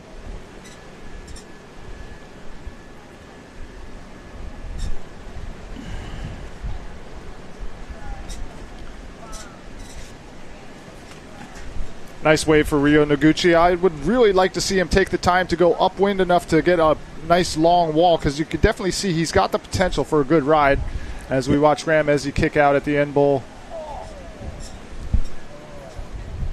Moans and groans. There was definitely an Antoine Martin blow up that went down off screen. We'll have a look at it. It was like the cartoon. Oh, here's Ezzy's ride in its entirety. Oh, tasty rail work and the floater off the lip. Ezzy reaching wide on his bottom turn, being rewarded with plenty of rebound. And this is right around what happened with Antoine. I want to see what happened. Everybody at home, too. Let's see what we got. This is the lineup. And this is the lineup what's setting up for our remaining heats of the day here. 3 o'clock in the afternoon and change. Ooh, I see some steely competitors taking form here. Oh, we are not done by any stretch of the imagination here at the 2024 Aloha Classic Hotel PLAYA Surf, presented by Sundeck. Replay sponsors Goya Windsurfing and Brooch Boards. Nice level of support for this event. Thank you, County of Maui, for not only supporting the event monetarily, but also with the generous dates. We intend to leave no footprint here when we're done. Share this beautiful beach with the rest of the community here. We're watching intently here. It goes by quickly. I have a hard time believing it's already 3 in the afternoon and this little microscope that we have on this event here, but we're getting through a lot of these rounds, and that world title equation is tightening up, Jace, but it's equally tightening up just for the who's going to win the event itself. And I won't put this on equal footing. They are different things, obviously, the world title and the Hokipa title. And one person who's familiar with being both is Brazinho.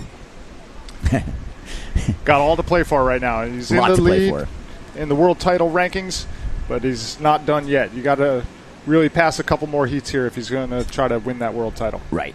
And, I mean, the battle between Fernandez and Brazinho, You'd like to see it come down to maybe even in the final, if they're on opposite sides of the draw, with the seeding is correct, would be the case. But there's going to be an encounter here coming up where someone's getting challenged. I'm not saying who, I'm not saying when. Someone's going to feel the pinch. And, you know, with the local riders that are present, such as Kai Lenny and Levi Siver, for instance, Graham Ezzy, for instance, I'm glad I'm sitting here in the booth watching this and able to enjoy the moment, because it's living up to it. Yeah, and, you know, these conditions are tricky, and local knowledge definitely plays a factor. It sure does. Local knowledge being anybody who windsurfs, or just the local knowledge from the spectators that you see watching. Well, it comes down to timing a lot of times, right? So you need to have the breadth of knowledge to know that you're not going to be late for some of these hits, right? As we watch. I mean, it looks like Levi to me. I'm not going to get ahead of myself. Let's see who's in this heat. Morgan Noirot, Vincent Beauvarlais, and Julien Flechet. Round 5, heat 3. It's always sometimes in between that heat, is you get a free sailor like Levi who wants to just test his gear out, make sure everything's working. He's not in the heat. So it looks like Graham Ezzy won that heat over Antoine Martin, but both of them advancing on into the next round. Graham winning by the strength of a 13.5, followed closely 12.10 for Antoine Martin. Some good heat scores. Graham Ezzy with a 6.5 and a 7.0. Those are quality waves. There's Takuma Sugi sitting down in the shore break, watching intently. He's got money on the line here as well. It's been a long campaign for him, and he is sitting down, waiting for his opportunity to get into the mix here, watching intently, meditating on the moment. Lots on the line, but also just kind of the tail end of our journey in 2024, if you will. It's a mix of both, and I think it's a celebration overall of, you know, being lucky to be in this position, to just be on Maui competing in this event, first of all. But then on top of it, if you're a traveling pro windsurfer, you're one of the lucky few. Here's Vincent Beauvarlais, who is sailing against Morgan Noirot, whose girlfriend Coco Fouveau works for Vincent Beauvarlais. So Coco's watching this kind of like my boss against my boyfriend. And then Julien Flechet mixed in as the neighbor of the properties they live on. So there's all kinds of stories behind this stuff. It's a small Parking group. spots are up for grabs. You know, I wouldn't say jobs are on the line, because Vincent's not that kind of boss. But for a little bit of background on that, is Vincent Beauvarlais, you know, runs an airline. He's flying, you know, prop planes down in the British Virgin Islands and around the Caribbean. And they're a growing business. And Coco's a part of that, and she loves her job. And Vincent, you know, being a shredding windsurfer, also he's St. Barth. So, you know, Guadeloupe, St. Barth, you know, vicinity, but I'm sure there are little subtle differences of local favoritism there. But that's intriguing in the sea, because Vincent Beauvarlais has proven to be a giant killer, and he was involved in the dismissal of Philip Koster yesterday. Well, he had such a good event yesterday, past 3 heats. That's looking to continue here. Beauvarlais on the high road is going to enter the scoring here with his signature bottom turn. He's got the little mast pointy bottom turn too. And he's got a board that's designed to handle that cutback, but he blows that turn up, unfortunately. We've seen that one before. We've seen that one before. From a variety of riders. It's not just Vincent. In front of the rocks, that wave elbows out and doesn't give you that last cutback. Take note.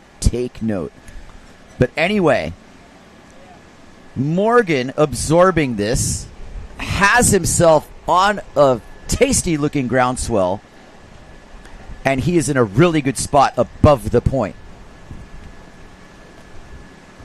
Morgan Noirot definitely knows he wants to put together his best riding here. Very calm demeanor here. Morgan is going to go to town here. That's a nice first hit. Perfectly timed. one turn deserves another. You can see his turn speed is increasing off of every hit. Oh, beautiful ride from Noiro. And no blown cutback at the end either. He's bolt upright. He's so consistent. He's stone cold competitor, just never gets rattled. You can just always expect Morgan to put up a good performance. Yes. As we watch some of our competitors come in from the previous heat. There's Beauvarlais with a one-hit tag there.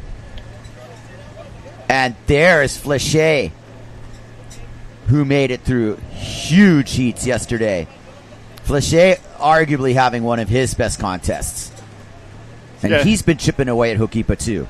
Yeah, him and Beauvarlais both having good days yesterday and find themselves in a heat together in the round number 5, heat number 3. Got some news from our event director. There'll be 2 more heats today, ending in heat number 5 of our men's division at the grand final Aloha Classic presented by the PLAYA Surf Hotel. Look at these guys planing on the way out, Jace. Yeah, some wind in your sails. We'll see about 2 heats left. I feel that's probably the right decision. It's Friday, right? Friday, yes. And, the surf community, they'll be here in force later. Yeah, they'll want their crack at it. They will get it. Beauvarlais replay. Look at the mast tip. Yeah, and that just didn't quite connect. But here's Noiro. Blows the top off of that and accelerates into his bottom turn. And he's like, oh, yeah? Is he wearing a headband? It looks like he's wearing a headband. I didn't really understand what I was seeing there. Is it a flashlight or something? He's got one of those minor flashlights digging trenches out here. All right. Back to live action. Nothing new. Somebody's in the cycle here. Where are we? Okay, there we are. Thank you. That is Flechet and Noiro edging into the lineup. Flechet on the hot sail on the first wave.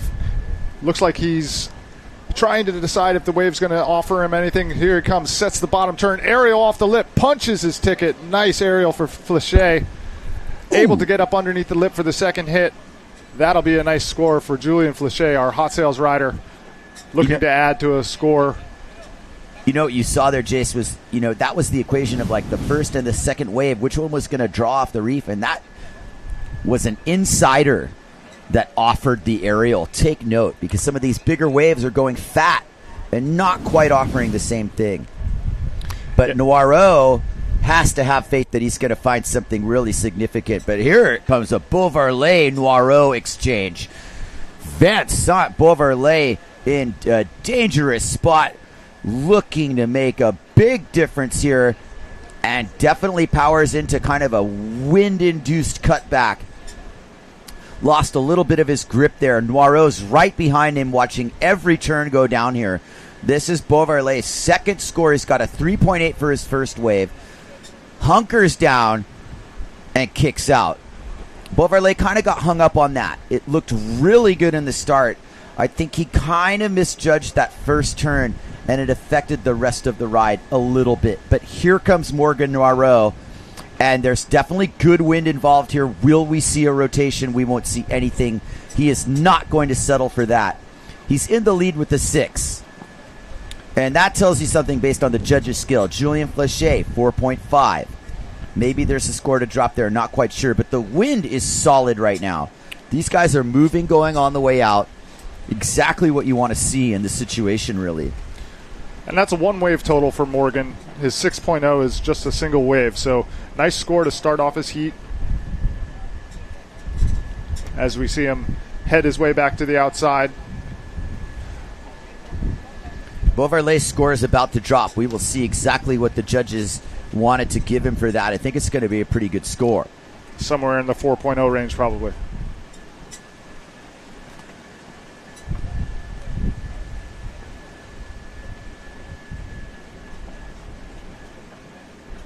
Beauvarlais' board looks pretty loose in the top turn. We'll see if he's able to put one back in and complete a ride.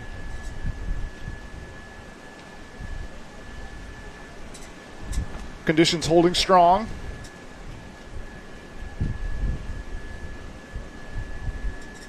Morgan Euro on the inside. Outside, that's Flachet.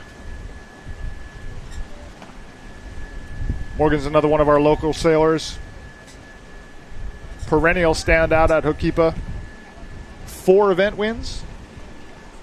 Yeah, there's been some of the AWT brackets that he's won, and as far as PWA level wins, it's right up there. Morgan has won at the highest level and is ready to do it again. Here comes Morgan Raro setting up his ride. Sheets it off the bottom, 360, and it's a make. Mirror image of the 360 in Chile. Maybe a slightly more minor version of it, but that was waiting to happen. And when you saw him setting up for that, Jace, I was like, oh, here we go. But when he bottom turned, I knew it was coming. You see the wide grip. Here it is. We'll take you through it. Slightly behind the peak, wide off the bottom, and there. Swing it around and clear that mast tip and call it a big score. Noiro strikes again. He had that rotation on lock right from the bottom turn. Right from the bottom turn. Let's go down to Anna Marie Reichman and a guest on the beach.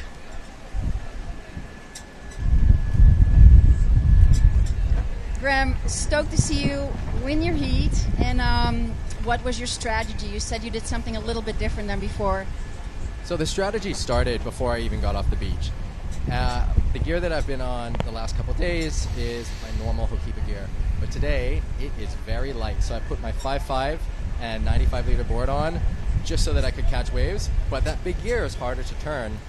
And instead of fighting for the waves at the back, I was focusing on catching some of the ones more in the middle, trying to find something with a nice shape. So not necessarily the biggest waves, though I did want as much size as I could find, but the best shape on them. And then, this sounds like a cliche, but just focus on having fun. Otherwise, it's easy to get frustrated in these conditions. Well, sounds like it worked out perfect for you. I want to wish you a lot of luck for tomorrow, next rounds. Anything special that you want to mention for tomorrow's focus? I've been doing a lot of coaching over the last couple of years, and I think about the things that I've been telling my students. Stay on the power source of the wave, have fun, think of it more like a dance than something athletic, and trying to remind myself of those tenets. Awesome. We'll see you tomorrow. Phew. Back to you guys. All right. Thank you very much, Anne-Marie. Thank you, Graham. Congratulations on continuing your campaign as we see Julian Flachet on the hot sails going for a wraparound top turn. Stays in the power section. A little bit of a foamy wave, but manages to get his second turn. Wave running along nicely for Flachet. Here comes the pop-out aerial. And a nice one-handed top turn to end the wave. That'll be Flachet's best score for sure. And a tight heat in round number 5, heat number 3.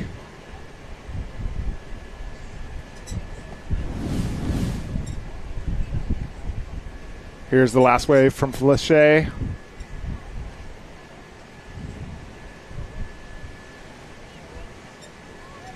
All right, good engagement on the bottom turns. This is where the money's made right here. Up underneath the lip for a small pop-out aerial.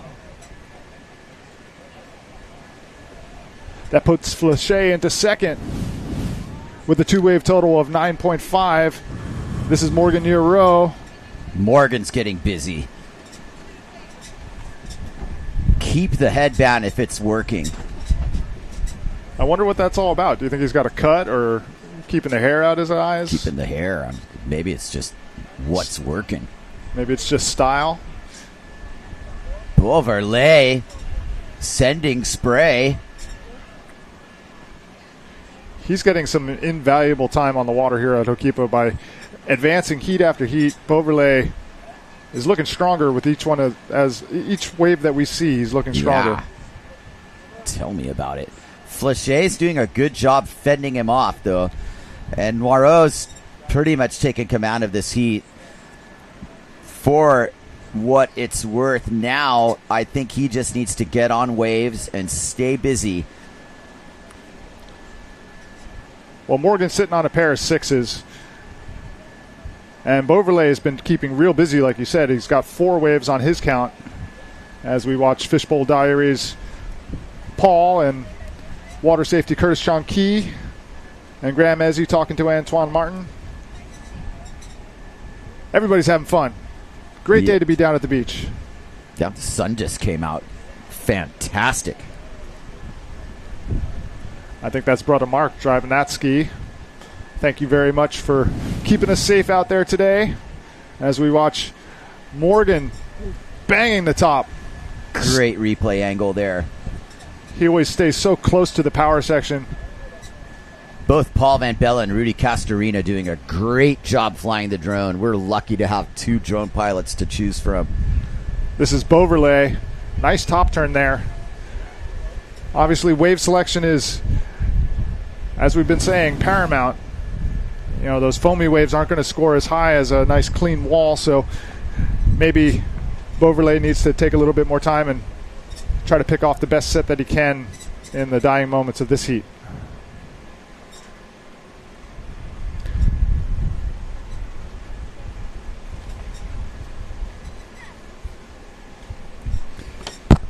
Beautiful Hokipa. Look at the white caps creeping into the picture here. Windiest part of the day for sure. 14 minutes left in this heat. You know, a relative eternity. I think that head judge Boujmaguil will keep this timing sequence. You know, we are reminded why he extended the heats to this length due to the fact that it was simply not that windy earlier. And you know, that lends itself to a couple different approaches here. I mean, we've got a lot of time on our hands. There's been a lot of scoring going down. It would make sense if you shorten the heats just based on the fact that there's a lot of wind. But I think what we do is we stay the course here. What you said, 2 more heats to go. 2 more heats. And then we will we'll be really close to being able to wrap this thing up in terms of the pro divisions. Whether it would be attempted to go back to the women or what we're going to do. I think we've seen kind of what today has to offer. And you look at Flechet right now, fully powered on that hot sail. What's this going to amount to? Fireworks, I tell you. It's a good sign that we just saw the best moment of the contest with that 360 with Morgan. So conditions still holding strong. Here comes Flechet. Nice solid bottom turn, looking for the lip to hit. Up underneath it, gets a foam climb. Continues down the line, still has some wind in his sail, trying to get around the end section. It's going to be a race. He's probably going to get there, but don't know if there's going to be anything left to ride at the end. Flechet kicking out. Good conditions right now. This is justifying the means. This is definitely what we had been waiting for earlier in the day. Now it's starting at 11:40, and here we are at almost 3:30. So we've been at it for a while, Jace. There's been a lot of moments within these heats where you're kind of like trying to squeak through it. But this moment seems like this is what we've been waiting for here. And again, high level of certainty for what's coming. The waves look like they're hanging out into the forecast picture. The wind's only going to be getting better. Game on. And here is Beauverlet and Noirot 1-2 exchange. Beauverlet on the first wave. These are both good-sized waves. Extending his bottom turn is Beauverlet. Watching Noirot set up behind him. Beauverlet kind of getting to the end of the wave at the point already. Morgan setting up with his lip hit. Great to keep both of these riders in the frame so you don't miss a beat. Beauverlet with the final snap. Morgan midway through. Definitely getting closer to the end of his ride. You see some of these bigger waves actually end up going fatter into the channel. Did Beauverlet get the better of that exchange? Maybe. Did Beauverlet make a 360 in the pit? No. I don't think anything's going to change. No, it's going to be hard to catch Morgan. The pair of 6s that he's got is just, that's at the upper end of the scoring scale, I would imagine, today. But beautiful performance from Morgan Noirot. Absolutely clean 360. It was perfect timing. Beautiful execution. 11 minutes left to go in this round number 5, heat number 3. This is Beauverlet Up underneath the lip. Out the back. This is the money section coming up for near row.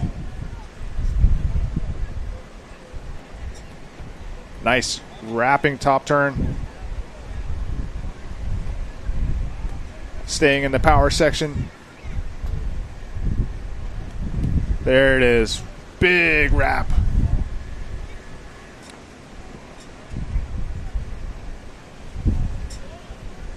This is what Morgan does. Super consistent, solid scores. With the high ceiling. Morgan Neuro, our current leader in round number 5, heat number 3.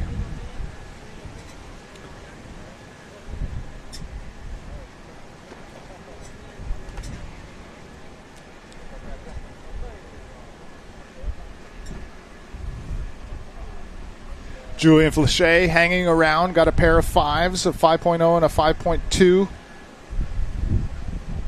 Within striking distance as our spectators enjoy the show. They're definitely enjoying the show, and it's not lost on me that, as we gather here for the 40th annual Aloha Classic, that there are people from all generations of this contest showing up from time to time. I saw Klaus Zimmer roll down here. There was Scott Sanchez, of course, doing the coaching for Kai. Cody Young's mom showed up with an entourage. Brian Talma's here. Huh? Brian Talma's here. Yeah, Brian Talma. I mean, amazing. And, thanks to all the other peripheral supporters of this event. I mean, Josh Stone, thank you so much. Big Wave Realty, chipping in and helping out. It's not lost on me the amount of support this event has gotten, both locally and abroad. Here comes a 1-2-3 exchange with Beauvarlais, Flachet, and Noiro. Vincent starts the scoring with his signature bottom turn and saves the cutback. This is a great way to end this heat. Here goes Beauvarlais with his signature bottom turn again, snapping at the point. Now behind him, setting up his ride, is Flachet. Perfect view of the action. This is it right here. Look at this. Flachet and Noiro bringing Hukipa to their side. There's Flachet kind of skipping out of heat. There's Noiro making contact and an air over the section. Flachet connects it. Don't sail on the rocks, buddy. There's a bottom turn from Noiro. He's put together a heat here. This one mattered. I could tell this one really mattered. Oh, Noiro bringing it home, man. That's a great show from him. Still plenty of time, but it's playing out. I like the way it's playing out. There's opportunities ripe within all of this. And Flachet is keeping close. He keeps knocking on the door. Morgan might have gotten a little bit of the better of that last exchange. But maybe did, yes. They definitely both picked off the two best waves of that set. I agree. Kai Lenny taking a moment to collect himself. Kai Lenny in one of these heats coming up, I would think. I don't think that we're going to get to it. We're not going to get to that. So these are the heats that didn't make it to the jump.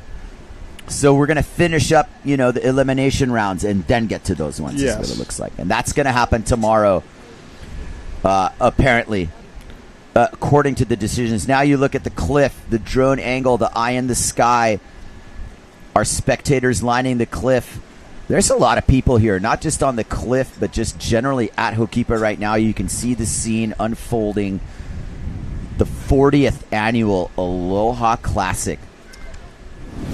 And if you can't be here down at the beach, I hope that you're enjoying the broadcast, getting a chance to get these live replays. This is Beauvarlais.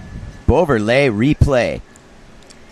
Liking the bottom turn. He hasn't mixed up his approach much, so as to say that we see the same approach to his riding throughout the rides. And beautiful top turn from Morgan Yoro. Nice looking wall. Here comes underneath the lip, able to punch it out over the section. Morgan just always finding the nicest waves of the sets. It's just his calling card. Able to wrap it back off the whitewater. Keep the headband, Morgan. It's a good look.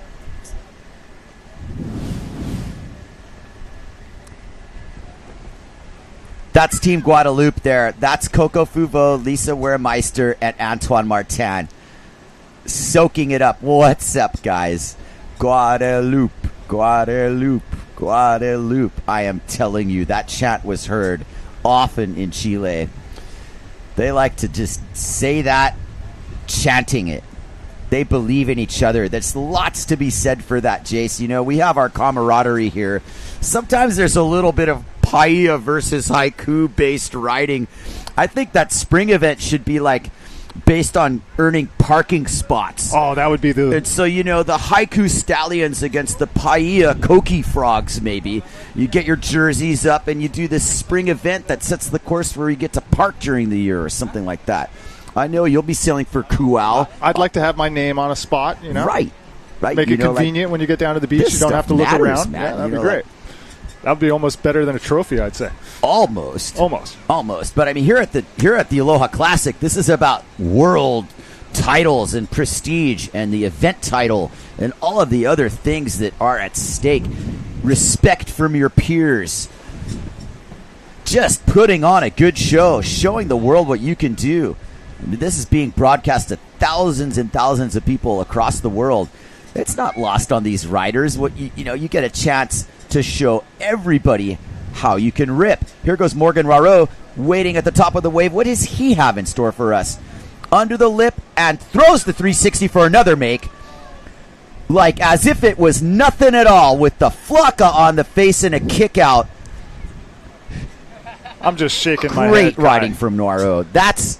You could probably sail in after that. He might just go join Coco and Antoine and Lisa on the beach after that. Look at that. Target acquired. Blast that thing under and get around like you know how. No claim. Just a flocka on the face instead. Morgan Raro, all-time shredder at this spot, cementing his legacy. Such a clean rotation, totally inverted, and such a precision on the landing that he's able to, add the extra flair with the flocka at the end. Add the extra flair of the flocka, which what does that tell you? Like freestyle. Here comes Beauverlet. Rhymes with spray. I bet he saw that 3. I just have a feeling he saw it. The first time the 360 was completed in competition was 1990, the AWSP Tour, which had gone to Diamond Head and Hukipa. And Mark Angulo and Dave Kalama were in a semifinal battle. And Mark unleashed this thing, an aerial 360 landing in the floater right in front of Kalama. Here comes Beauverlet's replay. We won't take it too far in the past. But the basis of that story is that the 360 is not a new move. But Morgan has used the 360 this season to great success. In Chile, he did probably the best one I've ever seen on Port Tack. Move of the event. Though he didn't win, it set the course for where he's sitting right now in the world title picture. And world title contenders beware, because Morgan Raro is gaining momentum. And I promise you, he can take it to any Brasilio and any contender on any given moment. And there's Mark Perret with his new Sun Deck shorts getting ready. Yeah, you definitely wouldn't want to meet up with Morgan Raro, who's on form right now. He's one of those sailors that when he gets on a roll is just really hard to beat. Here comes Flachet underneath the lip. Nice check top turn. Looking to get an aerial section here. Ooh. Oh, arch back air. I like that. He's trying to fend off Beauverlet. There's 0.3 of a point behind Flachet. It's close. Morgan Raro, however, decides that it's time to just start doing the air taka off the section, leaving it all out there on the water. Oh, I promise you. There was bragging rights all over, and here's Beauverlet's chance to do something right in Morgan's face. Regardez, Morgan. I will show you some wave sailing prowess of the pilots.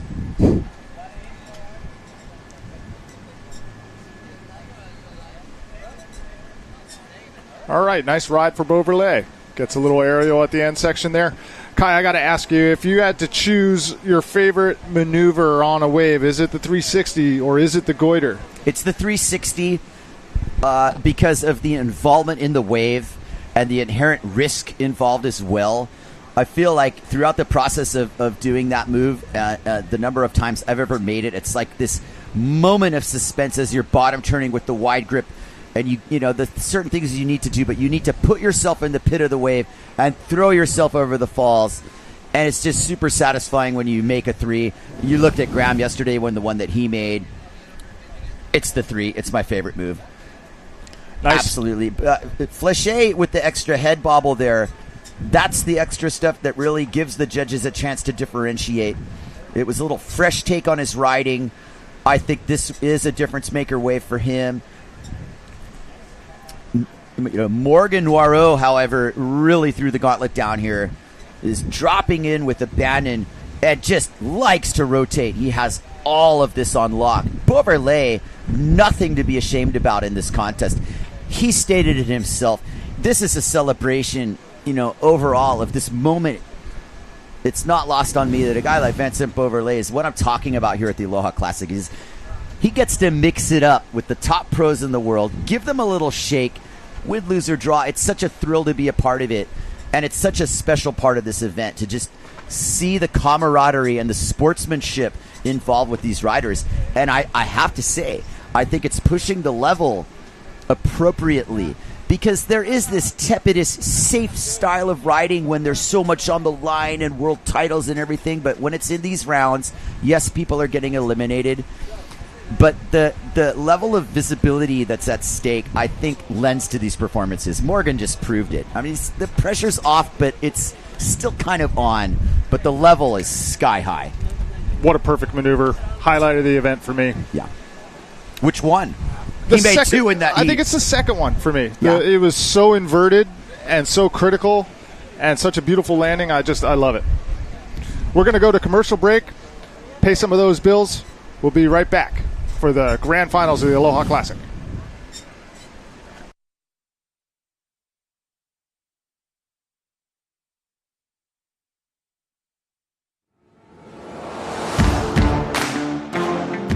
The Playa Surf Aloha Classic by CBbC Hotels is presented by Sundeck Beachwear and supported by Maui County, Goya Windsurfing, Bruce Boards, and our Aloha partners, Never Slow, Austin AI, Swift Water Sports, North Shore Maui Rent-A-Car, and Tourism Tenerife.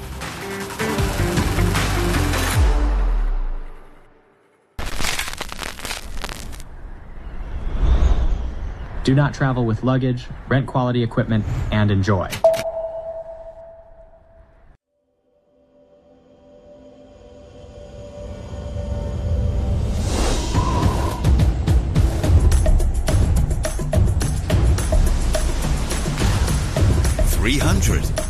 $300 days of wind a year.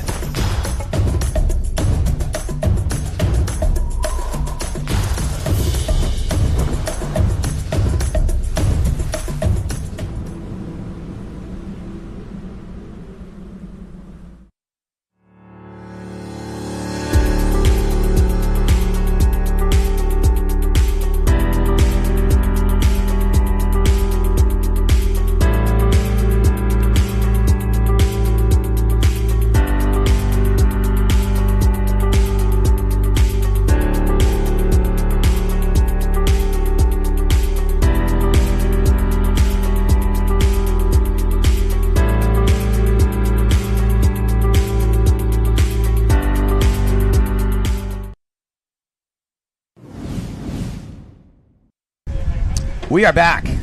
Thank you, Jace. One more heat to go? I believe 2. 2. Well, we're getting spoiled here, and 2 heats. I believe we're staying with the same heat length. It's another, nearly an hour of riding and talking here to go. And we will get to those riders momentarily. Kai Katchidorian and Jay Bianco bringing it to you live here at the 2024 Aloha Classic.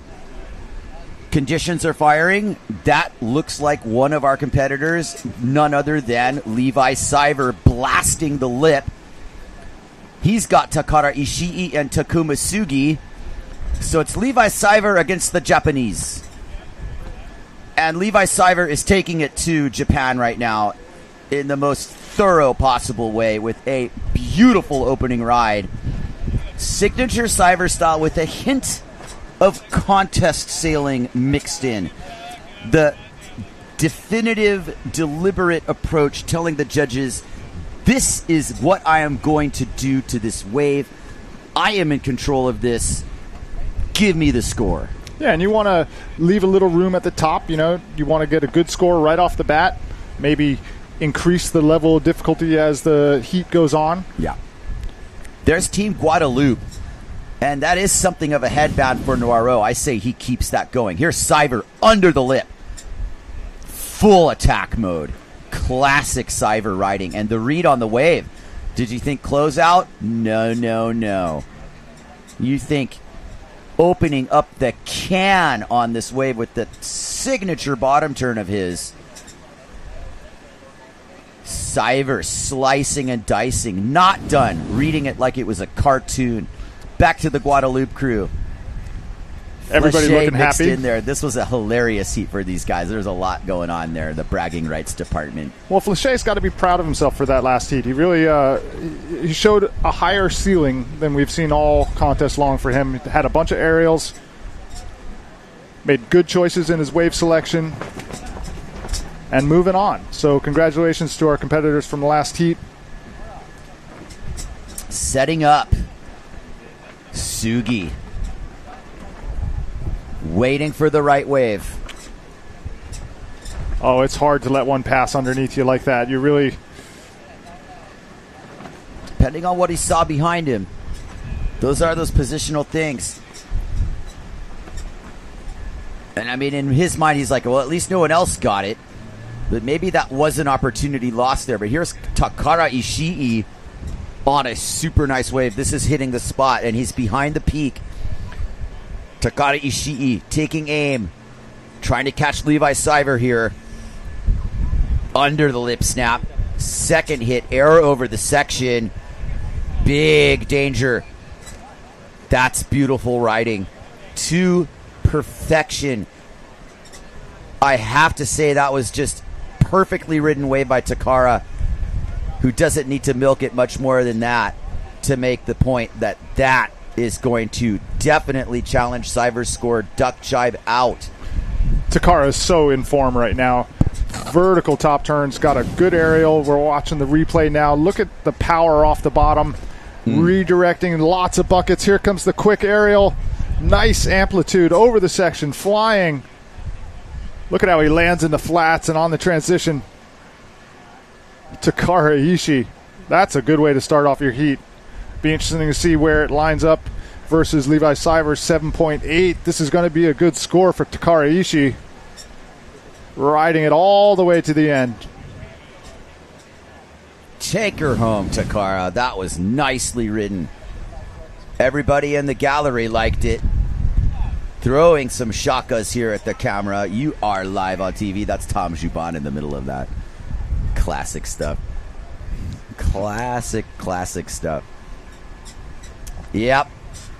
It's definitely a family affair here, Okipa. 7.8 for Seiver.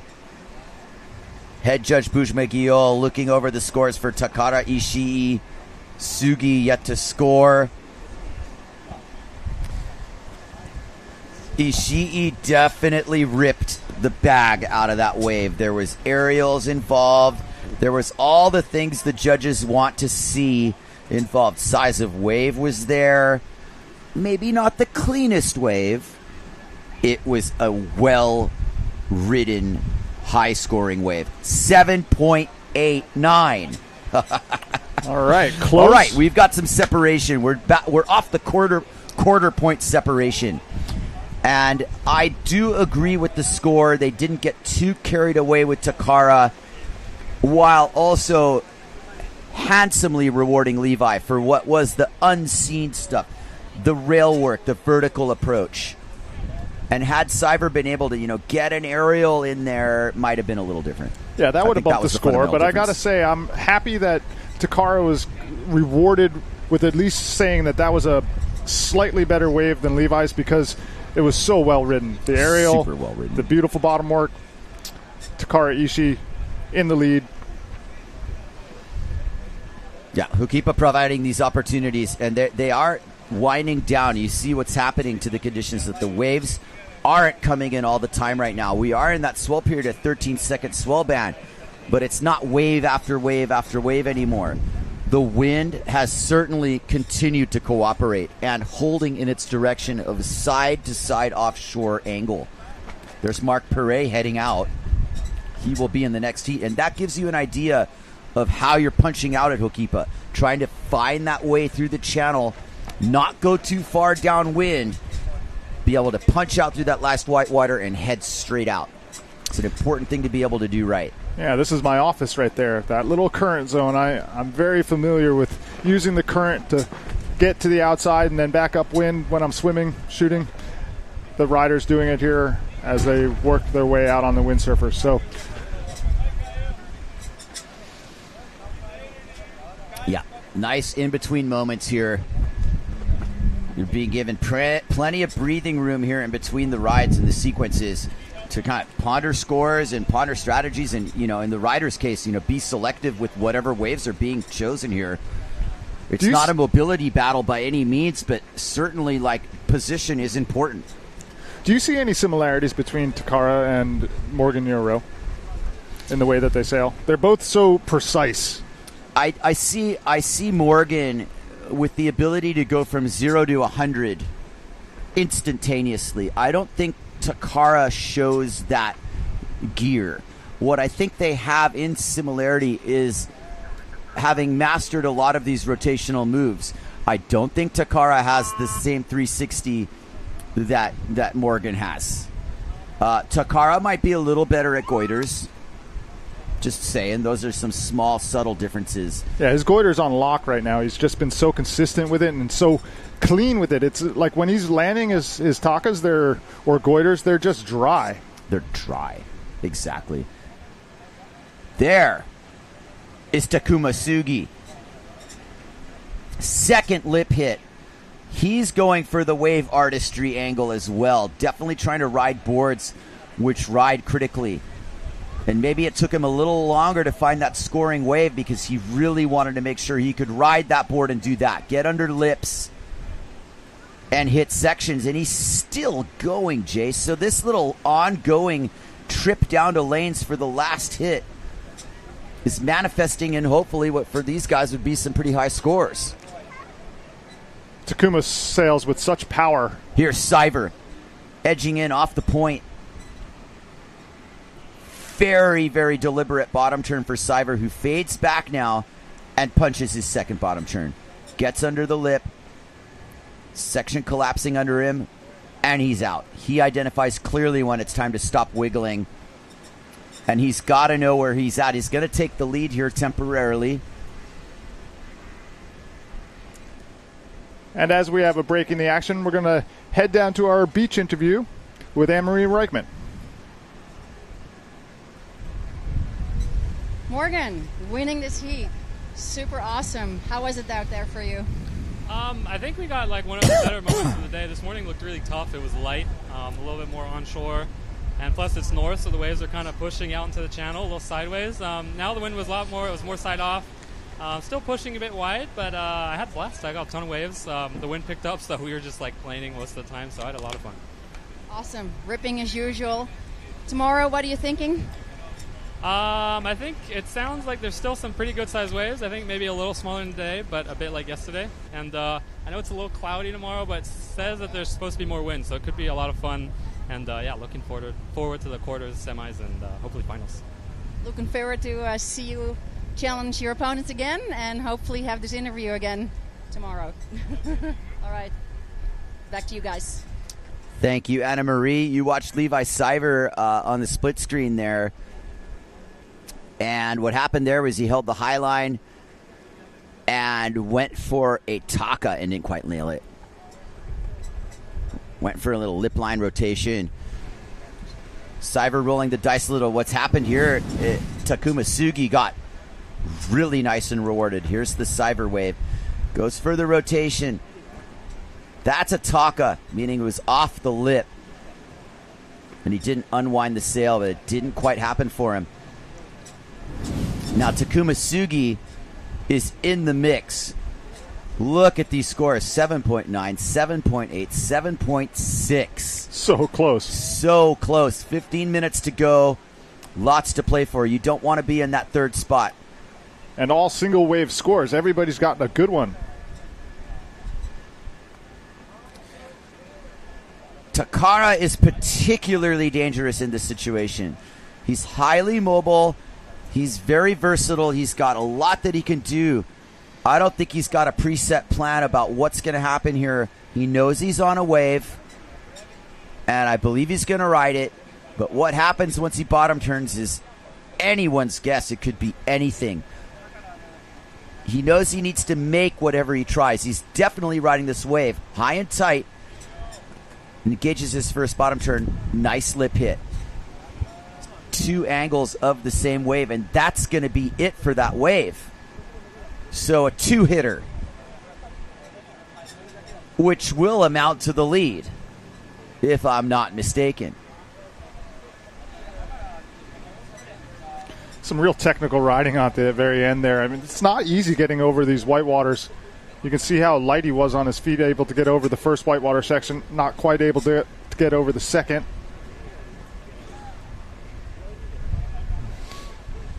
People from all walks of life showing up here for the Aloha Classic. And I assure you, these two gentlemen here, just glad to be here and part of the mix, whether they're competing or not.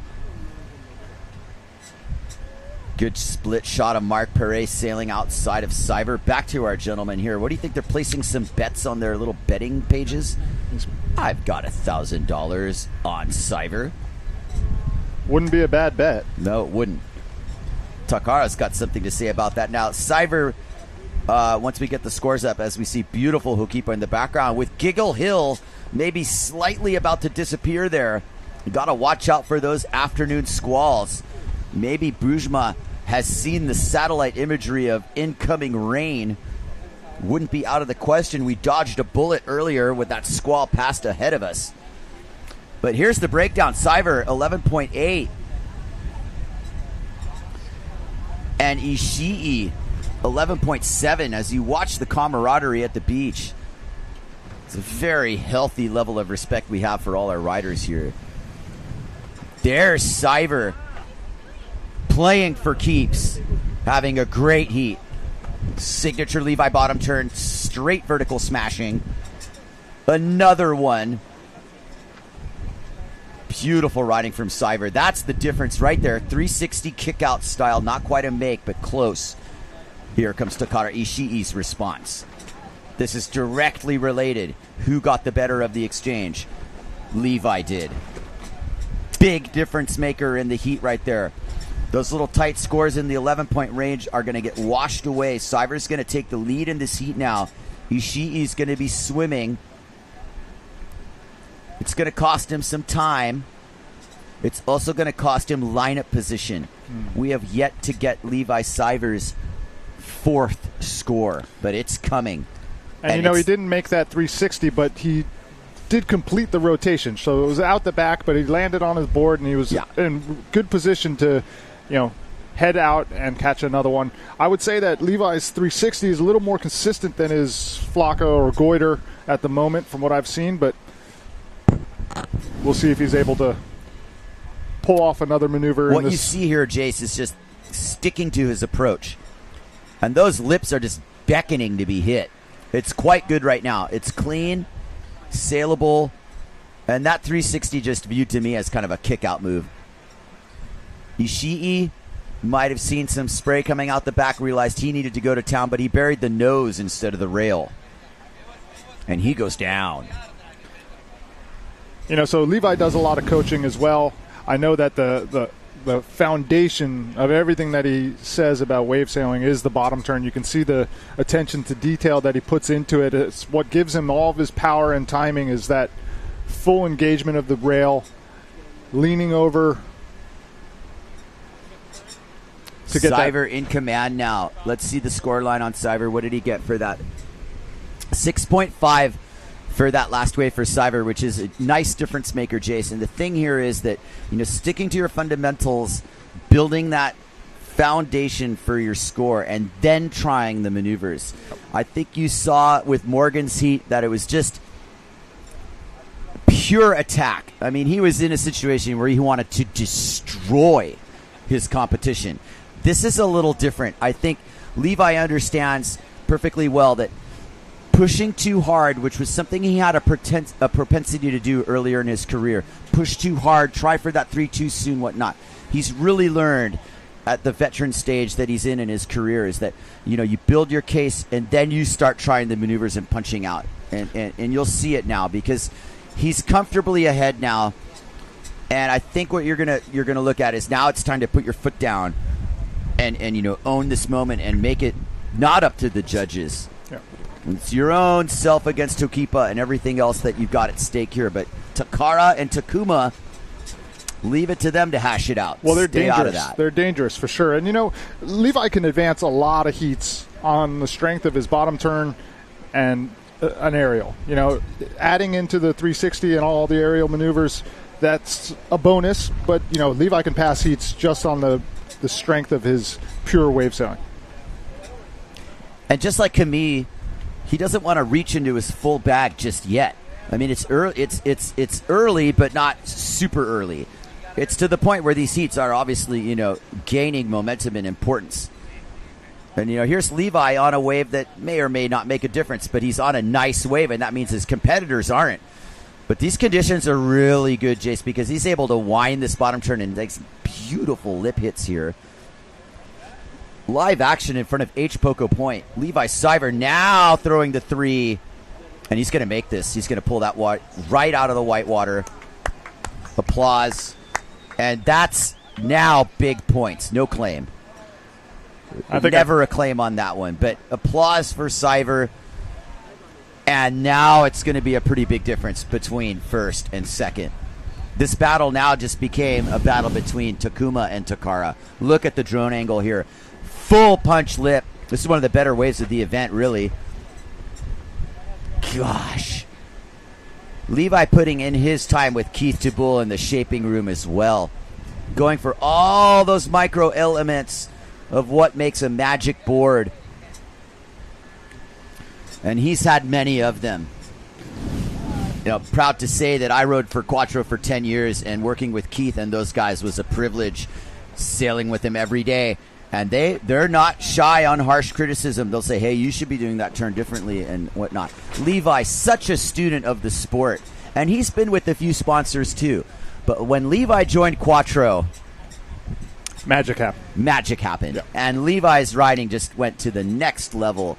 And what you're seeing is kind of the combination of the student of the sport that Levi is, and also for the fact that he sails with this confidence, but it's not urgency. He's learned how to compete. Yeah. And I got to say, that 360 on that last hit, that was not the perfect spot for that 360. He managed to make it go around and held on to the landing, but it wasn't by any means the perfect 360 spot. No, it wasn't. Let's see if Takuma Sugi can get into this game here. He is really stuck in third here. 1-2 exchange. Takara Ishii and Sugi. Oh, Ishii. Ishii-san off the top. Takuma-san scratching into this. Both of these riders know they're in a battle. Oof. Takuma on the fatter one. A little bit on the outside of where you would want to be, but still making it work. Can Sugi catch Ishii? Levi Siver has created this situation all on his own. He has created a survival battle between Ishii and Sugi. There's got to be a friendly rivalry between our two Japanese riders. You better believe it. Hello, everybody. Nice to see you at the beach. A lot of beautiful people at the beach today. We are rolling through this with plenty of spectators from all generations. I believe that might have been Rhonda Smith-Sanchez down there with Scott. Talk about legend. Here we go. Levi Siver, 16.8. Just about comboed Takara and Takuma. That's got to be the high wave total of the day. It's maybe of the event. One of them. What is that, a 9? That's a 9. Woo! Let me tell you, he earned that.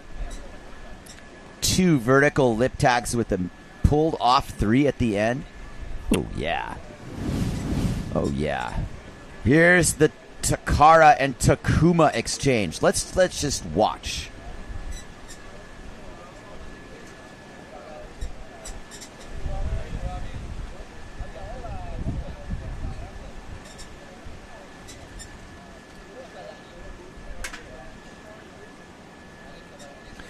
Takuma drawing some really nice lines at the end there.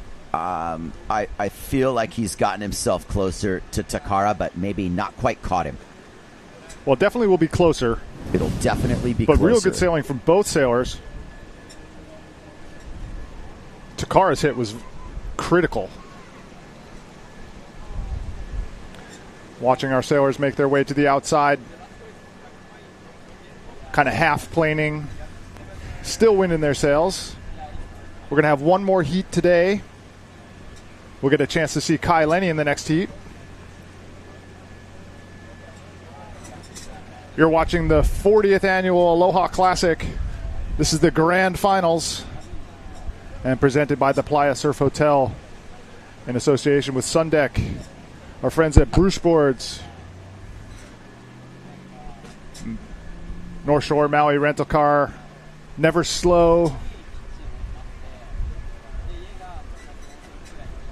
A lot of great support for this year's Aloha Classic. Thank you very much for joining us. Yeah, thank you, Josh Steele. Never Slow also throwing down sponsorship dollars. Huge thanks to you. Won't go unmentioned more. I mean, we are so thankful to everybody who has helped out. Like I said, Josh Stone earlier, Josh Steele. These guys want to see this event happen. They're fans of the sport.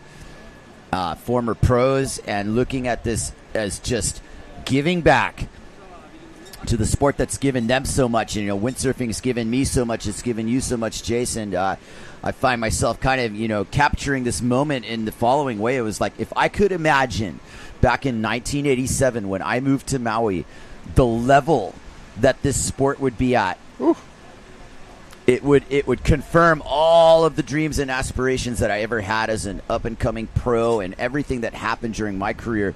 Just to see where this sport is now, it's such an honor to, live this moment and realize that, there have been, little rivalries between other sports, but now this whole water sports picture is mixing in with all these different sports and what you can do on the ocean, that it seems to wash away all of this comparative reasoning, and that windsurfing stands alone as one of those core sports with what we can do with wind and waves. There's no question. And I think that at the same time, we appreciate the new sports like winging that have come in and infused a little bit of a different spectrum to where the environments that we can ride in. And the best part to me is that there's always kind of an optimum medium to participate in these. We're at Hokipa, one of the best spots arguably for wave sailing on the planet. But you can apply this theory to a lot of different places worldwide, wherever there's wind and waves. And depending on the conditions of the day. Yeah, exactly. And that's the main thing, is you try to interpret the conditions based on the watercraft in which you want to ride. And right now, it is wave sailing conditions. Look at these sails are fluttering in the wind. It is probably as close to windy as it's been all day.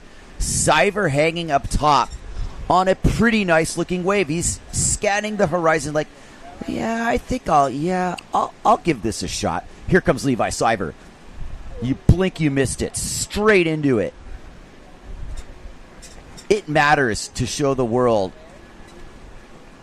his agility, his ability, but more importantly, the style that he's so astute at showing. Above all else, he has this style that's all his own. Well, Levi's playing with house money right now. He's got such a big score line. He's able to sail free. You saw that 360 there. He didn't quite make it, but he just has nothing to lose. He can see any hit, any lip, and just give it his all. I mean, that is the truth. He doesn't want to leave the door completely open, because look at Takuma Sugi's score here. It's getting tighter. There is a minute left in this heat. Sugi is on a pretty nice wave at the point. One move could swing this. Can Takuma connect? That's a good start. That was a nice, powerful turn, but this is now deep at the point, and that's going to be all she wrote for Takuma. You saw the shoulders drop as the drone pans out.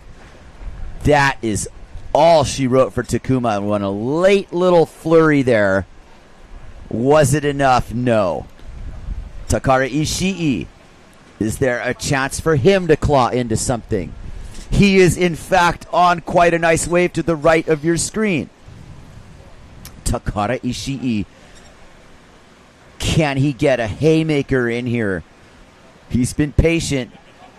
He draws his line, his attention focused squarely to H Poco point. He drops in, points the mast tip, first contact.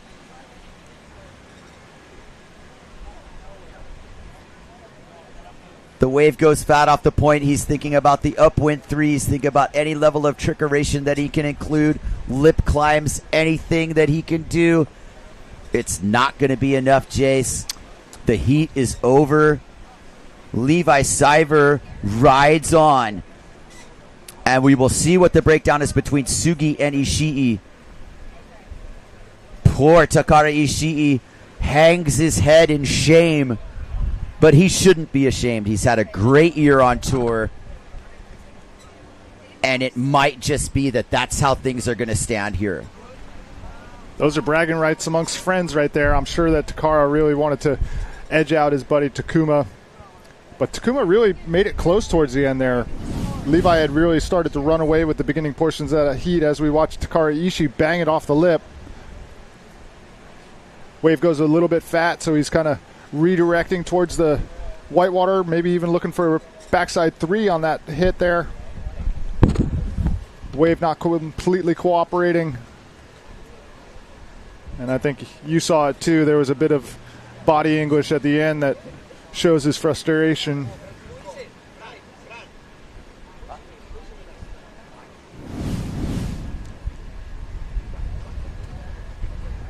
And in round 5, heat number 5, our last heat of the day, we're going to have Kai Lenny, Mark Pere Rico, and Russ Farrow. And Jace, we are going to bring on Francisco Goya. Sounds great. To join me and give you a little break, which you have worked hard. And thank you, Jace Ponabianco, and welcome Francisco Goya to the panel of the commentators.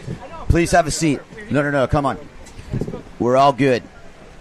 Francisco joining me as Levi Seiver sails in with a little celebratory mule kick. Francisco, my friend, you're going to probably have to take that sun hat off. I was hoping, we could get some of these very supportive people that have been helping put this event on, and not to mention, former world champion, former Aloha Classic champion that you are. And, as we see our resident SEAL here on the beach and everything that goes with it, it's been a wonderful day here. Francisco Goya. Oh, Kai. You're going to Great make me to cry. see you. And we got a battle here to end the day. But, Francisco, I take this opportunity to thank you personally for supporting this event and supporting windsurfing itself over the years. Your infectious enthusiasm is exactly that. We've had a good start to this. You picked me up from the airport for crying out loud and handed me in a truck here. So I wasn't too late? No, you weren't. You were right on time. Let's stick to the plot here. This is Kai Lenny. Oh, my God. Take it away, Francisco. I can't believe I'm watching this. This is insane. We at the Aloha Classic with Kai. And I grew up watching this guy showing the world how to do backloops. And here we got the next generation of... I guess that wave didn't work out. Well, is the heat already on? The heat's on for sure. Awesome. That must be Farrow in the biggest Russ. battle he's been in this whole contest. And the thing about Farrow, with the local knowledge and everything else, Now you're obviously in a battle where it's just fire everything you've got. This is a really, really important heat for everybody involved. But I saw you kind of down in this area, Francisco, talking to some riders, coming in. Mm-hmm. And, what's the feeling on the beach here? How's the vibe? Well, I think everybody's pretty pumped to have waves and to have wind. And I know it's light. It's really light. For average humans, it's really light. You can barely water start, but these guys make it look like there is plenty of wind. Mm-hmm. So, yeah. So that the swell, as you can see, it's a little bit more east. So, it's breaking down the wave into sections. So it's making the sailors have to choose if they start the wave upwind or if they go down to the peak and they focus, like that last wave that Levi was on. And even that last wave Kai had. Exactly. the situational awareness of where he was versus he was the upwind by the point versus downwind. And, Kai is one of those guys who's going to be able to pull out a score on any wave. But what I've noticed about today, and I'm sure you'll agree with me, Francisco, is that wave selection is very, very important to this. Yeah, it is. It's very important to this. Yeah. And Kai Lenny, Russ Faro, and Mark Pere-Rico, our top rider here at Simmer with plenty at stake. The world title equation got a little narrower today. We've Koster is out, Marino is out. These are now, these are title equations that are manifesting in a lot of different scenarios. Your main guy, Brazinho, crushing it today and really serving notice that if you're going to go through this, you're going through him. Yeah. And he put that statement down early and often. Here is Mark Pere-Rico, who's had one heck of a comeback this year coming from his foot injury. Amazing. He had the amazing recovery. I can't imagine through how much pain he went through. Man. All that recovery, but he was on top form by Tenerife. And then back on Seal then, just like anybody that doubt that it was just a 4-star that he just won. He went and did it on a 5-star. Here comes Mark punching his bottom turn, drone angle on display. You see all the stuff. He has studied all these riders. All those riders I mentioned earlier, from Kai Lenny to all these other guys. He's sitting there studying this up.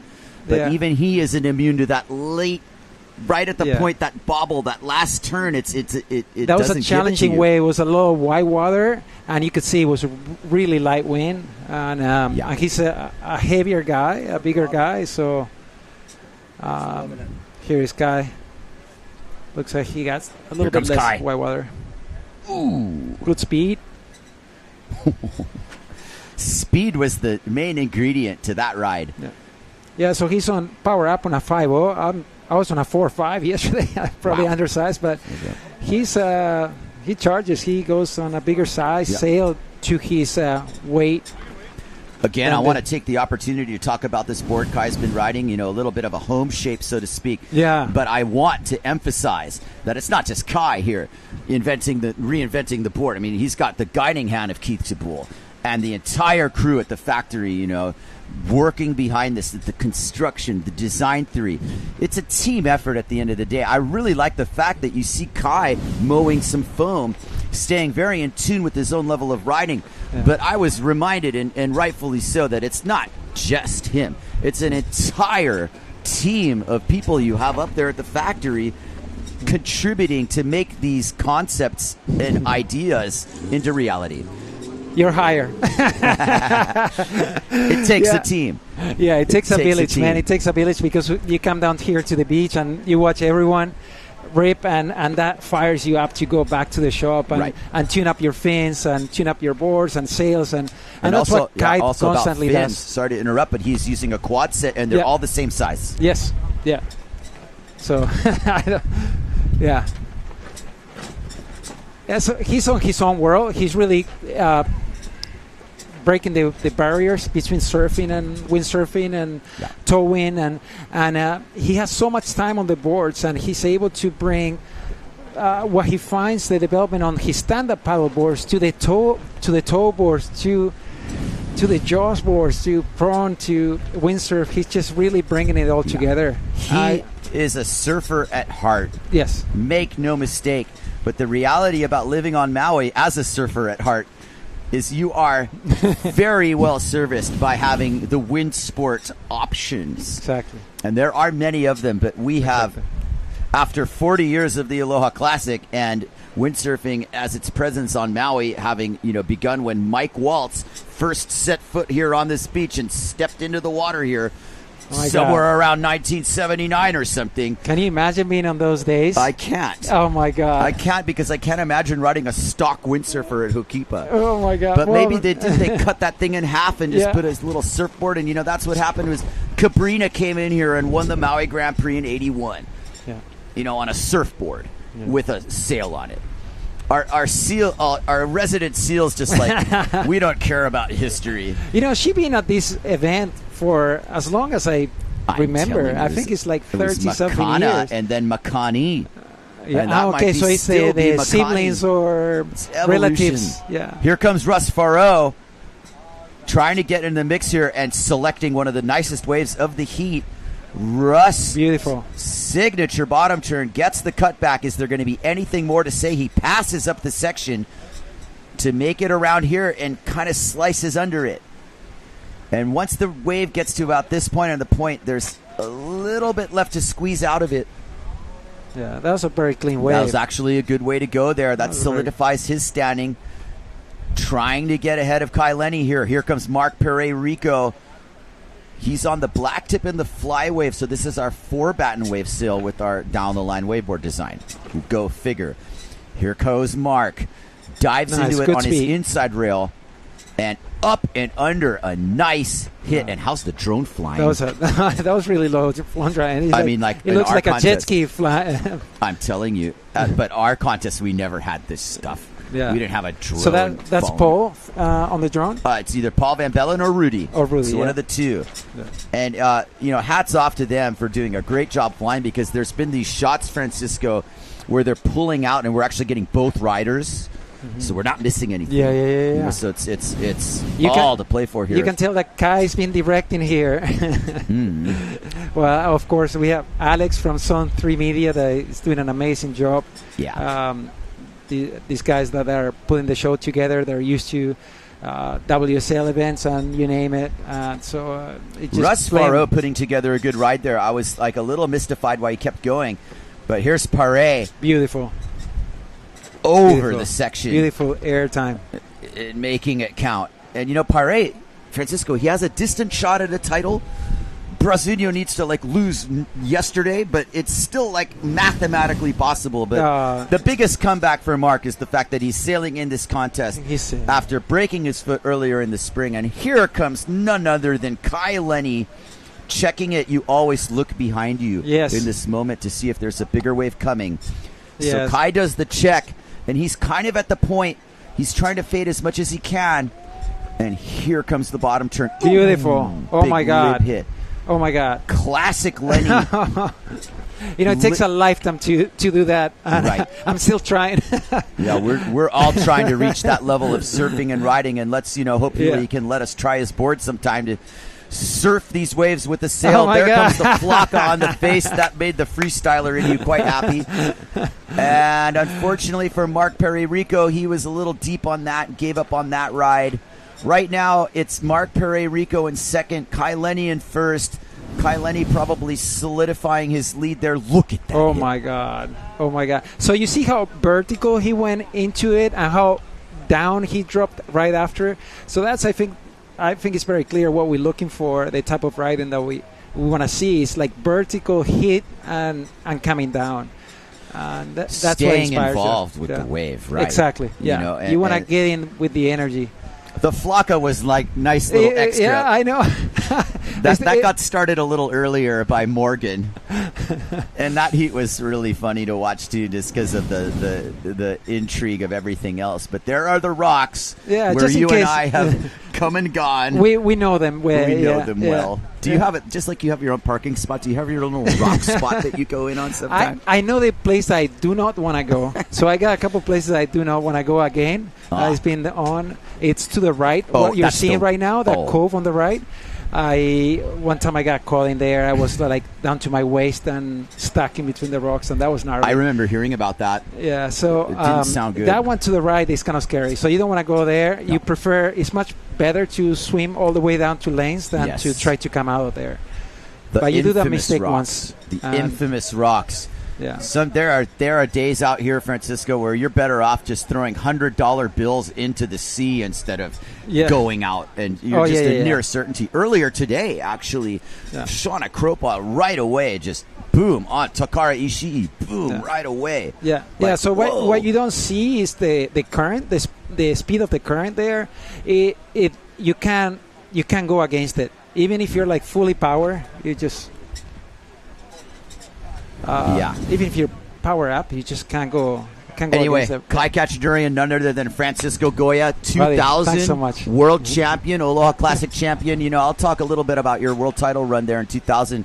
You know, you were one of the top competitors for a while, but when you got linked up with Scott Sanchez, he did a little something up here to you, and you clicked and became an assassin in the water, man. I remember what happened there. It was hard work. It was hard work, but you at one point, I was one. spending more time with Scott than with my wife. So we were, but you know, it was neat. He helped me kind of like bring the pieces together that we were working. That was an amazing run, and it was also a moment in the sport where, you know, like we had been doing contests at Hokipa, yes, but we were missing out on some of the other locations. That was the year we went to Ireland. I was a part of that year. That was my best year on tour too, Francisco. Yeah. And I'll tell you, that Ireland really set, you know, it was cold, but we had wind from all the different directions, and I think it set the table for where we are today with this, because it's ending at Hokipa, yes, but we've gone to Chile, Gran Canaria, Zilt, and so on. And Japan. And Japan, let me not forget that, as Kai Lenny slices Hokipa to bits with that turn. He's oh my God, you see how under straight the up lip. he went? He is just a hungry competitor here. There's Mark Perret behind him. I like this drone angle. We're not missing any action. I know. It almost looks like it's somewhere else other my than God. Maui. Look at that rotation. Kai Lenny putting on a clinic. Mark Perret going for the 360 but not connecting it. Yeah. So one of the most difficult things I think that I can speak about from Kai's wave is putting a wave together where you start where the energy is. So you start at the peak and you hit that lip as at the peak of the moment, right? At the peak of the wave, and then you continue that flow. So that's how they define the WSL surfing, which is speed, power, and flow. Don't you also notice that last wave, especially, that he's gaining momentum off of every hit? It's like he's hit the lip and he's accelerated into the next turn, accelerated into the next turn. Yeah, and his board, I sailed it, and it's not like a fast board if you're not on the peak, but if you're like right there, the board accelerates. It's literally a surfboard with straps and just a little bit more volume, but really it just comes from his a surfboard with straps. So we're all the way back to Pete Cabrina 1981 again. Yeah. Mike Waltz, Pete, Mark Angula, I think that's what the gear that they were riding. Their mass track really far back, and just well, you approach. saw what we went through here in competition, Francisco, and that era where we were, you know, the spring event aside, we had a lot more jumping at Hokipa. We had a lot more jumping because we were riding these big slalomy boards that were planing. Yeah, we were getting 2 jumps and 2 wave rides, but the wave riding was suffering, man. Like we weren't turning until Polakau came. Polakau came along, and then came Keith. Keith, I feel, really should take the credit for this surfing revolution that occurred right around the time of that Chile contest when you did your double and set the tone for your world title campaign. Keith did really well in that contest at the basis of this surfing, and that's when we started doing 2 waves counting. And you know, the jumps will happen when it's a jumping day, but that little forward out on the outside, we did away with that. Yeah. So this is a nice setup for Russ. He definitely needs to put the gas on the pedal, the gas on the pedal. Oh, he's got the gas on. He's on a hybrid. Yeah. So he's gonna have to get a little bit more.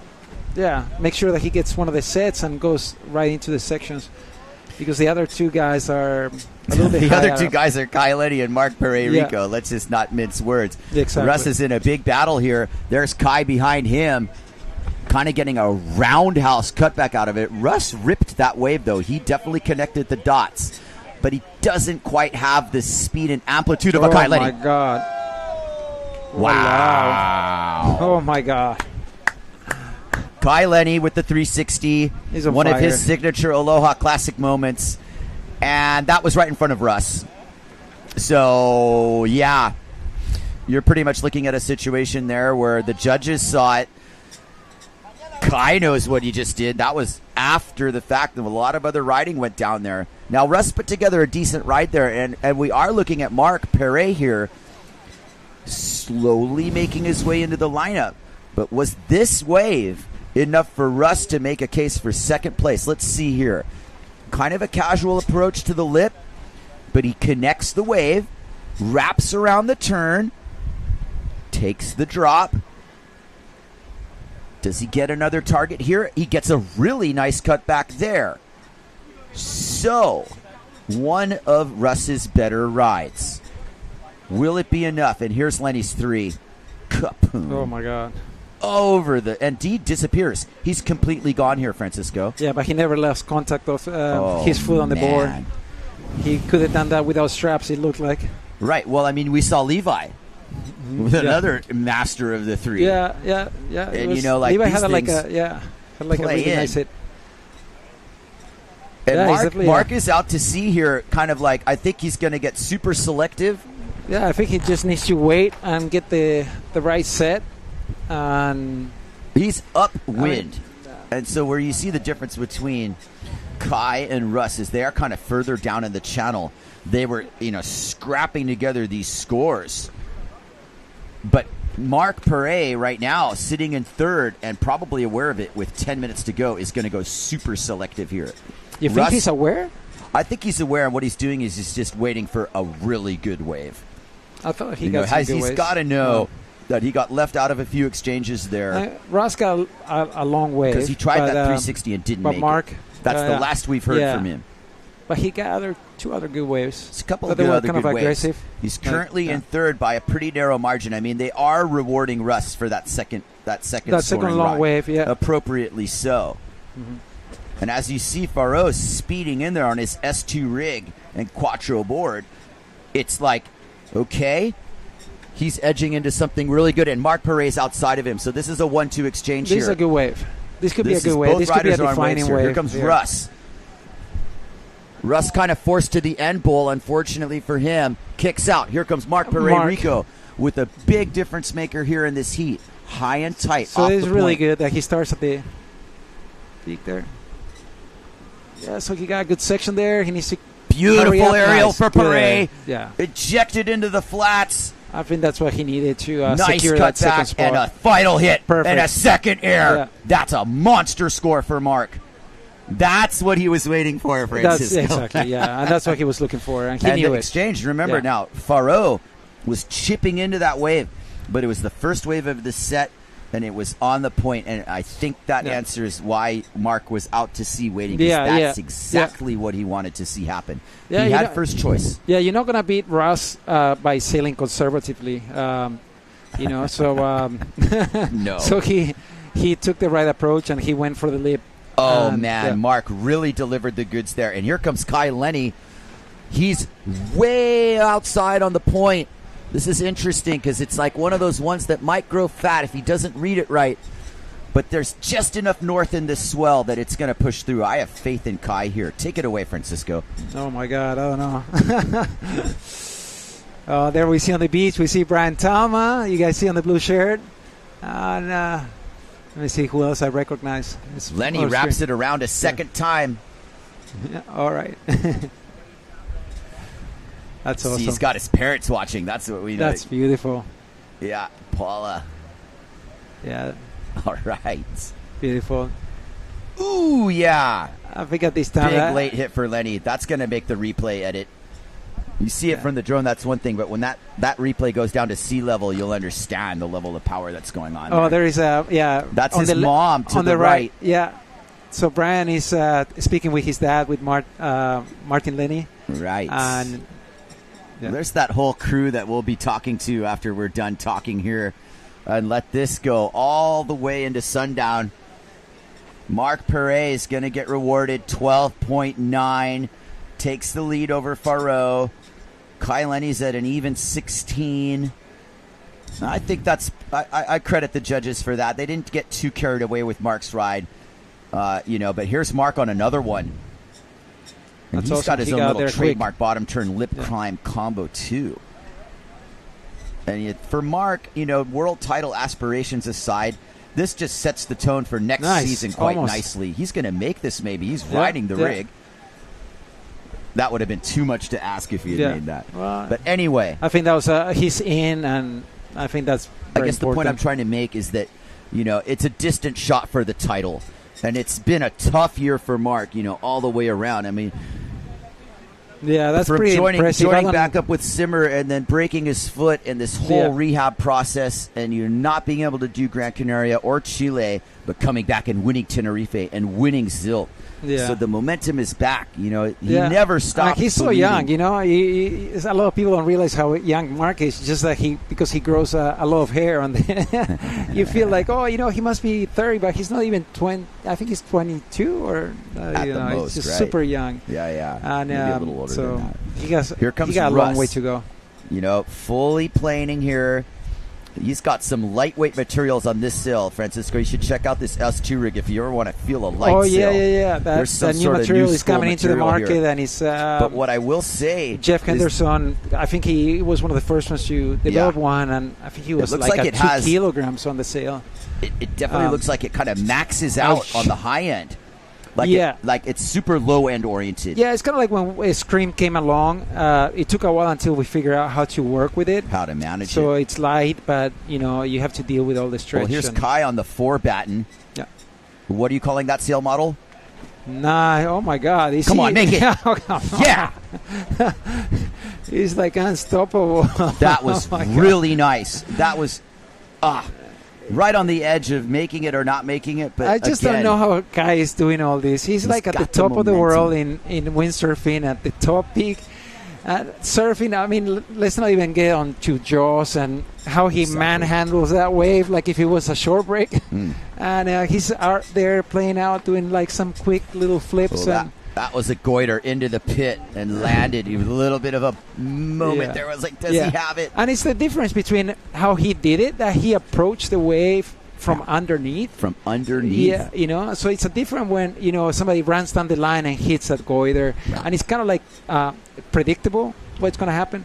But it's nice when the riders engage, as you were saying, with the power and of the wave, and they hit it from inside of it, and they come forward. And I think that's what all the guys are riding all these days, and what motivates them to work on their gear is they want to get that sensation of being one with the wave in the bottom turn, in the cutback, almost like they feel that they don't even need straps. So here goes Russ. This is his chance here. Yeah, he's gotten on another good one after bobbling that last one. That was a nice turn. He's still trying to get in the mix and catch Mark Perret here.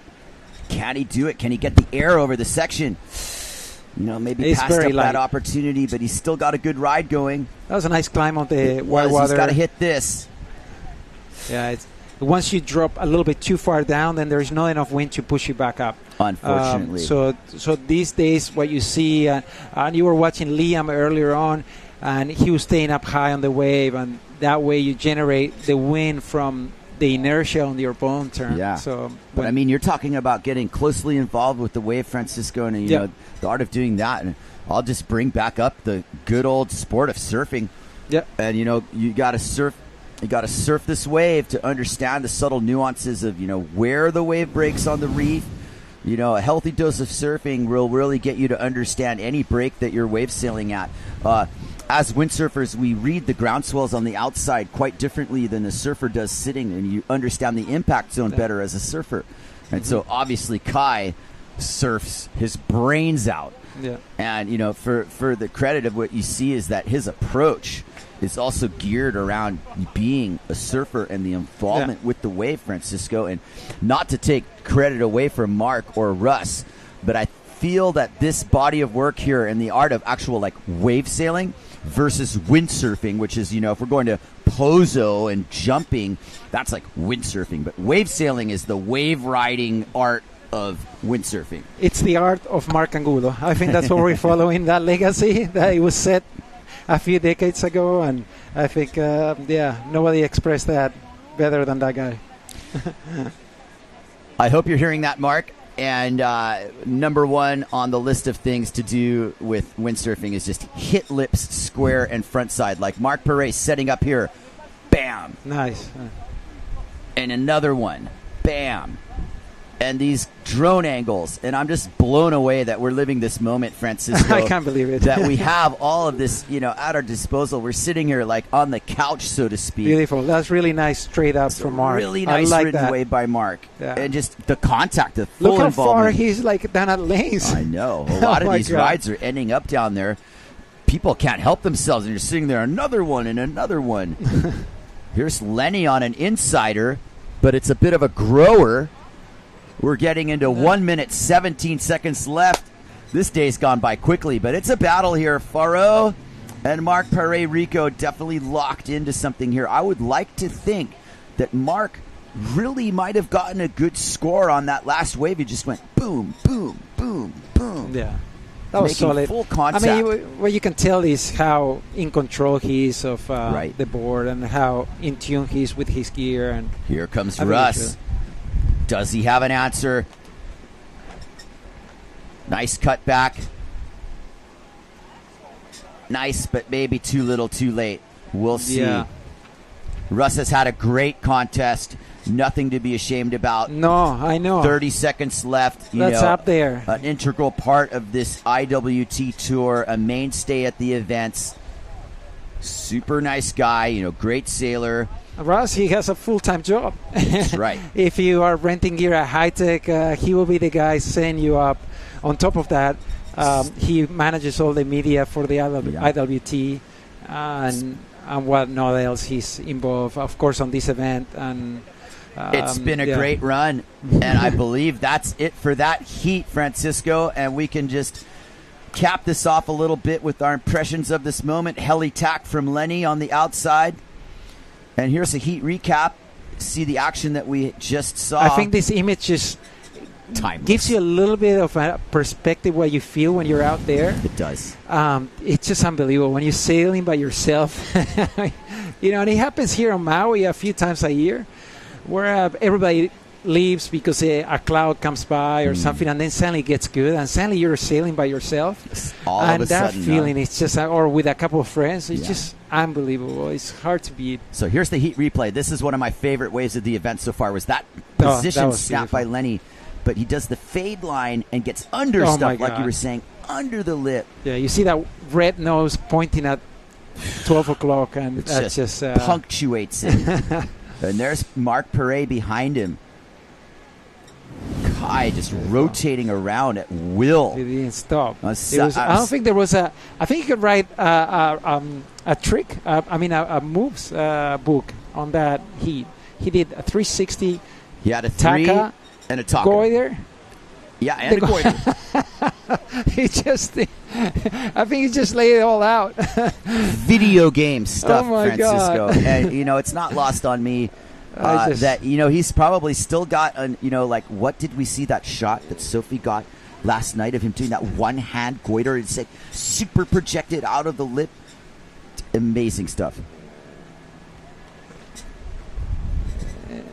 It's unbelievable. And Ross, these are good highlights. He held up there. We definitely get. I was battling for the second place. He was he's battling. Yeah, so he didn't stop all the way to the end. I think that just shows what a great competitor he is. And this has been a really good day, Francisco.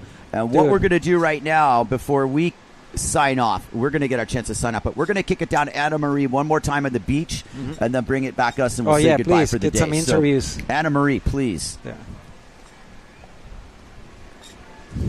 Oh my gosh, what a day. I'm almost speechless, but I want to say something about this beautiful day of sailing. Starting with very light wind, waves a little bigger than yesterday, so it makes it more critical, be able to get out there, keep your speed on the wave. After 3 waves, 2 redemption heats, and the first women heat, the wind picked up, more wind for the heats after that. Incredible, everybody representing, pulling all the tricks out of the head. And advancing to tomorrow. Tomorrow, we expect waves to be a little bit smaller. Hopefully, the wind will be a little bit more than today. And I think even more action than today. It's going to wrap up in the final rounds into the finals. So stay tight and see you tomorrow. Aloha. Thank you, Anna Marie. And we're not done yet, Francisco. Stick with me here. Now we've got the day's highlights. And we'll go through the body of work that this actual day produced. And you'll see this whole process of when the wind was light and when things got real and all our maneuvers. Please stay with me and give me your impressions here. Oh, my God. Here comes the daily highlight reel. Oh, Sarah. Sarah. On fire. Well, Sarah, she just leaps up the road from Ho'okipa, and you can tell right there. I mean, here is Liam. He got some really nice waves. He got a 360 on the last heat with Levi. Oh, no, with Brow. And there's Jules Danelle. Danelle. Yeah. On Danelle fire. had all these like scrappy scores on these waves. He got some solid sets. Jules had like some of the best wave selection of the day. Antoine was on fire always. Yeah. Morgan. And Morgan 3 was Did beautiful. you see that one? It was perfect. It was perfect. Yeah. Takara on fire. Or was it Hayata? No, that's Takara. Yeah, I think that's Hayata. Yeah. And there's Morgan. Morgan from the again. Yeah, another one. This one's just kind of cruise. What the Mark. Beautiful shot. Yeah, that one was beautiful shot. Wasn't it? And Kai with that one. I like that. Beautiful. That's going to make the edit. Oh my God! Look how low the drone is flying. It's like if you're watching it from a jet ski or high marks for the drone pilots. Yeah. I'm telling you, God. and that's the short version of it. Thankfully, because I'm sure that we're just getting close to out of airtime. But Francisco, let me be the first person once again to thank you so much for everything you've brought to the sport of windsurfing throughout your career, throughout your work with Goya, and just right now it's on display. I drove out of here yesterday, and I'm like waving goodbye. I had a long day. Well, you were just getting started breaking down tents and, this whole show. So you're putting in the hard work, not afraid to get your hands dirty. And that's what it takes, because we're in this together, brother. We love it, bro. Thank you so much, man. I'm just feeding off you guys, of everyone's energy, and I just love this too much. And I'm just happy to be able to do my share. More than your share, I promise you. And that is the vibe that we're bringing to all of you out there watching, is the Aloha spirit that permeates us all here at the 40th annual Aloha Classic, proudly brought to you by Hotel PLAYA Surf, presented by Sundeck. The Danny replay, Goya Bruch replay, and, Josh Steele, Josh Stone. It took a village, it's how we're funding this year. The tour is through the collaboration of all 52 brands that we support the PWA, and it's been a big shift in the industry. Everybody's realizing that we try the other way of working really hard ourselves. I'm working millimeters on the boards. I'm working on everything, and really the biggest potential for us as a sport is to collaborate. And this event is a proof of that. Danny Bruch came from Tenerife. He brought hand carry all the flags and what you not see, the lycras, the stickers, and he got together with Hotel PLAYA Sur, with even Tenerife. But people were asking, well, why is Tenerife and a hotel in Tenerife sponsoring the Aloha Classic? I'm like, this is so clever. They're like directly targeting their clientele, and they're showing what a great place Tenerife is. Yes. And I think this boundaryless of collaboration is what it takes to get our sport where it belongs. And I just couldn't be more happy to be part of it and have you here on the show. It's unbelievable, and you bring in all your crew from Jace and everybody that has been making all this possible. Thank you. Thank you, Francisco. And with that vibe, we are going to call it off for today. Great job, Head Judge Bujma Giol, for steering the ship there. That was hard to call in the morning, but at 11:40, we've gone all the way to 4:40. That's a full day of work here, and we are happy to be bringing it to you. Stay tuned for the judges' call and what's to come. The wind's going to keep blowing here on wonderful Maui. Proud to be here bringing it to you. So until then, Kai Kachidorian, Francisco Goya signing off. Aloha and mahalo. Thank you. Good night. Yeah, buddy. Thank you so much, man. Dude, that was Thank great. you. That was amazing. We'll zoom out.